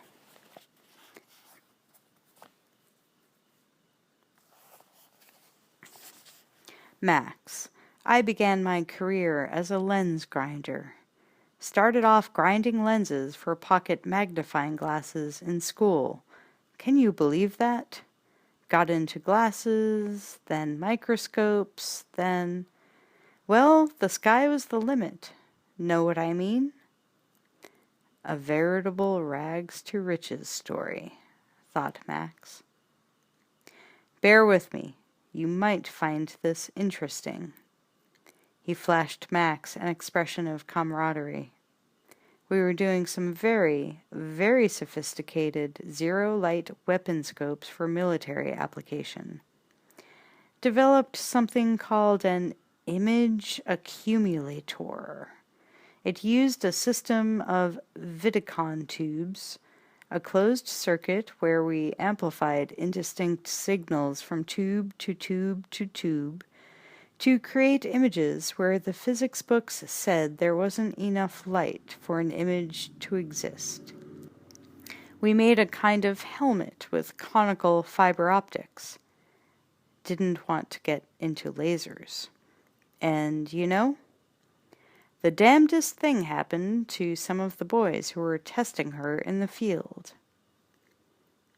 Max thought he knew what was coming. They all got brain cancer. Came in at the eye. Convex shrank from Max like a rejected lover.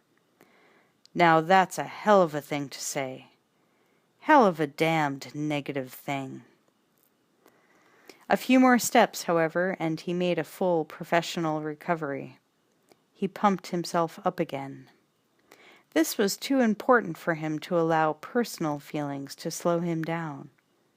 He smiled crookedly. Straight teeth, though, Max noticed. You've got a strange sense of humor, said Convex. Yeah, I thought it was pretty funny. Max. I'm a pretty straightforward kind of guy, and I suddenly find myself dealing with things. You know, freaky things. It must be hard, Barry. The salesman ignored the last comment and led Max deeper into the storeroom. Blocks of shipping cartons were piled everywhere, creating a fortress-like maze. Anyway, they came to a cleared area with a small table at the center. Next to the table was a folding chair, and on the table rested one specially reinforced carton, heavier and more durable than the others. Here she is. This is our little sweetheart, the prototype, the only one in existence right now. This is the little number that started it all. Chapter 11. Convex dipped his arm into the carton and came up with an extremely futuristic helmet affair, quite large, obviously the product of the latest scientific research. It reminded Max of a portable eye examination machine built to the specifications of a science fiction illustrator. The engineer designers had had a field day, constructing one of their pathologically practical wet dreams in solid 3 dimensions. The salesman brushed away bits of packing foam and cradled it proudly in his arms. We got pretty deep in our campaign for her. Gotta sell the hell out of it no matter how good it is. And the name. Military boys are suckers for a snappy name. Sales came up with Accumicon for image accumulator. In its way, the headpiece was bizarrely beautiful. almost a techno-interpretation of a piece of medieval armor. It would have fit right in with the rest of the objects in Brian Oblivion's office.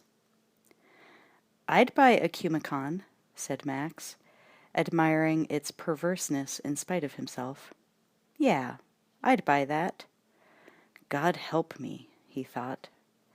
Convex was reluctant to let go of it. He rubbed a smudge off its molded carapace with a soft finger. She worked like a charm in the lab.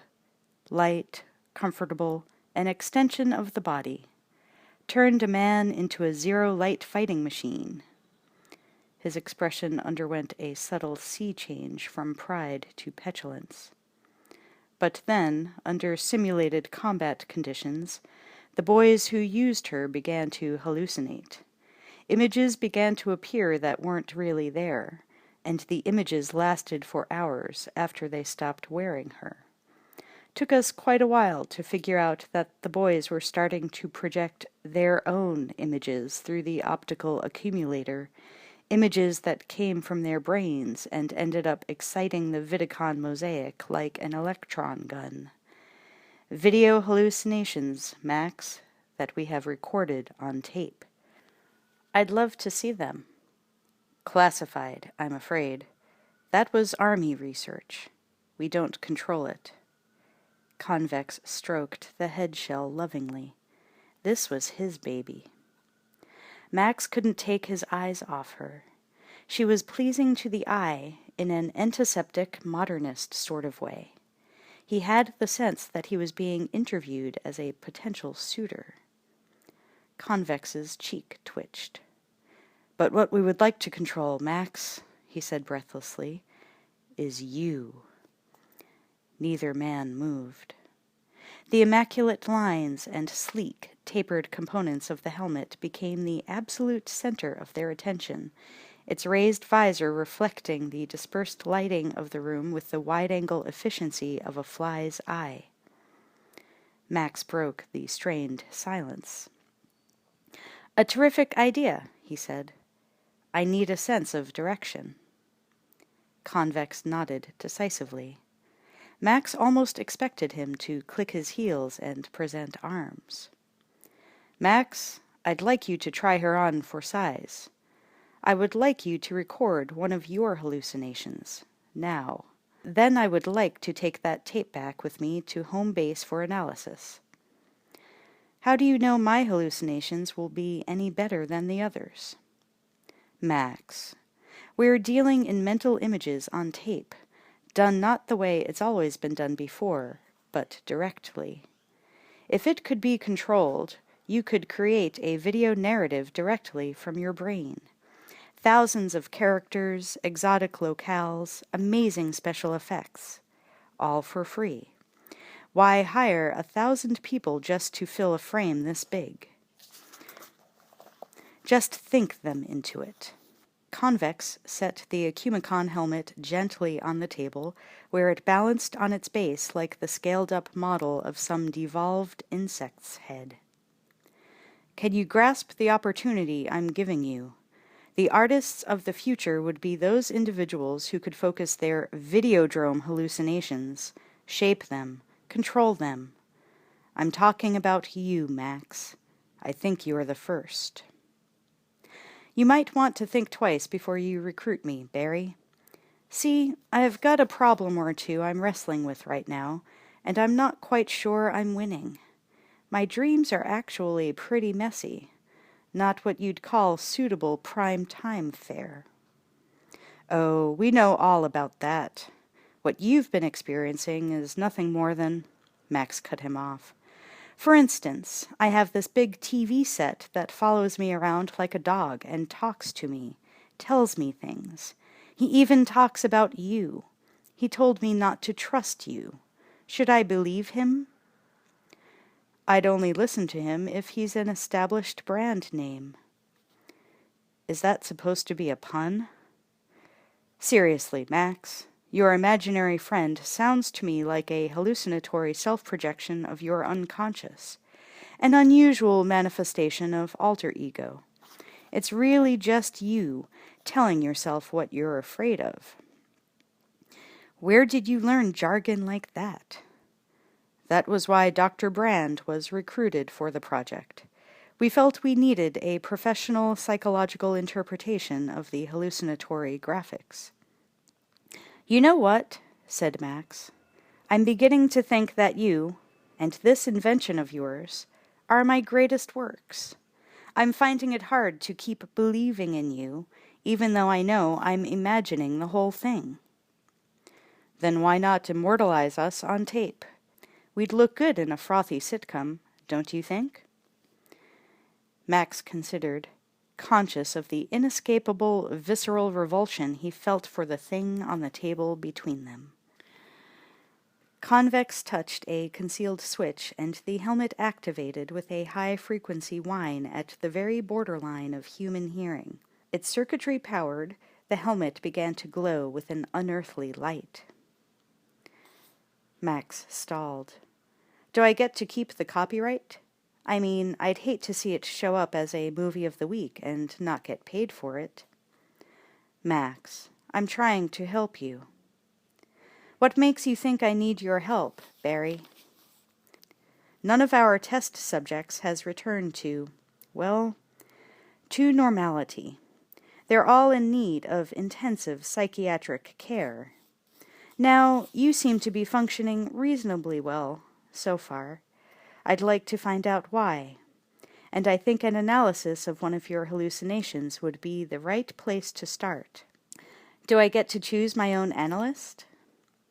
Convex rotated the helmet so that its streamlined visor was pointing at Max. How about Nikki Brand? I want to see her. I want to see Nikki. Oh, you'll see her. Well, promise? Promise. Max picked up the helmet.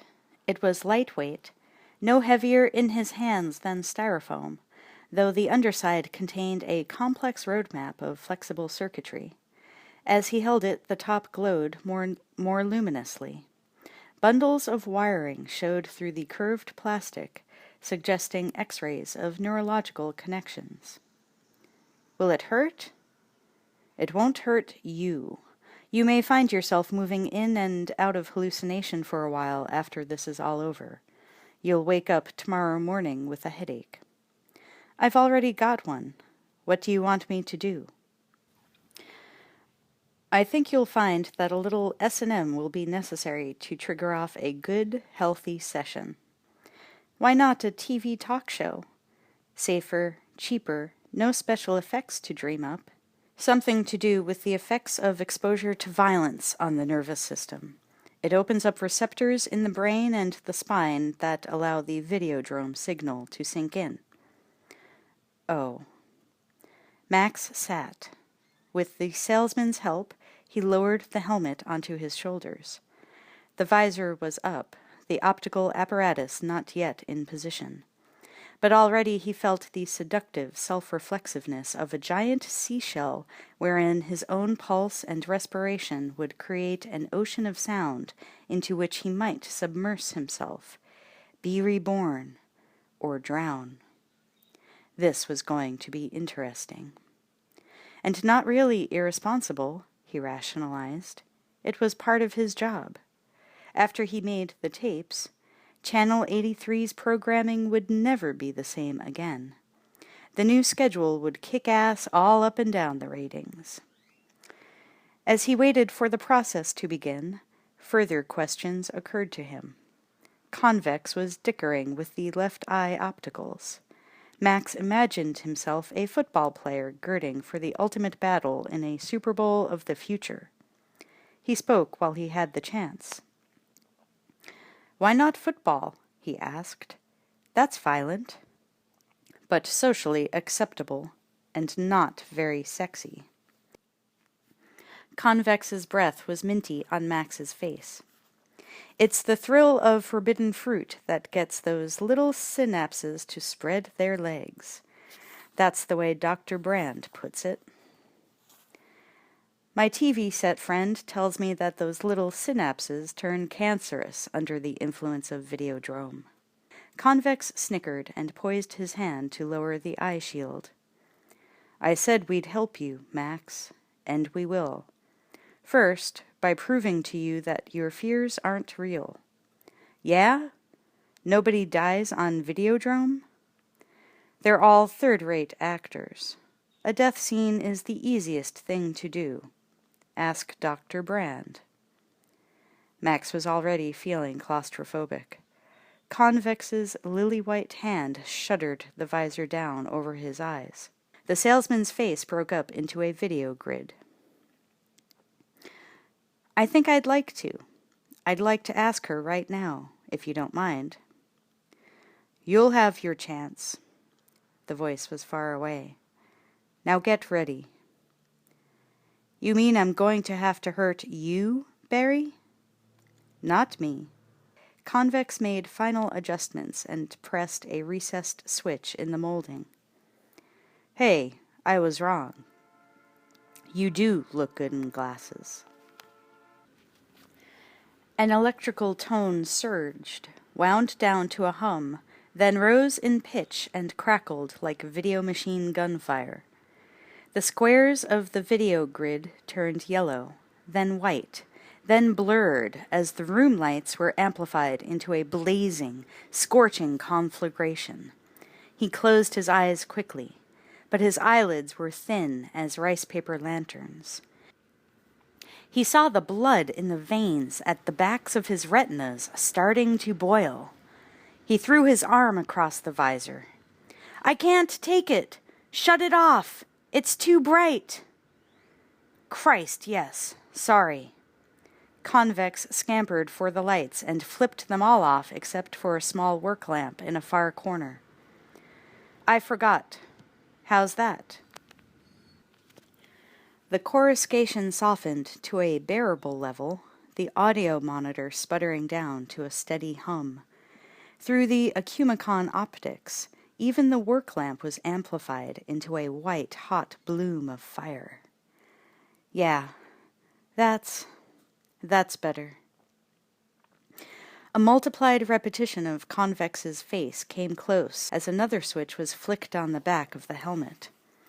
Instantly, a liquid crystal numerical display appeared at one side of the viewer, a digital readout accurate to 1/100th of a second. Okay, said Convex. We're rolling. The taping mechanism's self-contained. You don't have to worry about a thing. Max practiced aiming the helmet on his neck. He discovered that by an effort of concentration he could keep the field sharp. It reminded him of racking an image in and out of focus in a TV camera viewfinder, using only the muscles of his eyes. He panned with Convex as the salesman found his way to the door. I'll come back for you later.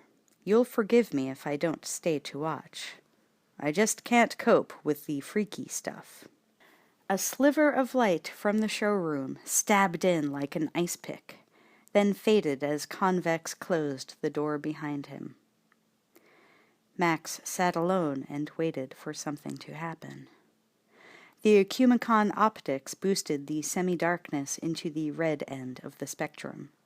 The effect was warm and cozy. He turned his head to the left. Piles of cartons, the spaces between them red shadows, their amplified surfaces breaking up into pits and valleys. He turned right. More of the same, and a wall. He inclined toward it an inch, 2 inches, and saw details he could not have discerned without the helmet. Cracks and flaws in the plastic wood surface, scuff marks that were craters, splinters that opened on the interior depths of a microworld beyond the limits of ordinary sight. He racked the focus closer. The empty space between his new eyes and the wall was, he discovered, made up of millions of minute grains or particles smaller than dust motes and as plentiful as atoms. The reddish tinge of the magnified light suggested that the particles might be blood cells coursing through living plasma. The rusty color reminded him of something else, too. something he was reluctant to remember. But he couldn't escape it now. It was everywhere. It was the very air he breathed. It was the whole world. You know me, he thought. I stay away from the scary stuff. Me and Barry. He's not so dumb, is he? Either he is, or I am. He pointed the viewer down. There were his legs, his hands. He had never before seen his hands so clearly. They had hairs which were as varied and remarkable as bonsai trees growing out of the backs, out of the pores. His skin had a texture not unlike the earth itself, with hills and valleys, underground streams of capillaries rushing beneath the surface. Well, a voice, filtered by the electronic humming in his ears. Here we are at last. A woman's voice? Yes. He heard sharp, high heels clipping toward him across the room. He raised his masked head. Right where we ought to be. The network of squares in the viewer overran with redness. He concentrated and brought them together into the shape of a dress. On Videodrome. She stopped a few feet in front of him. Nicky? That's right, lover. He stood too quickly and reeled under the unnatural bulk of the headpiece, and saw that the room was not what it appeared to be. It had changed. Disoriented, he took a step backward, felt for his balance. There was no longer chair or table near him, only the slats of a wooden grill underfoot. A few scant inches below the boards, water was collecting. The wall behind him, the soft, sweating wall. Now he sat it as never before. The strange hooks and loops, the trickling water, the electrical switch, the handprints burned into the clay. He could feel the texture without reaching to touch it. The room was pressurized with humidity, alive with moisture, tickling his skin. He raised his hand. There was something in it, a long, heavy tube of snakeskin, slithering across his palm. A whip. Had Nicky handed it to him? He couldn't remember. He scanned the room. He was alone except for a squat, aged console television set. Like everything else, it seemed to be breathing. He circled it slowly, trailing the tails of the lash in water. The front of the television set, the screen, was a view of pink skin against a red clay wall. The frame showed a woman stripped to the waist, her arms raised above her head as though manacled together out of camera range. She twisted around coyly and said over her shoulder, her scarred shoulder, "What are you waiting for, lover? Let's perform. Let's open those neural floodgates." Then Nicky offered him her back and waited. He tried to speak, but his tongue was thick and hot in his mouth. His face, his body felt feverish and swollen, flushed, sweating, like the room. His head was heavy with machinery. His brain overheated in a closed loop which fed off itself and only nourished the desire. There were no words for any of it. He couldn't have spoken to her if he wanted to now. The emotion was all, and it was accumulating fast, building for relief. He approached the set, whisked the lash over the cabinet. She was waiting. The thick, red, membranous walls around him, glowing and pulsating from within and from without. The whip was transformed into a living extension of his being. He flicked his wrist. The whip snapped. Nicky's image flinched. He snapped it again, more strongly. Nicky cried out in pain. Ah! He slashed. Each time Nicky screamed louder, the whip rained down furiously. The set itself shuddered and groaned. Blood and white fluid oozed from the long wounds in its cabinet. Max's arm grew weary. He paused to catch his breath. Nicky's image heightened to never-before-seen clarity. Only now it was not Nicky. It was Masha. Masha, tears streaming down her face as she cringed away from him, her video image fluorescing hideously. Max wielded the lash again. With each new flaying, the close-up twitched more grotesquely, until it smeared off into video darkness. Chapter 12. The next stroke was his last. A rustling of video static filled the air. Max stopped his arm. No longer could he see clearly. The forked tail of the whip snapped back and fell to rest on his own body, his own shoulders and head. He turned away, exhausted. But he couldn't leave. The braided strands vined around him, tighter and tighter. He tried to fling them off. The tips of the lash obscured his field of view. He tore at them, dislodged what was covering his face. Max twisted free and rolled away. He could see. A long distance away, a television set sputtered in a cyclone of snow and white noise. A console like his own. It was a Teleranger. In fact, it was his own TV.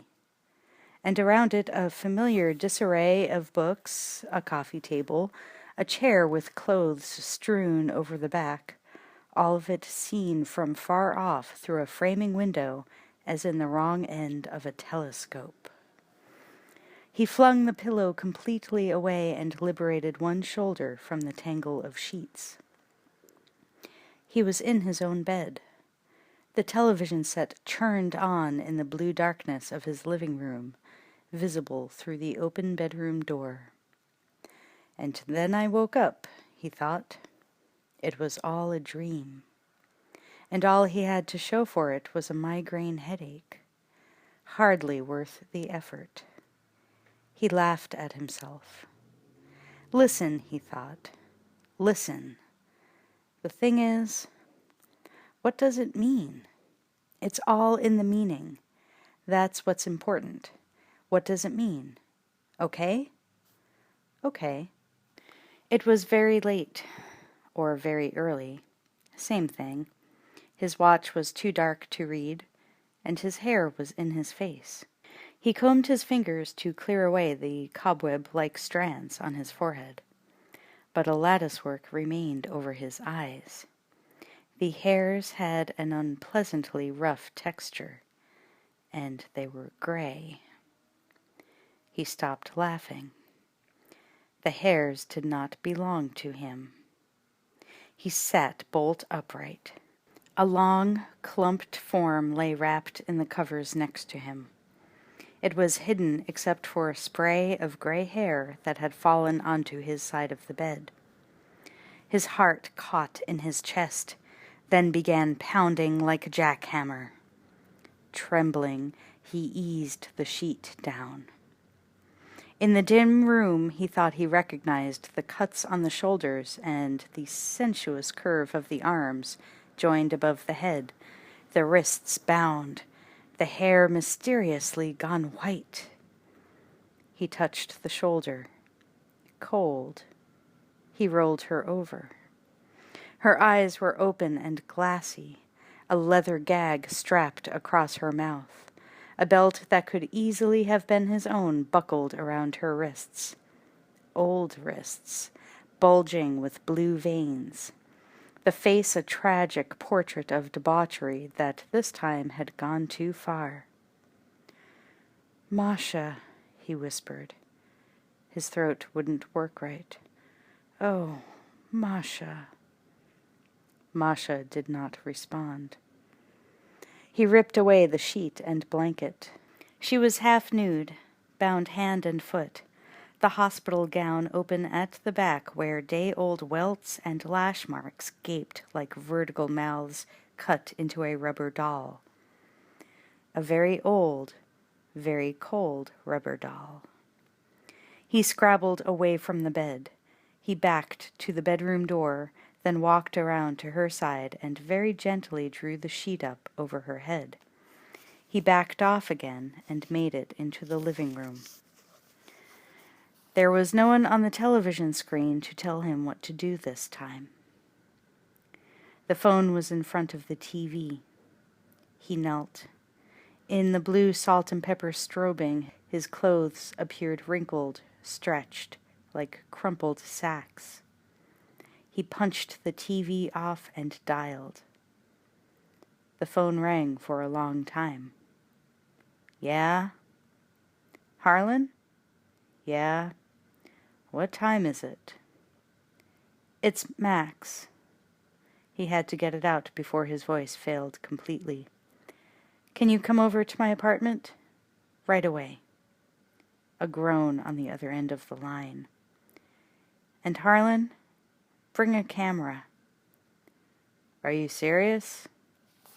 "I've never been more serious in my life." Max was having a discussion with himself in the bathroom mirror. "No," he argued. "No, it's not the fact. It's the meaning. It's just me, telling myself." His mirror self did not comment. Never get any help out of that son of a bitch, he thought. Look at him. He never shaves. He hasn't had a haircut in 3 months. His fingernails are getting long, and his skin. Is that skin or is it wax? He hasn't seen the sun in how long? He reached out and poked himself in the chest for emphasis. The medicine cabinet door swung closed, shifting the view in the mirror by a few degrees. As the mirror moved, it took in the rest of the bathroom, the tub and shower, the door to the hall, and the living room beyond. Beyond the open door, a dark shadow moved away swiftly and silently between the sofa and television set. Max gripped the sides of the basin and steeled himself. His heart began to thump in his throat, the veins on the sides of his neck standing out. He tried, but he could not make himself let go and turn around. He clenched his eyes shut and counted his heartbeats. When he opened his eyes, the mirror view of that part of his living room was utterly motionless. "There's no one here," he told himself. "My head's playing tricks on me again. Checked the front door. It's double locked. Only Masha. Poor, darling, dead Masha. The dead don't walk. They don't just put down their legs and walk. Do they? No, of course not. A dead woman in your bed means... There's a dead woman in your bed. That's what it means. Dead. Wasn't that right? Call the police, he thought. Call someone. I called Harlan, he said. He'll be here soon. He'll know what it means. He knows how to decode anything. I'll stay right here until he comes. Right here in the goddamn bathroom. Right? Right. Lock the door. This door has got to have a lock on it. Turn around. Check it out. Do it. That's it. Kick the door shut. Now slide the end table under the doorknob. You got it. Now you wait. What if Harlan never comes? Well, you'll have to live out as much of your remaining existence as you can bear right here. You've got water. You don't need food, do you? No, not for a long time. You can breathe through the vent in the ceiling, entertain yourself by making up a TV show in the mirror. You can carry on conversations to your heart's content with the guy in the striped bathrobe who's on right now. He'll keep you on your toes, and you know you can never be sure what he'll say or do next. Until Harlan comes. He'll be here. He hasn't let you down yet, has he? Good old Harlan. Till then, do yourself a favor. How about a bath? That ought to be easy enough. Why not? Be good to yourself for once. Do it right. Nobody else is exactly pampering you at the moment. You owe it to him, to the guy in the mirror. Give him a break. Go all the way.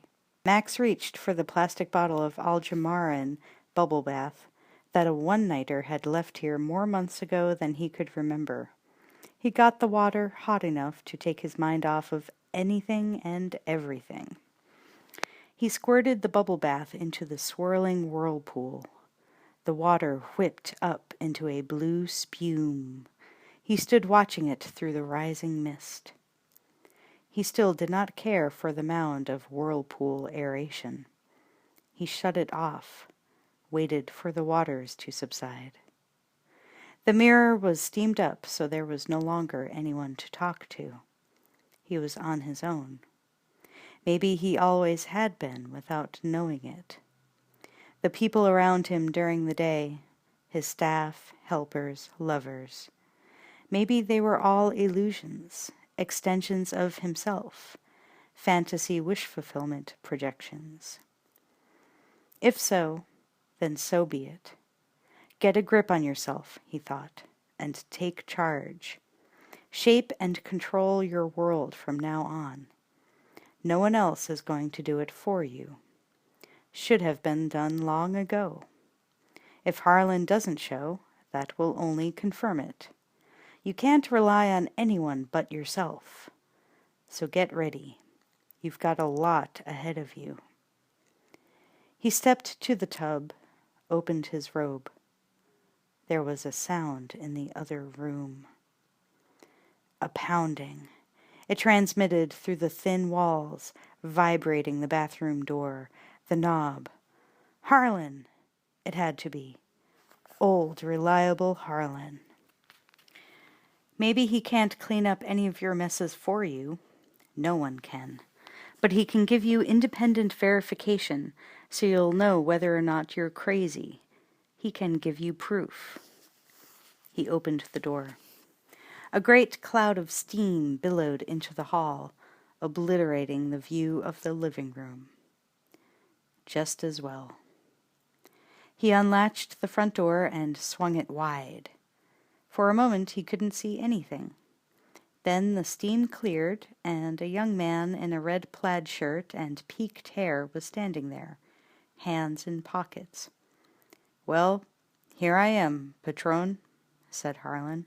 He crossed the threshold, a 35mm and BC unit dangling from the strap around his neck, wisps of steam catching in his clothes. He plucked his glasses off and wiped them. His eyes were crusted with sleep. "Come on in," said Max, pulling him inside. "Camera," said Harlan. "Flash gun." "What's up? You want to be a centerfold?" Max said, "I want you to go into my bedroom and I want you to take a look at what's in my bed. Uncover it. Don't be shy. I want pictures." Harlan put his glasses back on, magnifying the skepticism in his eyes. "Pictures of what's in your bed?" "Yeah, do it." Max stood aside and ushered him into the living room. "Sure. Okay." Harlan hesitated, wiping his hands on his cords, then trudged across the living room. Max watched him disappear into the bedroom. The living room was scattered with the usual disorder. There were still shadows hanging from the ceiling, but dawn was breaking outside, and the first light of morning projected a clear blue patina over the furniture. Max could see his way around now, and there was definitely no one lurking alongside the sofa or television set. He retied his robe and left the hallway. He heard Harlan moving around. He could see the end of the bed from here, the covers hanging away from the edge of the mattress. He did not see the flash gun go off. He waited. Harlan came back out. His head was down, and he looked troubled.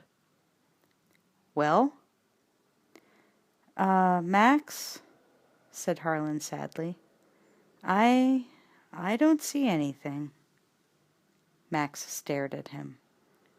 You didn't just want me to shoot your bed, pillows, sheets, did you?" He stood there zipping the f-stop ring on his camera back and forth. Max tore past him. The bed was as he had left it.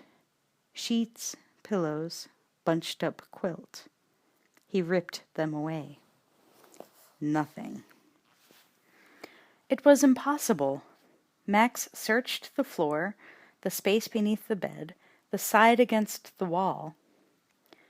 "Max," said Harlan from the doorway, "are you in some kind of drug warp? I've got friends who can help. Bridie told me she came by a few days ago and you were—" Max rose from his hands and knees. "Did you tape Videodrome last night?" "Yeah."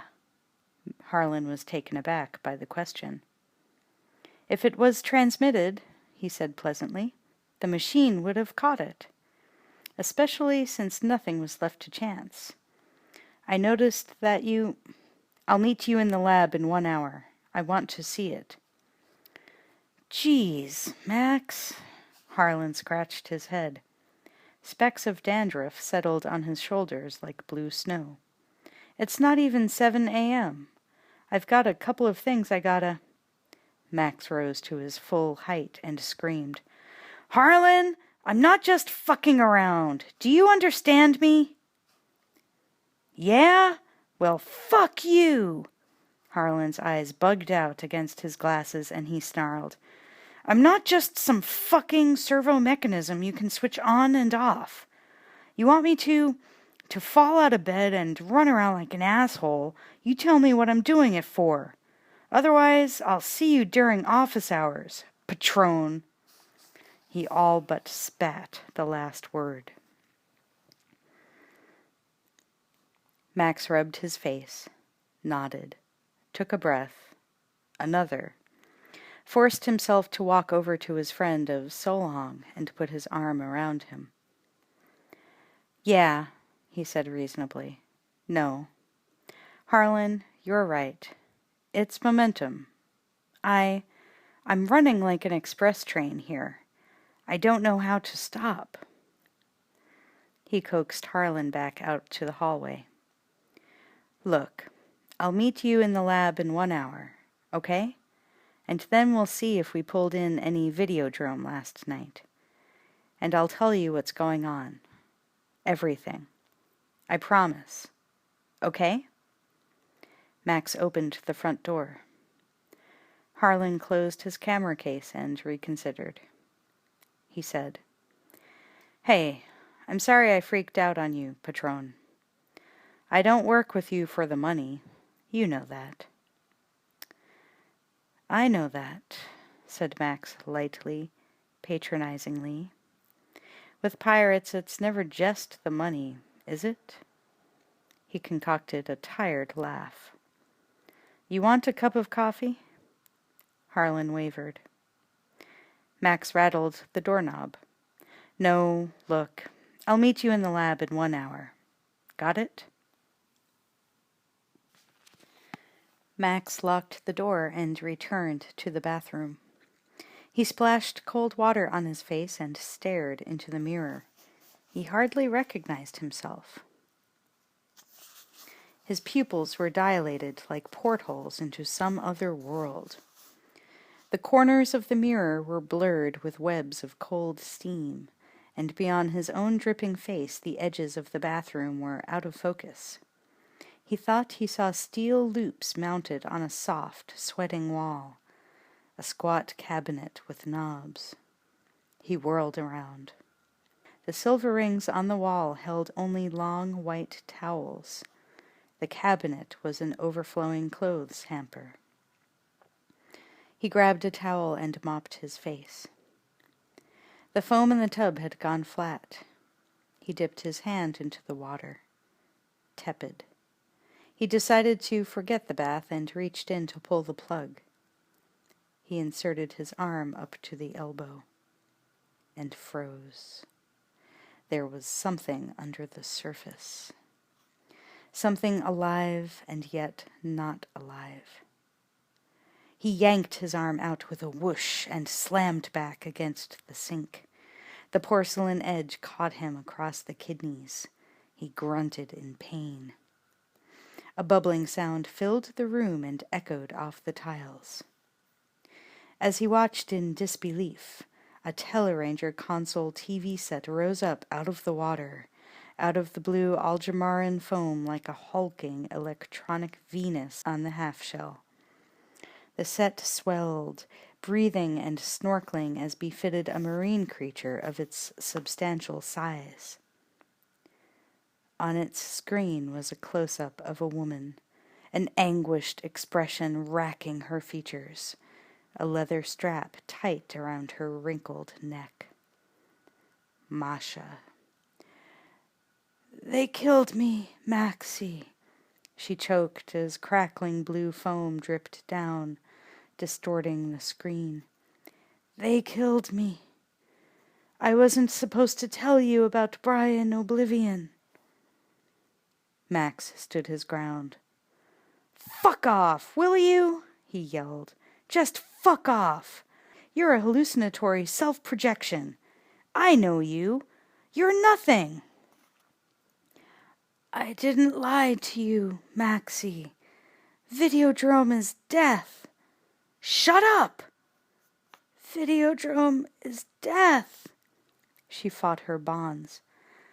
"I didn't lie to you. They killed me. They killed me." Max fell to his knees at the side of the tub and battered the set with his fists. Each blow sank deeper into the flesh of the TV, into the screen, the speaker grill, the cabinetry itself. With each blow, Masha screamed. He gave up and collapsed, sobbing wretchedly. He reached out blindly and held tightly, desperately to the set as though adrift at sea, Ishmael clinging to a floating coffin. Masha gazed down at him. She said comfortingly, "That's better. So much better. It will be all right, Maxie. Listen to me, Max. Look at me. Look at me." Max let go and fell back. Masha's face beamed from the picture tube, no longer bruised and beaten, but beatific now. The bonds that held her to the physical plane ceased to exist. Her visage floated in limbo against a blank background, loving, angelic. "You're living in a new world now. Things are different here. And in this new world, you must listen to me. I am the video word made flesh, Maxie." Her face dissolved into the ether and was transformed into the face of Brian Oblivion, also floating in timeless space. "I'm the video word made flesh." Max's own face was illuminated by the growing brightness of the screen. He felt its cool, blissful radiance drying the tears on his cheeks. He climbed to his feet as the set ascended out of the foam. It bumped the cracked ceiling.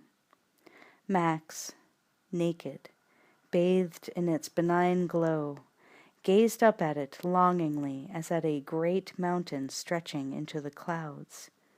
He felt that if he tried hard enough, if he could make himself pure enough, he might continue to rise with it, leaving the room and this petty world behind. As if in a trance, he mouthed the words, repeating after them, "I'm the video word made flesh." Part 5. The New Flesh. Chapter 13. Max paused in front of the Civic TV building long enough to light a cigarette. The wick of his Zippo incandesced into a brilliant, blinding glare. He averted his eyes in pain. He was not used to it yet. The plate glass window was streaked with dew, but in its dark, reflective plane he saw a representation of himself standing with one hand in the pocket of his leather jacket, the other holding the silver lighter, its blazing orange and blue flame as bright as a torch. And on his shoulders, the mantis head skullpiece of the image accumulator. At this hour of the morning, there were no pedestrians on the sidewalk and very few automobiles. That made it easier. In his present condition, he resembled an escapee from a grade B science fiction movie. Somebody would probably holler cop. He panned up to take in the building. The upper stories captured the rising sun in its fierceness, the flaming wafer of it resurrected once more in the sky. It was too much so soon. He spread his hand over his eyes. His hand went through the visor. There was no visor, no helmet. In the plate glass he saw now only the reflection of his bare head. At the same time the glare subsided to a normal level. His own eyes stared back at him like dark bullet holes burned into his face. He threw away the cigarette, sorted through his keys, found the one to the main entrance, and let himself in. Virtually no one was here yet.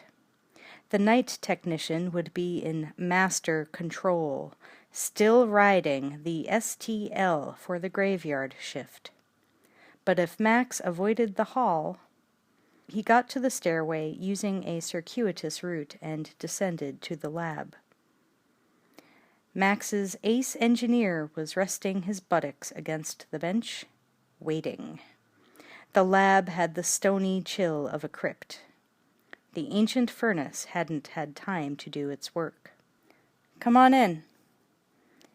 The main videocorder was open behind Harlan's head, but its reels were empty. "You looked at the tape already?" "No, but I'm sure last night's performance would be my favorite episode. The one starring Max Wren." "What? Did you bring it in on the dish or not?" "Not exactly. After all, I wouldn't have recognized you in that kinky outfit you were wearing. Now would I?" "Harlan, cut the crap. I want to see the transmission. You got all of it?" Harlan sighed. He said sadly, "There was no tape." There was a quality to his voice which Max had not heard before. Gone was any semblance of snappy repartee or the jaunty, beleaguered determination that went with his pirate's role. His defenses were down, and there was no longer any attempt at charm. The mask was off. Max looked at him as if for the first time. "Who is this guy I've been working with for so long?" he wondered. There was no Videodrome transmission last night? Not last night, said Harlan soberly. Not ever. What are you talking about? There was a knock on the door. Harlan looked up joylessly. I'm out of my depth now, Patron. He slumped from the workbench and crossed to the door, stretching it out as long as he could. I had to bring in the reinforcements. The door opened. Max, said Barry Convex, in a 3-piece suit, even at this hour.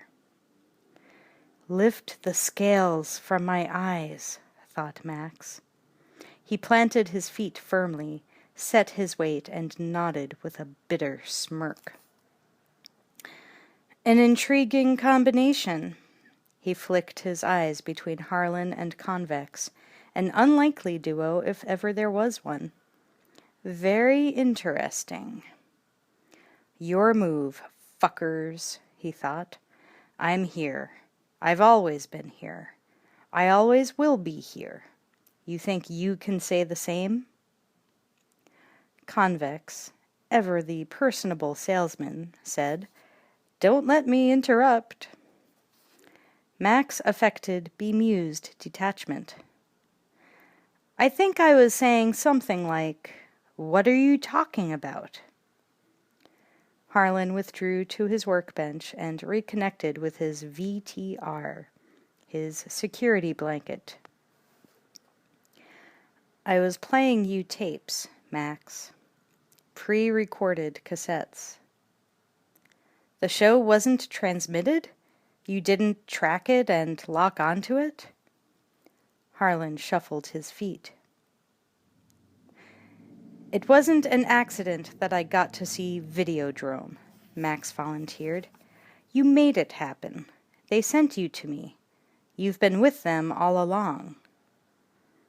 Harlan said, It was coming from an Acumicon playback module we installed in the furnace room next to the lab. It's too dangerous to transmit. Videodrome has never been transmitted on an open broadcast circuit. Not yet. But why? Why go through all that?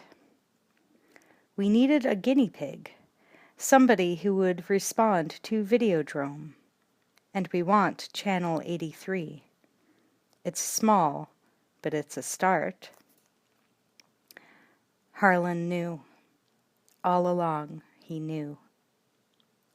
Max turned to the salesman, who was standing by on the sidelines where he couldn't get hurt, letting Harlan do his dirty work for him, watching us both battle it out so he can pick up the spoils. We've both been manipulated. Does Harlan realize that? I guess Barry sent you here, 2 years ago? It has been 2 years, hasn't it, Harlan? 2 wonderful years, admitted Harlan. Why? To get you involved, the engineer answered sincerely. To expose you to the Videodrome signal. Harlan was as earnest and apologetic as when he had played back that first 53 seconds. Max remembered him standing by helpfully, with his back to the screen the whole time. It didn't affect you because you never watched it, said Max. You knew what was there. You didn't have to see it. Yeah, it really does work on just about anybody. Nikki Brand? Convex took over as if on cue. Nikki's a special case, Max. She already had a certain built-in tolerance to that sort of material when she came to us. However, with the way we've refined our techniques lately, I think I can safely say, yes, everybody who watches it. He came forward and peered into Max's eyes. But why would anybody watch it? Why would anybody watch a scum show like Videodrome? Why did you watch it? Max stared him down. Business reasons. Sure, said Convex smugly. Sure. And what about the other reasons? Why deny that you get your kicks out of watching torture and murder? Max wanted to fill in the cute cleft in Convex's chin with his white knuckles, but Harlan restrained him. You murdered Masha Borodchik, didn't you? Fuck. Did you enjoy that? Convex easily sidestepped the blow. As it was, his plastered-down, morning, wet-look hair did not even get mussed. Harlan separated them. North America is getting soft, Patron, said the engineer, a faraway look shading his dark eyes. And the rest of the world is getting tough. Very, very tough. We're entering savage new times, and we're going to have to be pure and direct and strong to survive them. He reseated his wire rims higher on his nose, and the grim, humorless attitude of the fanatic set his lips in a pencil-thin line. Now Max really did see him for the first time. At last, he thought, the worm finally turns.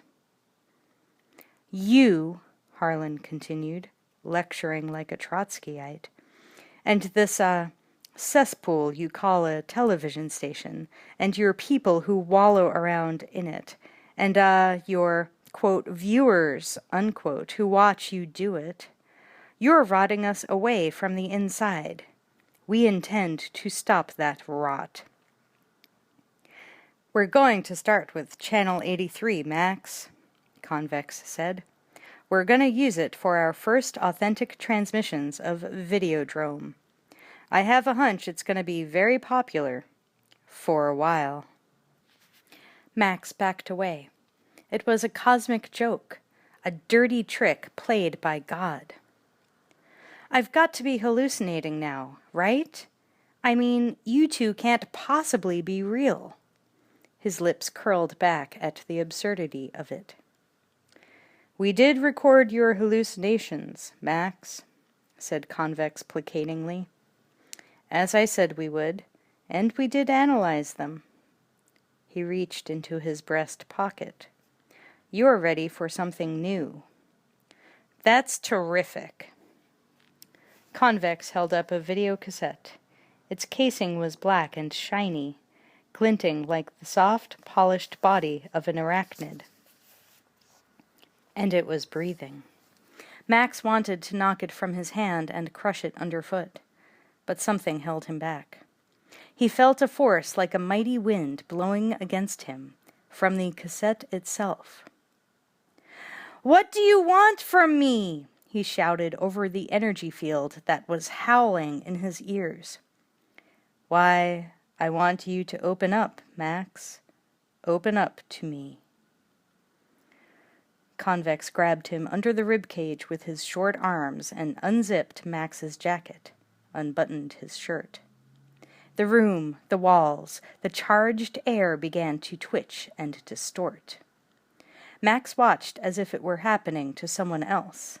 He saw himself flattened against the wall in the center of a video storm, his shirt tails flapping aside to expose the slit opening in his stomach again as the weakness in his gut gave way to admit Convex's pre-recorded missile.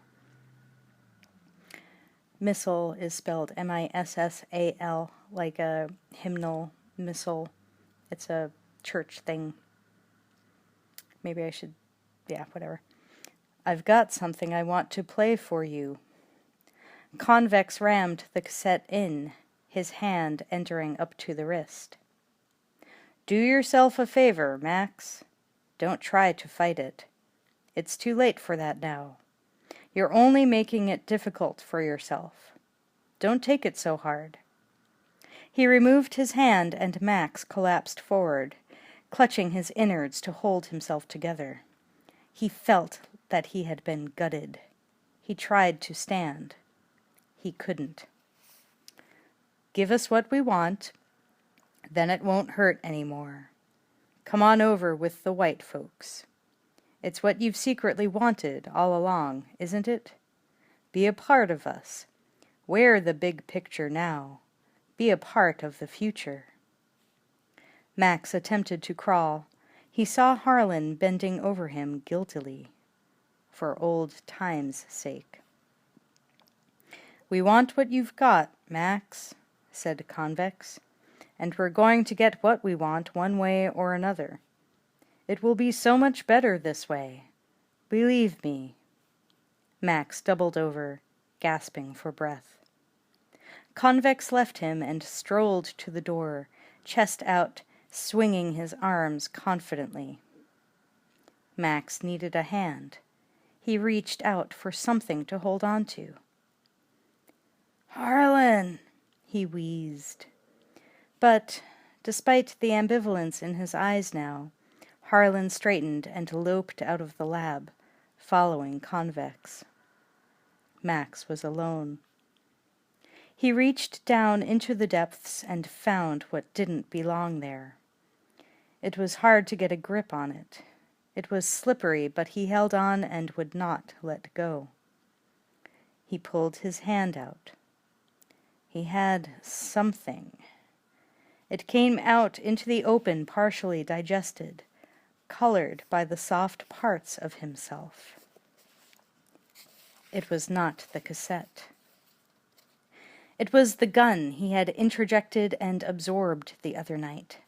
By now it was slimy and veined, jellied and pink and ready to be born anew. The Walther PPK automatic pistol. Clinging fast to the last thing he had to hold on to, he dragged his body out of the lab and propped up against the crumbling plaster beneath the stairs. He was seething inside, trying to heal. He raised his bloody fist and took a good look at what he had to work with. The handgun had attached itself, fused to his marrow. It retained its basic character under the layers of flesh and bone which had accrued around it. As he watched, the protective placenta-like membrane burst open, and extensions of living gunmetal grew out of the stock and wrapped tightly around his wrist, burrowing into the back of his hand and deep into his forearm, connecting with his arteries and sinews. Animated cables snaked out of the clip and penetrated his palms like living nails. The pistol fibrillated and expanded as it pumped his blood, his life, through its gears and chambers. What pain there was did not last, as his hand metamorphosed and became potent, larger than life, and he knew that nothing would ever hurt again. The new living weapon that was his body wouldn't let it. He buried his hand under his jacket and zipped the front halfway. With his old arm, he pulled himself to his feet. His legs were wobbly, but he would make it. He dragged himself up the stairs after them all. "Max! Wow!" Bridie ceased slitting open the morning mail and dropped the letter opener. She came around to help him. "Max! God! Do you recognize me?" "I look that bad, do I?" She brushed paint flakes from the back of his jacket and led him behind the desk. Only 2 or 3 sleepy people were passing in the hall. They hardly looked up. From an open door somewhere, a typewriter clacked away in a death rattle. "You've been gone for days, Max. Are you all right?" "I haven't been gone for days. Just seems like it." "You have, Max. What have you been doing? You smell, well, I sweat a lot when I work. Where are they?" "Where's who? You better let me get you cleaned up. Coffee?" Max laughed, a sputter with a little red bubble at the end. "Where's Moses?" "Oh, he's in a meeting with Rafe." She took his face in her hands.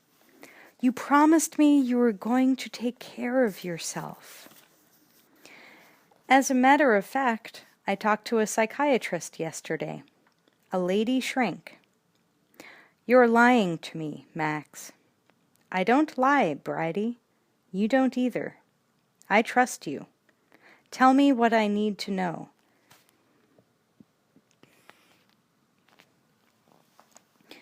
I don't know what to say. I think you'd better get yourself together and get in there soon, though. Something's going on. Ah, comes the revolution. It's very weird, Max. They won't even tell me about it. Moses and Rafe have been talking about a new approach for civic TV. Are you going to come back and turn it around again? 'Cause I'm going to quit if you don't. I don't have to come back, Bridie. I never left. I invented civic TV. It came right out of here. He tapped his temple with his left index finger. Where are they now? Boardroom? I could tell them you want to talk. She picked up the inter-office phone.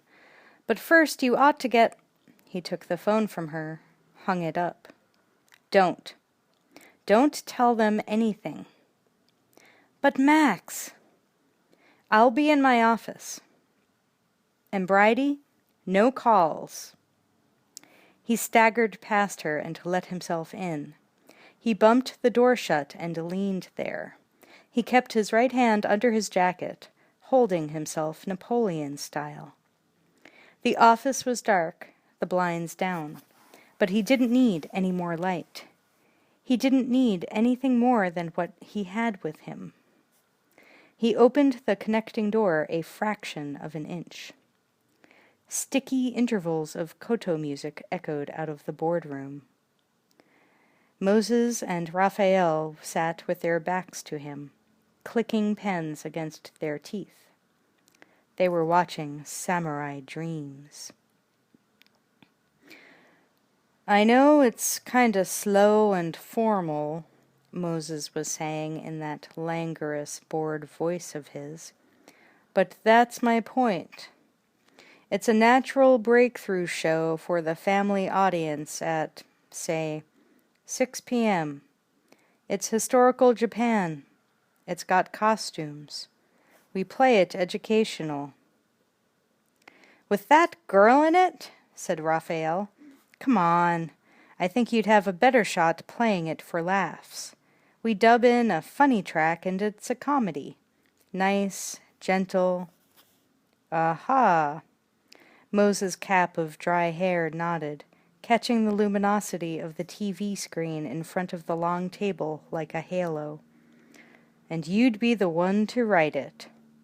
Yeah, I would. I used to write in high school. I haven't lost it.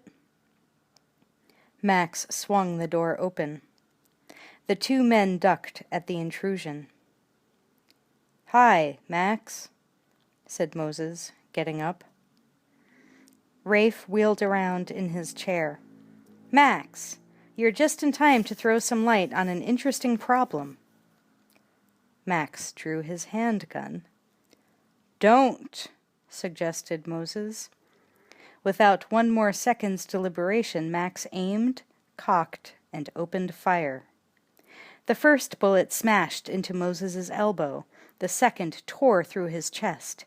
The third struck God knew where. It didn't make any difference. Moses hit the floor like a puppet with its strings cut. Max! God! Don't! Rafe cowered against a mural representation of the skyline of the city he was licensed to serve. 2 more shots drilled ragged holes straight through Rafe's shiny pate. Blossoms of blood decorated the wall in the shape of poinsettias. Rafe slid to the floor, taking several glasses and ashtrays with him. Max's aim was improving. A babble outside, running feet. The door burst open. Bridie let out a shriek. Max!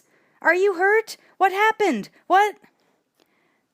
They killed us, he said, doubling over and staggering to the door so as not to lose his balance, his momentum. They killed us. Chapter 14. Somebody else started to scream. Bridie went into action. She held back the crowd with her wiry arms and pleaded, "Give us a chance, will you? Give us some air to breathe." Then she attended to Max, ready to comfort him, to take his head in her lap if need be, to tear off a piece of her petticoat if she had one, to bandage him if she could but find the wound. "Maxie, what's going on?" But he wrenched free before she had a chance. Bent in half, he bowled his way through the congregation of curiosity-seekers and hobbled into the hall. Their faces tilted and swam before him. They seemed as much in a state of shock as Max. Where had they come from? It was one of life's imponderables.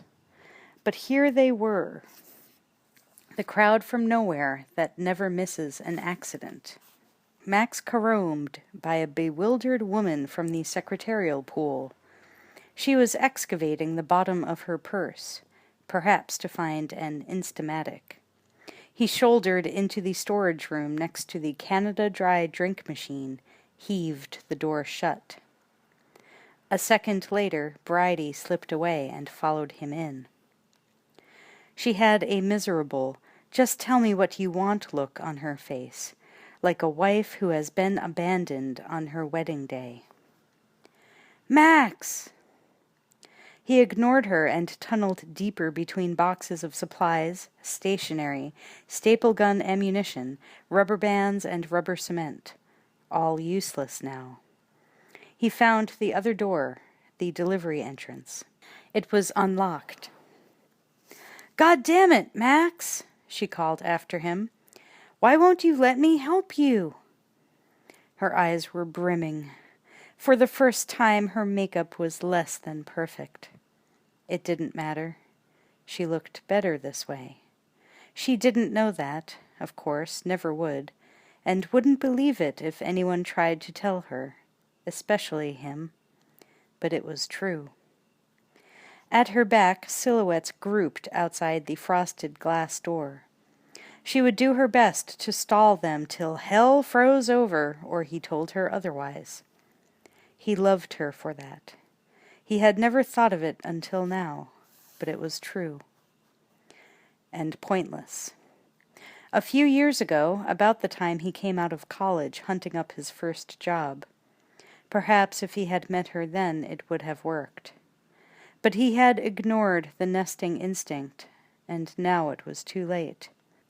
Too busy laboring to make real his private fantasies, his chance had passed away as quietly as a pouring of sand, and there was no way left to make it up.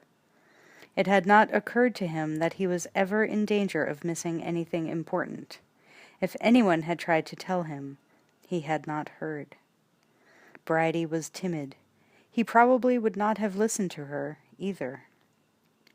And now his options were used up, gone and never coming back. "So long, Bridie," he said, "and thanks.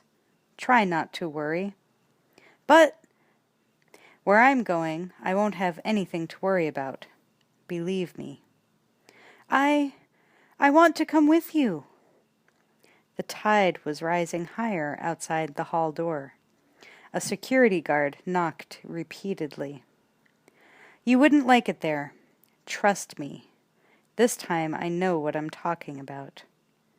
He opened the delivery door with his left hand. "Remember the way it happened, and tell it right. The truth, Bridie. Only the truth. You know me, boss. And you know me." "But I don't know what the truth is anymore. Whatever happened back there in the office. You don't have to go. I can say—" "They'd never believe it. Besides, you'd only betray me, too, sooner or later. You wouldn't mean to, but you would." "But I love you, Max." There. She had said it, for all the good it would do. I'd never... That's why. And that's a fact. I never lie either. I'll never see the inside of the station again, he thought. Not in this life. In the alley, a carpenter was shouldering the weight of new doors and window frames to the studio loading bay without complaint. Max felt for him. It was uphill all the way. Max hid his face and marched toward an underpass. He zipped his jacket, stuffed both hands into his pockets, and did not stop when he reached the street. He moved ahead at a fast pace and lost himself in the cheerless procession of conditioned sleepwalkers on their way to work. It was easier than it should have been. No one paid him any mind. Each one he passed appeared totally self-absorbed, too busy starring in the movie of his or her own life to notice one more extra lurking in the background. For a few blocks he wished he could change places with any one of them, permanently. But he had something more to do, a mission. There was no way to get around it. What lay ahead was bound to be even more important than what had gone before.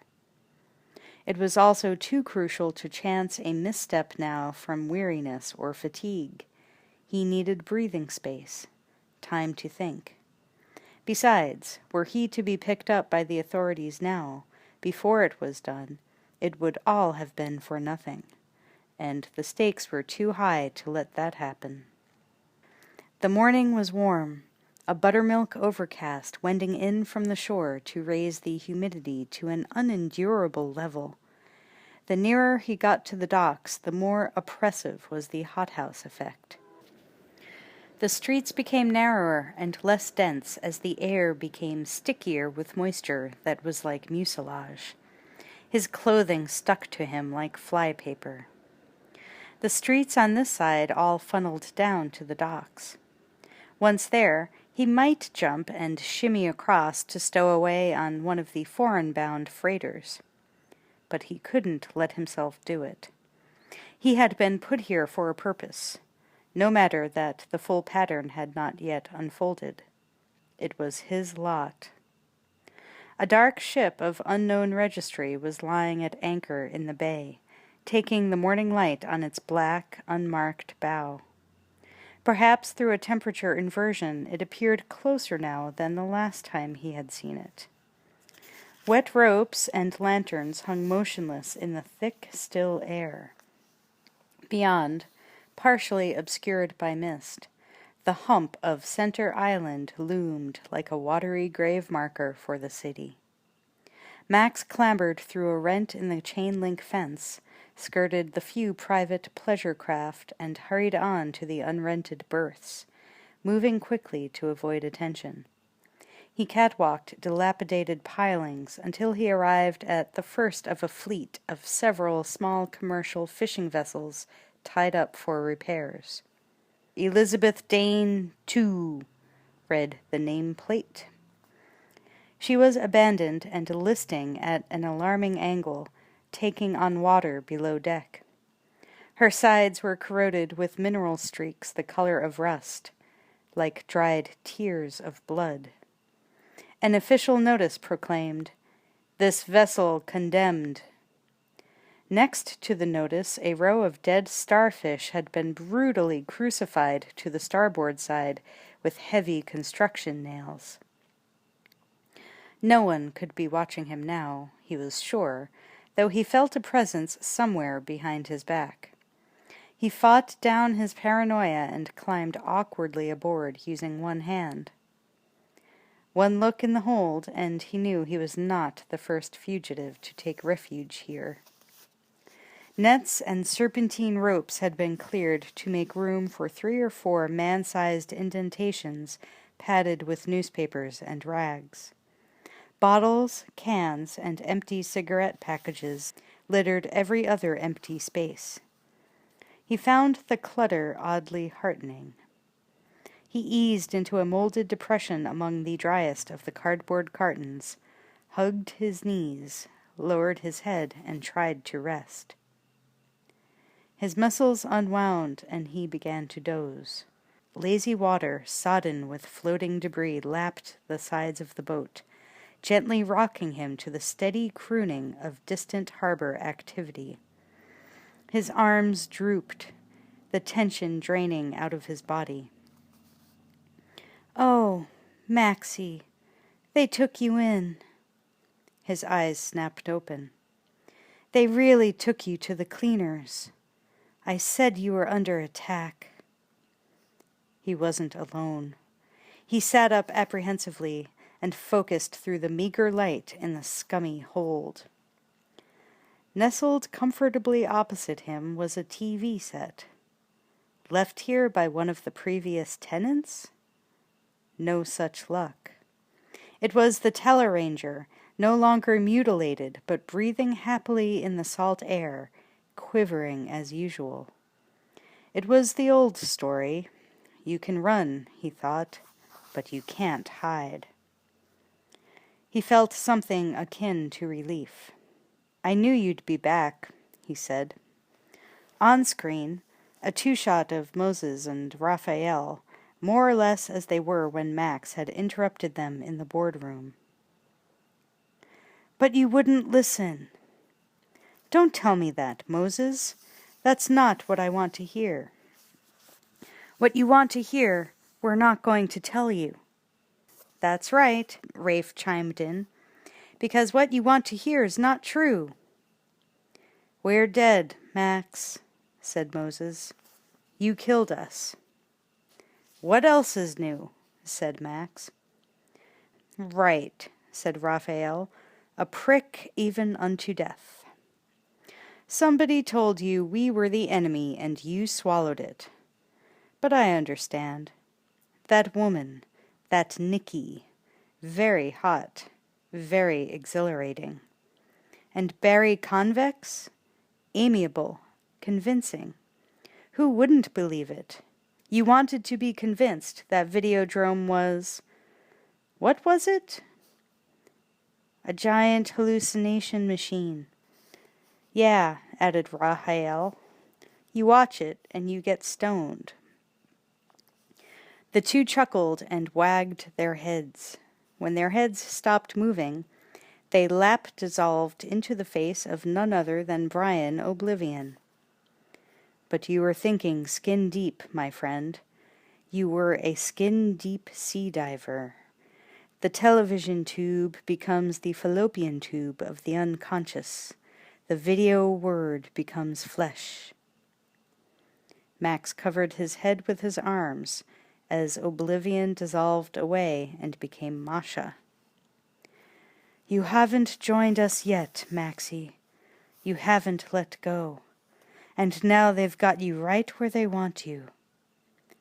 No, it was not Masha. It was Raphael again. Max covered his eyes, but he could still see them. But at least you're inside now. And now that you're inside Videodrome, you know what you have to do? You become the... I know what I have to do. Leave me... What do you have to do, Max? Tell us. I have to... Yes. We're waiting, and we've got an awfully long time to wait. But you don't, and neither does the rest of the world. I can't put it into words. It's not clear, but I'll know it when it comes. I'll know... The word, Max. The word is all important. Give us the word. Max gestured angrily for them to go away. The handgun wavered, uglier and more uncontrollable than ever. Raphael reached up to cover the screen from the other side, a fruitless gesture. No, Max! Not again! Please, no! Not a bad idea. Leave me alone, he thought. Through video grid lines, the ticking LEDs superimposed over his field of vision, the figures on the TV were twice distanced from him. Flat, two-dimensional representations. Not real. so it didn't matter. He sighted along the rippling top of his handgun.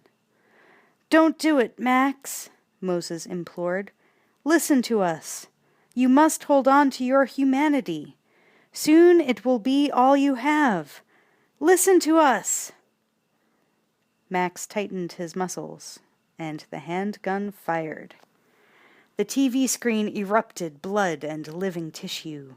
The cabinet jerked leeward with the impact of a gazelle hit by an elephant gun, then slumped forward, convulsing in a death agony. Max was aware of the helmet's lingering influence.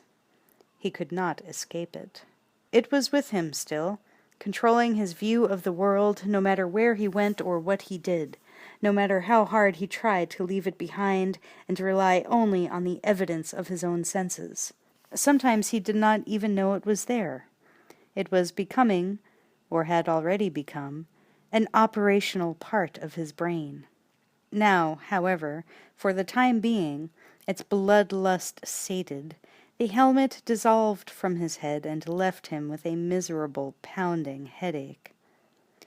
Max retreated into himself. He slid his gun hand into its abdominal berth. He sat staring into the gathering gloom, waiting without hope for the last vestige of manufactured sensation to dissolve through and leave him as he had been once, a long time ago. The bleating of a foghorn brought him round. At first he wasn't sure where he was. The creaking of rotted timbers, the gentle slapping. Rocked in the cradle of the deep, he thought. Now I lay me down to sleep.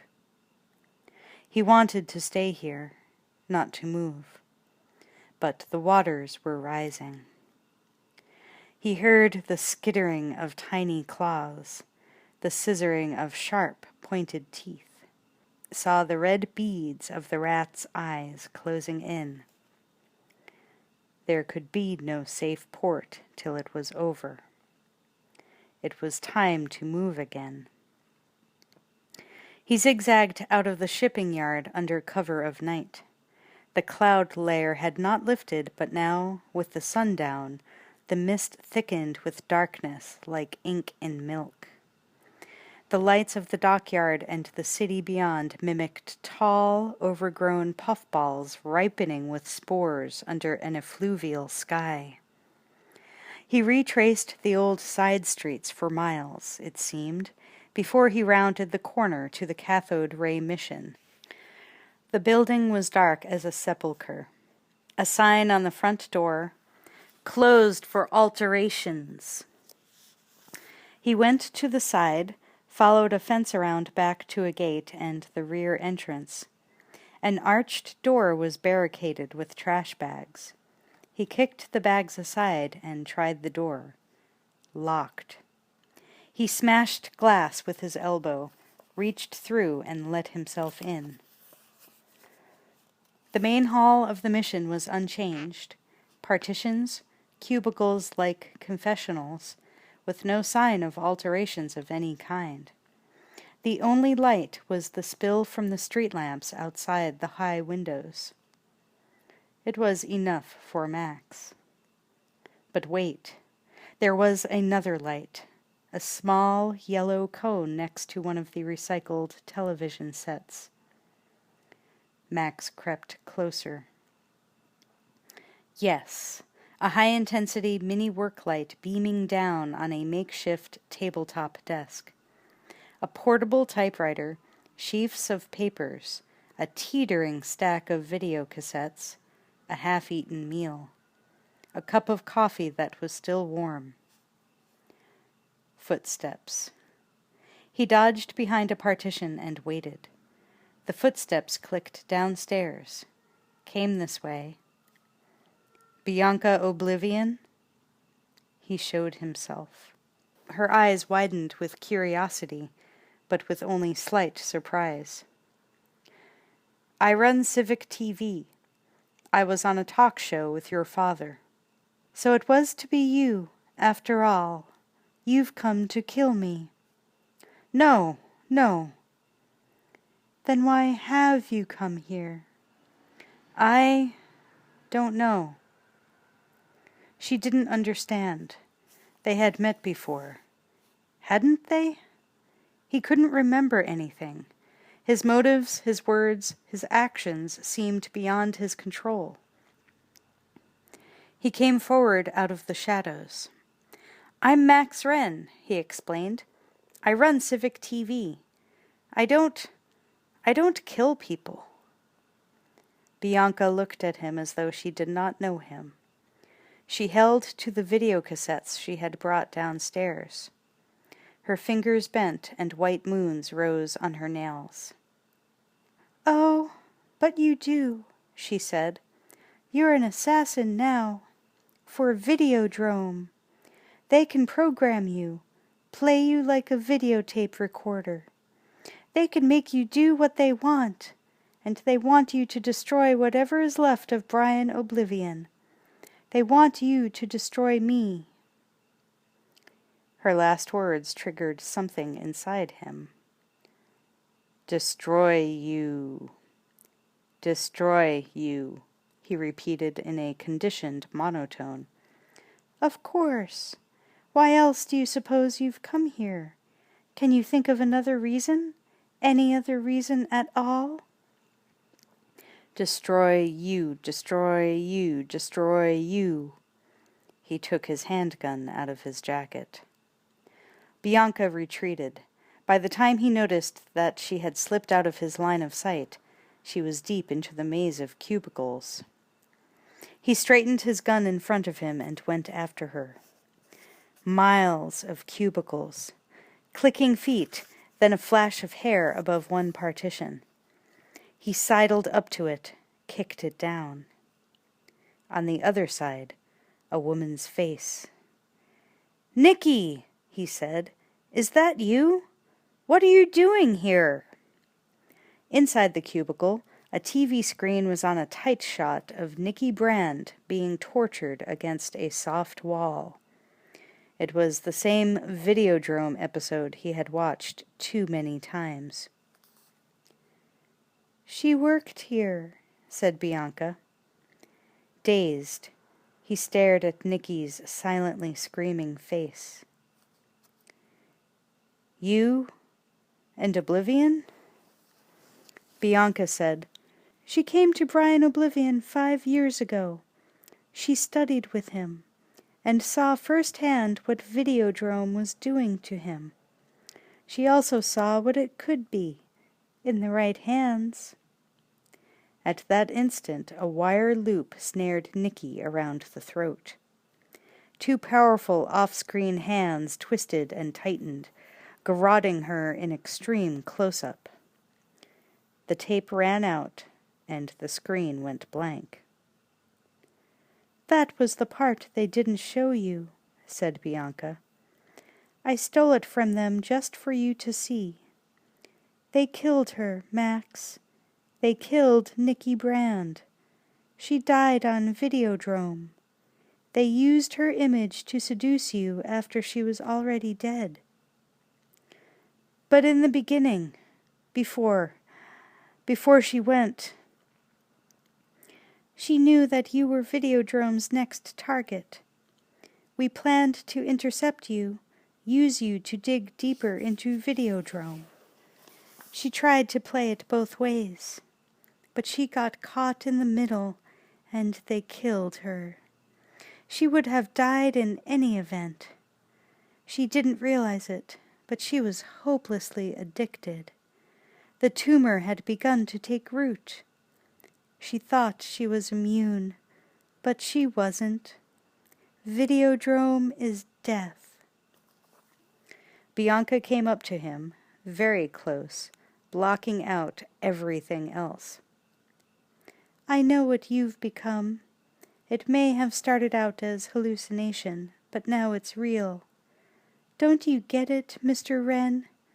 You're the spring line and the new fall schedule, and Barry Convex is the program director. But at least you're inside Videodrome now. And now that you are, Do you know what you have to do? You become the cancer. You become the tumor that destroys the body. You destroy Videodrome.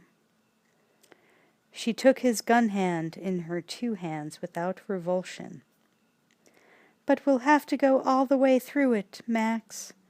All the way through to the end. We can't stop where you are now, stuck in the middle. Not us. The road of excess leads to the palace of wisdom. She helped him raise the gun. It's time for you to be deprogrammed, Max. And what better way than with an act of symbolic violence? You must be free, so that you can become the living word, the logos, the manifestation of philosophy made flesh on earth. Do it, Max. Do it before they kill you. Do it now. Max felt the Walther PPK arm itself. Now his clubbed hand was entirely overgrown with flesh and veins with no traces of metal. His gun arm cocked as from out of the television screen emerged a 3-dimensional gun identical to his own, attached to a video arm, leveled directly at his chest. It grew out and out, extending 2, 3, or more feet into the cubicle, and fired at point-blank range. Once, twice, 3 times. There was a roar like thunder in the mission. Max sagged to his knees, his own gun arm smoking. There were 3 bullet holes in the TV screen. Bianca bent over him in the near darkness. That's better. So much better. It's always painful to remove the cassette, to change the program. She scooted her hands under his jacket and shirt. He looked down. His skin was smooth, soft. No holes, no wounds, no empty places that needed to be filled up. Perfect, unmarked as a newborn baby's skin. Now that you have, you'll see that you've become something quite different from what you were. You've become the video word made flesh. Say it with me. She lent him her strength. Please say it, she said. He sighed, giving up the ghost. Something left him then. It was a weight that had no substance, like the gravity that had held him down since he first came into this world. I'm the video word made flesh, he said. Bianca smiled for the first time. And now that you are, you know what you must do. You must turn against Videodrome. They've come close this time, Max. They almost got you to make it easy for them. There's only one more obstacle to stand up in their way. You. You use the weapons they have given you to destroy them. Death to Videodrome! Long live the new flesh! Death to Videodrome, repeated Max. Long live the new flesh. Chapter 15. It was only 26 hours ago, in the building you see behind me, that a bizarre, apparently motiveless shooting occurred which has triggered off an intensive manhunt by Metro Police. Max withdrew out of the sunlight into the doorway of a cigar store in order to get a better view. No one noticed him. He was almost dirty enough now to blend in with the scenery. 34-year-old Max Wren, president of the Civic TV Corporation, is being sought in connection with the shooting deaths of 2 executives of Channel 83, a subsidiary of Civic TV. The passers-by didn't seem to notice Max, not even the transient who had set up his homestead in front of the cigar store. He was not even watching his own TV, though the portable was joined to his mittened hand by a short umbilical of frayed rope. He was more interested in the possibility of wheedling a coin or an extra cigarette for the upturned beggar's hat in his lap. Wren was last seen leaving the building shortly after the bodies of the 2 executives were found in a blood-spattered boardroom. There followed a still photograph of Max, a 3-year-old publicity shot from the news archives, sharing a split screen with a close-up of a Walther PPK. Max had not taken into account TV reports and newspapers. He felt as conspicuous as a clay duck at a skeet shoot. He inched away from the battered portable. He couldn't go far, or he would lose his stakeout view of the other side of the street. He hunkered deeper into the doorway, trying to watch the newscast with one eye. "Hey, Teddy!" The derelict started to flap the hat in front of the TV screen, manual image scrambling. He was getting hot under the collar. He had been aware of Max standing there, partaking of the entertainment for free. "You want to see the monkey dance? You gotta pay the piper. Know what I'm saying?" Max spoke up to distract him before the guy had a chance to notice whose face was on the telecast. "Haven't I seen you at the cathode ray mission?" The man switched off his TV, offended. Like other broadcasters supplying a public service, he did not bother to monitor his own shows. He had more important things on his mind, like survival. "Hey, Teddy, come on. I stole the concept, but I didn't steal the thing. You see what I'm saying? The concept, you see, but not the thing itself." He's right, thought Max. You got to pay the piper. He dug in his pocket for change. He turned the pocket inside out. It was empty. Who will cut the barber's hair, he wondered. "Hey, you know how much my monkey's batteries cost? And they don't last in the cold. The cold knocks 'em right out. I can't dance. You know I would if I could. You see what I'm saying to you, Teddy?" Just then Max caught sight of a red plaid shirt and jacket liner loping along the opposite sidewalk. As Max watched, Harlan disappeared into a tacky storefront under the Superior Optical sign. Harlan was on time for his new job. Max flushed with righteous anger. "Can't dance," the derelict called after him, justifying himself to whoever would listen. "You know I would if I could. You see what I'm saying to you, Teddy?" "I can't dance either," thought Max, and crossed the street, dodging traffic. Inside, this particular branch of Superior Optical looked like an undersized version of an all-night drugstore. Shopping bag ladies with rolled stockings taking a load off while they pretended to wait for prescriptions. A tubercular wino with broken glasses hanging off his face. A jack-booted cop degloving long enough to have his motorcycle shades adjusted. "We accept personal checks," said a placard. Harlan was nowhere in sight. Max showed the cop his back and played customer with a motley heap of bargain vinyl eyeglass cases. A lithe Jamaican clerk wandered over to Max. "Hello. Mornin', sport. They call me Brawley. May can I help you, sir?" "Just looking," muttered Max. "Sure, man. But that's a good one. There ain't much to see here, but take your time and have a good look, anyway." Brawley was distracted by a lumpen woman in a red headband. He took a slip of paper from her. "Now what is? Sure, this is one hell of a script you got here. Very tricky grind. Can't imagine you'd see things too clear without them, you know. But don't worry at all. My man get you fixed up in no time." Max took advantage of the diversion to slip around the end of the counter. The clerk was writing up the woman's order, and the cop was spit-polishing his one-way aviators.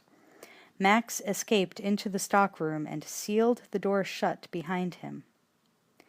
Harlan was alone with his work, busy stuffing cartons with Excelsior and taping them for shipment. The door clicked, and he glanced up. An inkling of panic crossed his face, then was replaced by a controlled smile. Max smiled back. "Where's Convex?" He's setting up his trade show. Gotta introduce the spring line." Max strolled up to him, a member of the club now.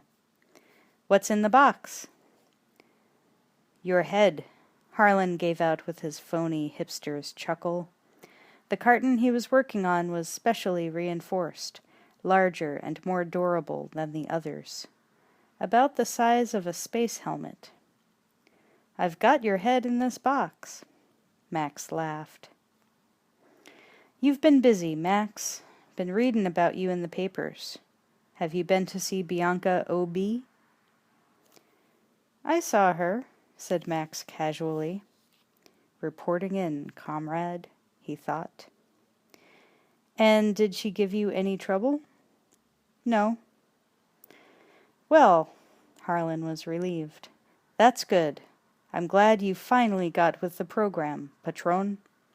Maybe you'd like to visit somebody else now. Is that why you're here?" "Maybe," said Max. "Who have you got in mind?"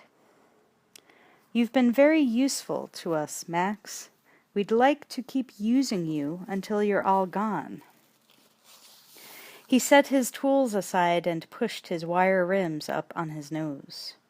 He reached under his jacket liner and came out with a new cassette. To Max, this one appeared so deformed it lay respirating on Harlan's palm as if it couldn't get its breath. Its reels puckered and shrank away from the light. "What's that? My latest set of instructions?" "Yeah, you might say so. Barry left it for you. I was going to deliver it personally." Harlan approached with his handful of medicine. Max grinned and raised his arms like a good boy so Harlan could get at his buttons. But Harlan only slapped the tape against Max's chest. "Take it home and play it first chance you get. I imagine it's pretty important." "What do you mean?" said Max. "I don't have to take it anywhere to play it. Remember?" "What are you talking about?" Max opened his jacket and shirt. "God, Max! What have you done to yourself?" "You haven't seen this before?" I know you hallucinated some kind of cavity in your guts. That was part of the delusion we designed for you. We played along. That's how we related to you, so you'd get the message. We, played along with your visions. But this, you see it now, don't you? It's real, isn't it? Really real? You've been mutilating yourself. You've sliced yourself open. No, it's part of my body. Long live the new flesh," Max laughed. Harlan was scared. "Max, you'd better get out of here like that before somebody walks in. We'll get help for you. But for now, here. Take the tape. Do what it... Aren't you going to do it my way?" "Max! Come on, Harlan. For old time's sake. Just this once. Play along one more time. It'll keep me happy." I don't know." "What's wrong? Aren't you supposed to humor me? Barry wouldn't like it if I told him you weren't being cooperative." "Well, my world is the real world now, It's much closer to the truth. Go on. Put it in. Just for a minute. I want you to. You'll see. It won't hurt a bit. I promise. Yeah, okay. If that's what you want, then I guess... He came up to Max, tapping the cassette nervously. Max held Harlan's eyes with his own as he let his body open to receive the latest directive. He spread his arms to lay himself open even wider, presenting himself as utterly passive and receptive, a mere vehicle. Give it to me now, Harlan. Give me your tape. That's it. He sucked Harlan in. Harlan felt around inside. This is weirding me out, Max. Biology isn't my field, but everything seems to be okay. If I didn't know better, I'd swear I was hallucinating myself. I don't know what this means, but I guess there are some parts of the big picture I haven't been told about yet. Max ceased playing the vessel.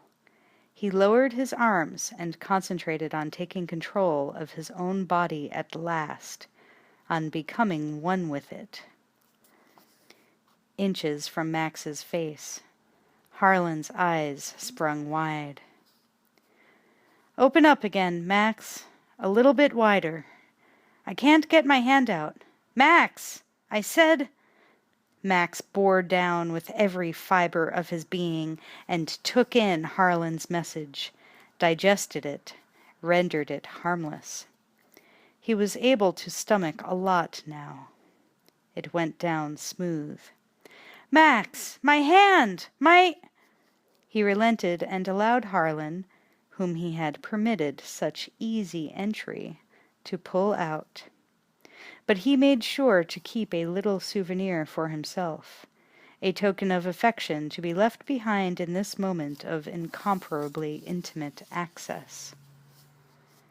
Harlan raised his hand, or rather he raised his arm. There was now no longer a hand on this particular wrist. The end of the arm came out a bloody stump. In place of the hand was a shank of bone with a round potato masher charge of TNT on the end. A hand grenade. Harlan bleated in mortal agony as the new appendage, dripping blood and incipient tissue, began ticking. A great energy wind emanated from Max and caught Harlan full force, driving him across the room. Harlan's glasses blew off and smashed to the floor. His jacket-liner vest inflated like a sail as he landed against the wall. "See you in Pittsburgh," said Max, a second before the hand grenade exploded. Brawley rushed in. "What you doing back here, man? My God, you blowing the place right up. What that I hear, a bomb? Man, you stay right where you are. I got policeman. You..." Smoke and plaster dust settled around Max. He walked calmly to the other side of the room, stepped over Harlan's scattered remains and out through the opening in the wall. In the alley outside, people were coughing and running through the smoke that was pouring out of the hole, their eyes offering irrefutable verification of what had happened. Max smiled. A mother pushing a shopping cart yanked her little girl to her side and clattered away to the street. Bums shouted and cursed at the disturbance as Max sauntered past. But nobody tried to stop him. "Well, you know me." Bright lights as blue-white as daylight shone down from an unseen source. "And I sure know you. Every one of you." Somewhere behind the lights, faces shifted, rustling for position. Then the audience broke into applause. On stage, Convex waved at a man at a front table. "Hi, Pete. Good to see you. Now then." He cleared his throat and formally began his speech, reciting it as faithfully as a litany. "We're here to celebrate the arrival of our new spring collection. Aren't these kids wonderful?" He turned like an MC and called attention to the troupe of dancers who were waiting patiently behind him, catching their breaths from the number that had just ended. Again the audience broke into applause. The stage was decorated with huge sequined prop eyeglasses done up in Vegas-style glitter, with flashy, all-purpose neon backdrops dressed to suggest some vague 16th or 17th century reference. The dancers, in their powdered wigs and eyeglass masks, panted and perspired, the women's unnaturally full bosoms heaving under their push-up bodices. One of the costumes had torn in the previous dance number, and a spangled disco leotard showed through under the chintzy hoop skirt. "The Medici line," announced Convex, "and our theme this year is based on a quotation from that famous Renaissance statesman and patron of the arts, Lorenzo de' Medici. Love comes in at the eye." Now I think even Pete ought to be able to sell the hell out of a classy campaign like that. The spate of applause swept Convex to new heights of glory. He lifted and opened his arms in supplication, waggling his microphone over the heads of the conventioneers. "Bless you," he said without embarrassment. Throughout the ballroom, hands clapped together vigorously. A man was moving down front to get a better view. Convex shaded his eyes and cracked a smile, leaning over to see who it was. Then he shielded the microphone and said in a stage whisper, "What are you doing here, Max?" "Hi, Barry," said Max cheerily. "Max, I don't think this is the place to—" Max's grin vanished. "I disagree, Barry. I think it's a good time. Perfect, in fact. The best of all possible worlds." He took his hand out of his jacket pocket. "Jesus, Max! What happened to your hand? You better get some first aid. Wait backstage while I—" Max raised his gun hand, now thoroughly deformed, leprous beyond recognition, so that the audience could get a good look at what was really there. "Really, Barry, it's nothing. Surprised? You shouldn't be upset about it. It's only a small example of your latest handiwork." He took careful aim at Convex's head, sighting squarely between the eyes. Convex tripped over the speaker cord as he scrambled to the other end of the stage. Max moved with him, holding him in his sights. "Are you crazy?" said Convex, backing up to a gigantic pair of cutout spectacles. "You can't just come in here and—" "I used to be, Barry, for a while, but not anymore."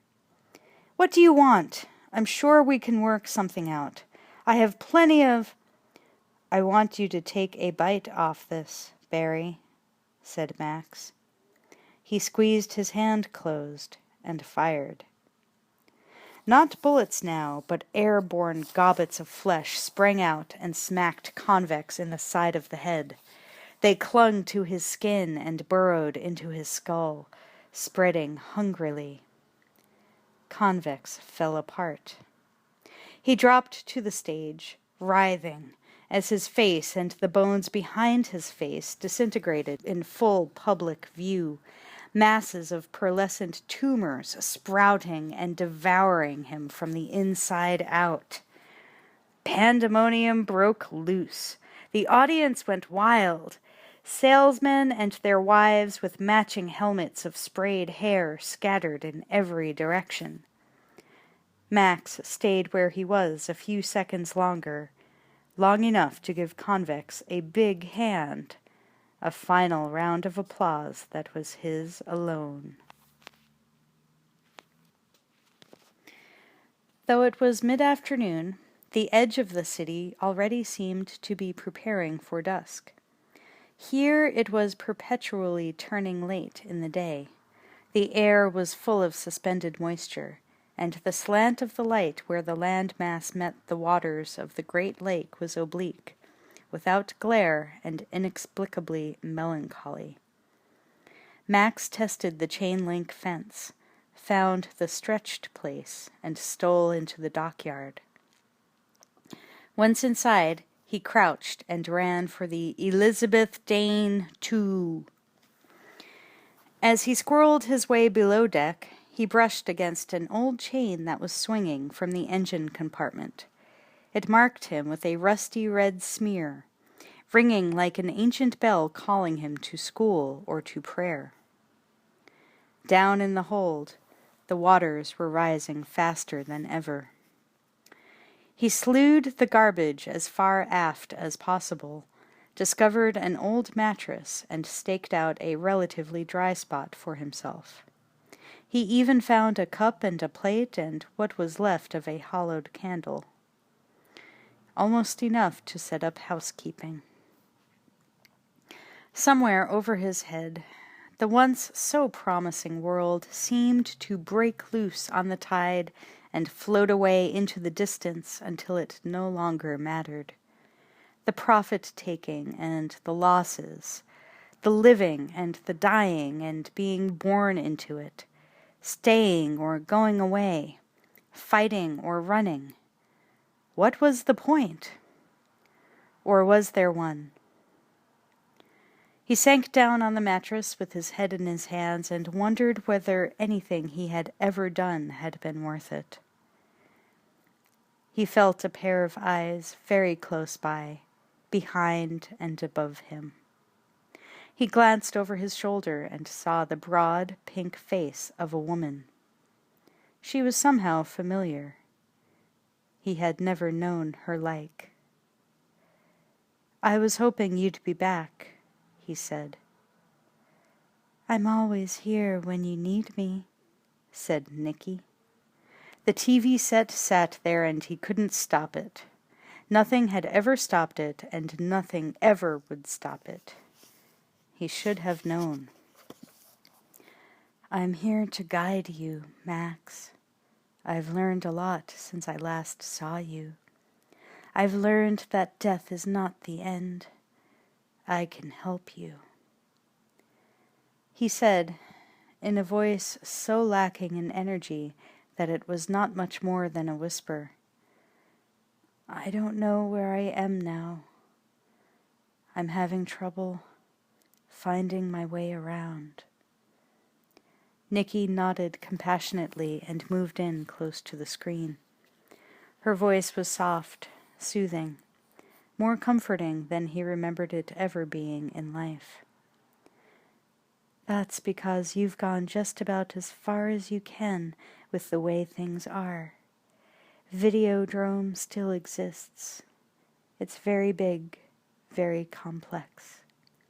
You've hurt them, but you haven't destroyed them. To do that, you have to go on to the next phase." The boat tipped further, and chains clanked in the shadows. Water sloshed through the timbers at his feet. He heard a high-voltage arcing from the back of the set. The old teleranger had been good for a lot of years, but its time was almost used up. He spoke to her with growing urgency so as to get it all said, everything, before it was too late. "What phase is that?" "Your body has already done a lot of changing, but that's only the beginning of the new flesh. You have to go all the way now, a total transformation.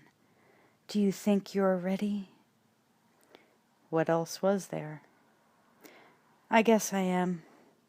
How do we do it?" "To become the new flesh, you first have to kill the old flesh. Don't be afraid. Don't be afraid to let your body die. Just come to me, Max. Come to Nicky. Watch. I'll show you how. It's easy. Nicky's 19-inch face was replaced by a reverse angle of the hold in which he sat. Unexplainably, a small bonfire was burning on the wet planks. The planks were raised, ribbed, constructed to create the semblance of a gridwork beneath his feet. The water had not yet splashed up to douse the flames. Through the rising smoke, he saw a man kneeling before the fire. The camera zoomed in through the flames. The man was Max Wren. On screen, he was holding a highly evolved, organic handgun to his head. "Long live the new flesh," said the voice of the man on TV. His eyes were looking at Max. Then the gun discharged. The TV screen blew up, throwing bits of bloody flesh out into the hold. Max sat there on the mattress, seeing all this. The exploded teleranger sizzled and popped, gushing smoke. Rats chittered away. They seemed more frightened than Max was. The knowledge pleased him. He left the mattress and knelt before the demolished console cabinet, straining for release. In the firelight, the floor became red beneath his knees as the flames reflected in the water. He drew his gun hand out of his pocket for comparison. It was curved and shaped, balanced perfectly, as if it had always been there. He raised his arm and rested his hand against his temple, lining up the position, and was filled with a great peace. The fire crackled and flared higher over the electrically charged water. The smoky air became warm, moist, and began to distort into grainy bands of light and darkness. A great weight seemed to hold him to his knees, firm but not unkind.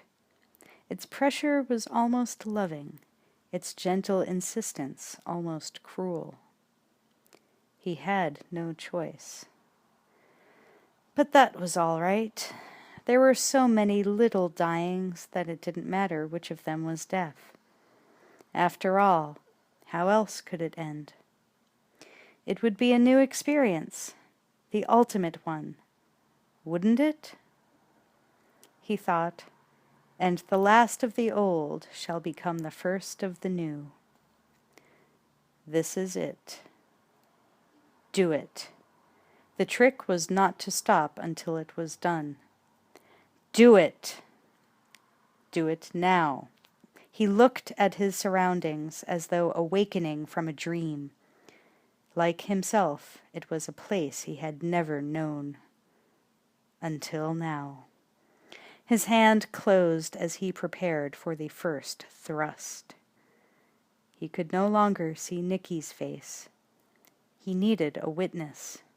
He closed his eyes. He wanted her to be looking at him. "Long live the new flesh," he said.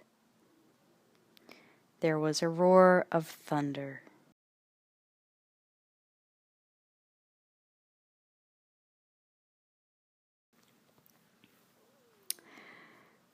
Hello, lover.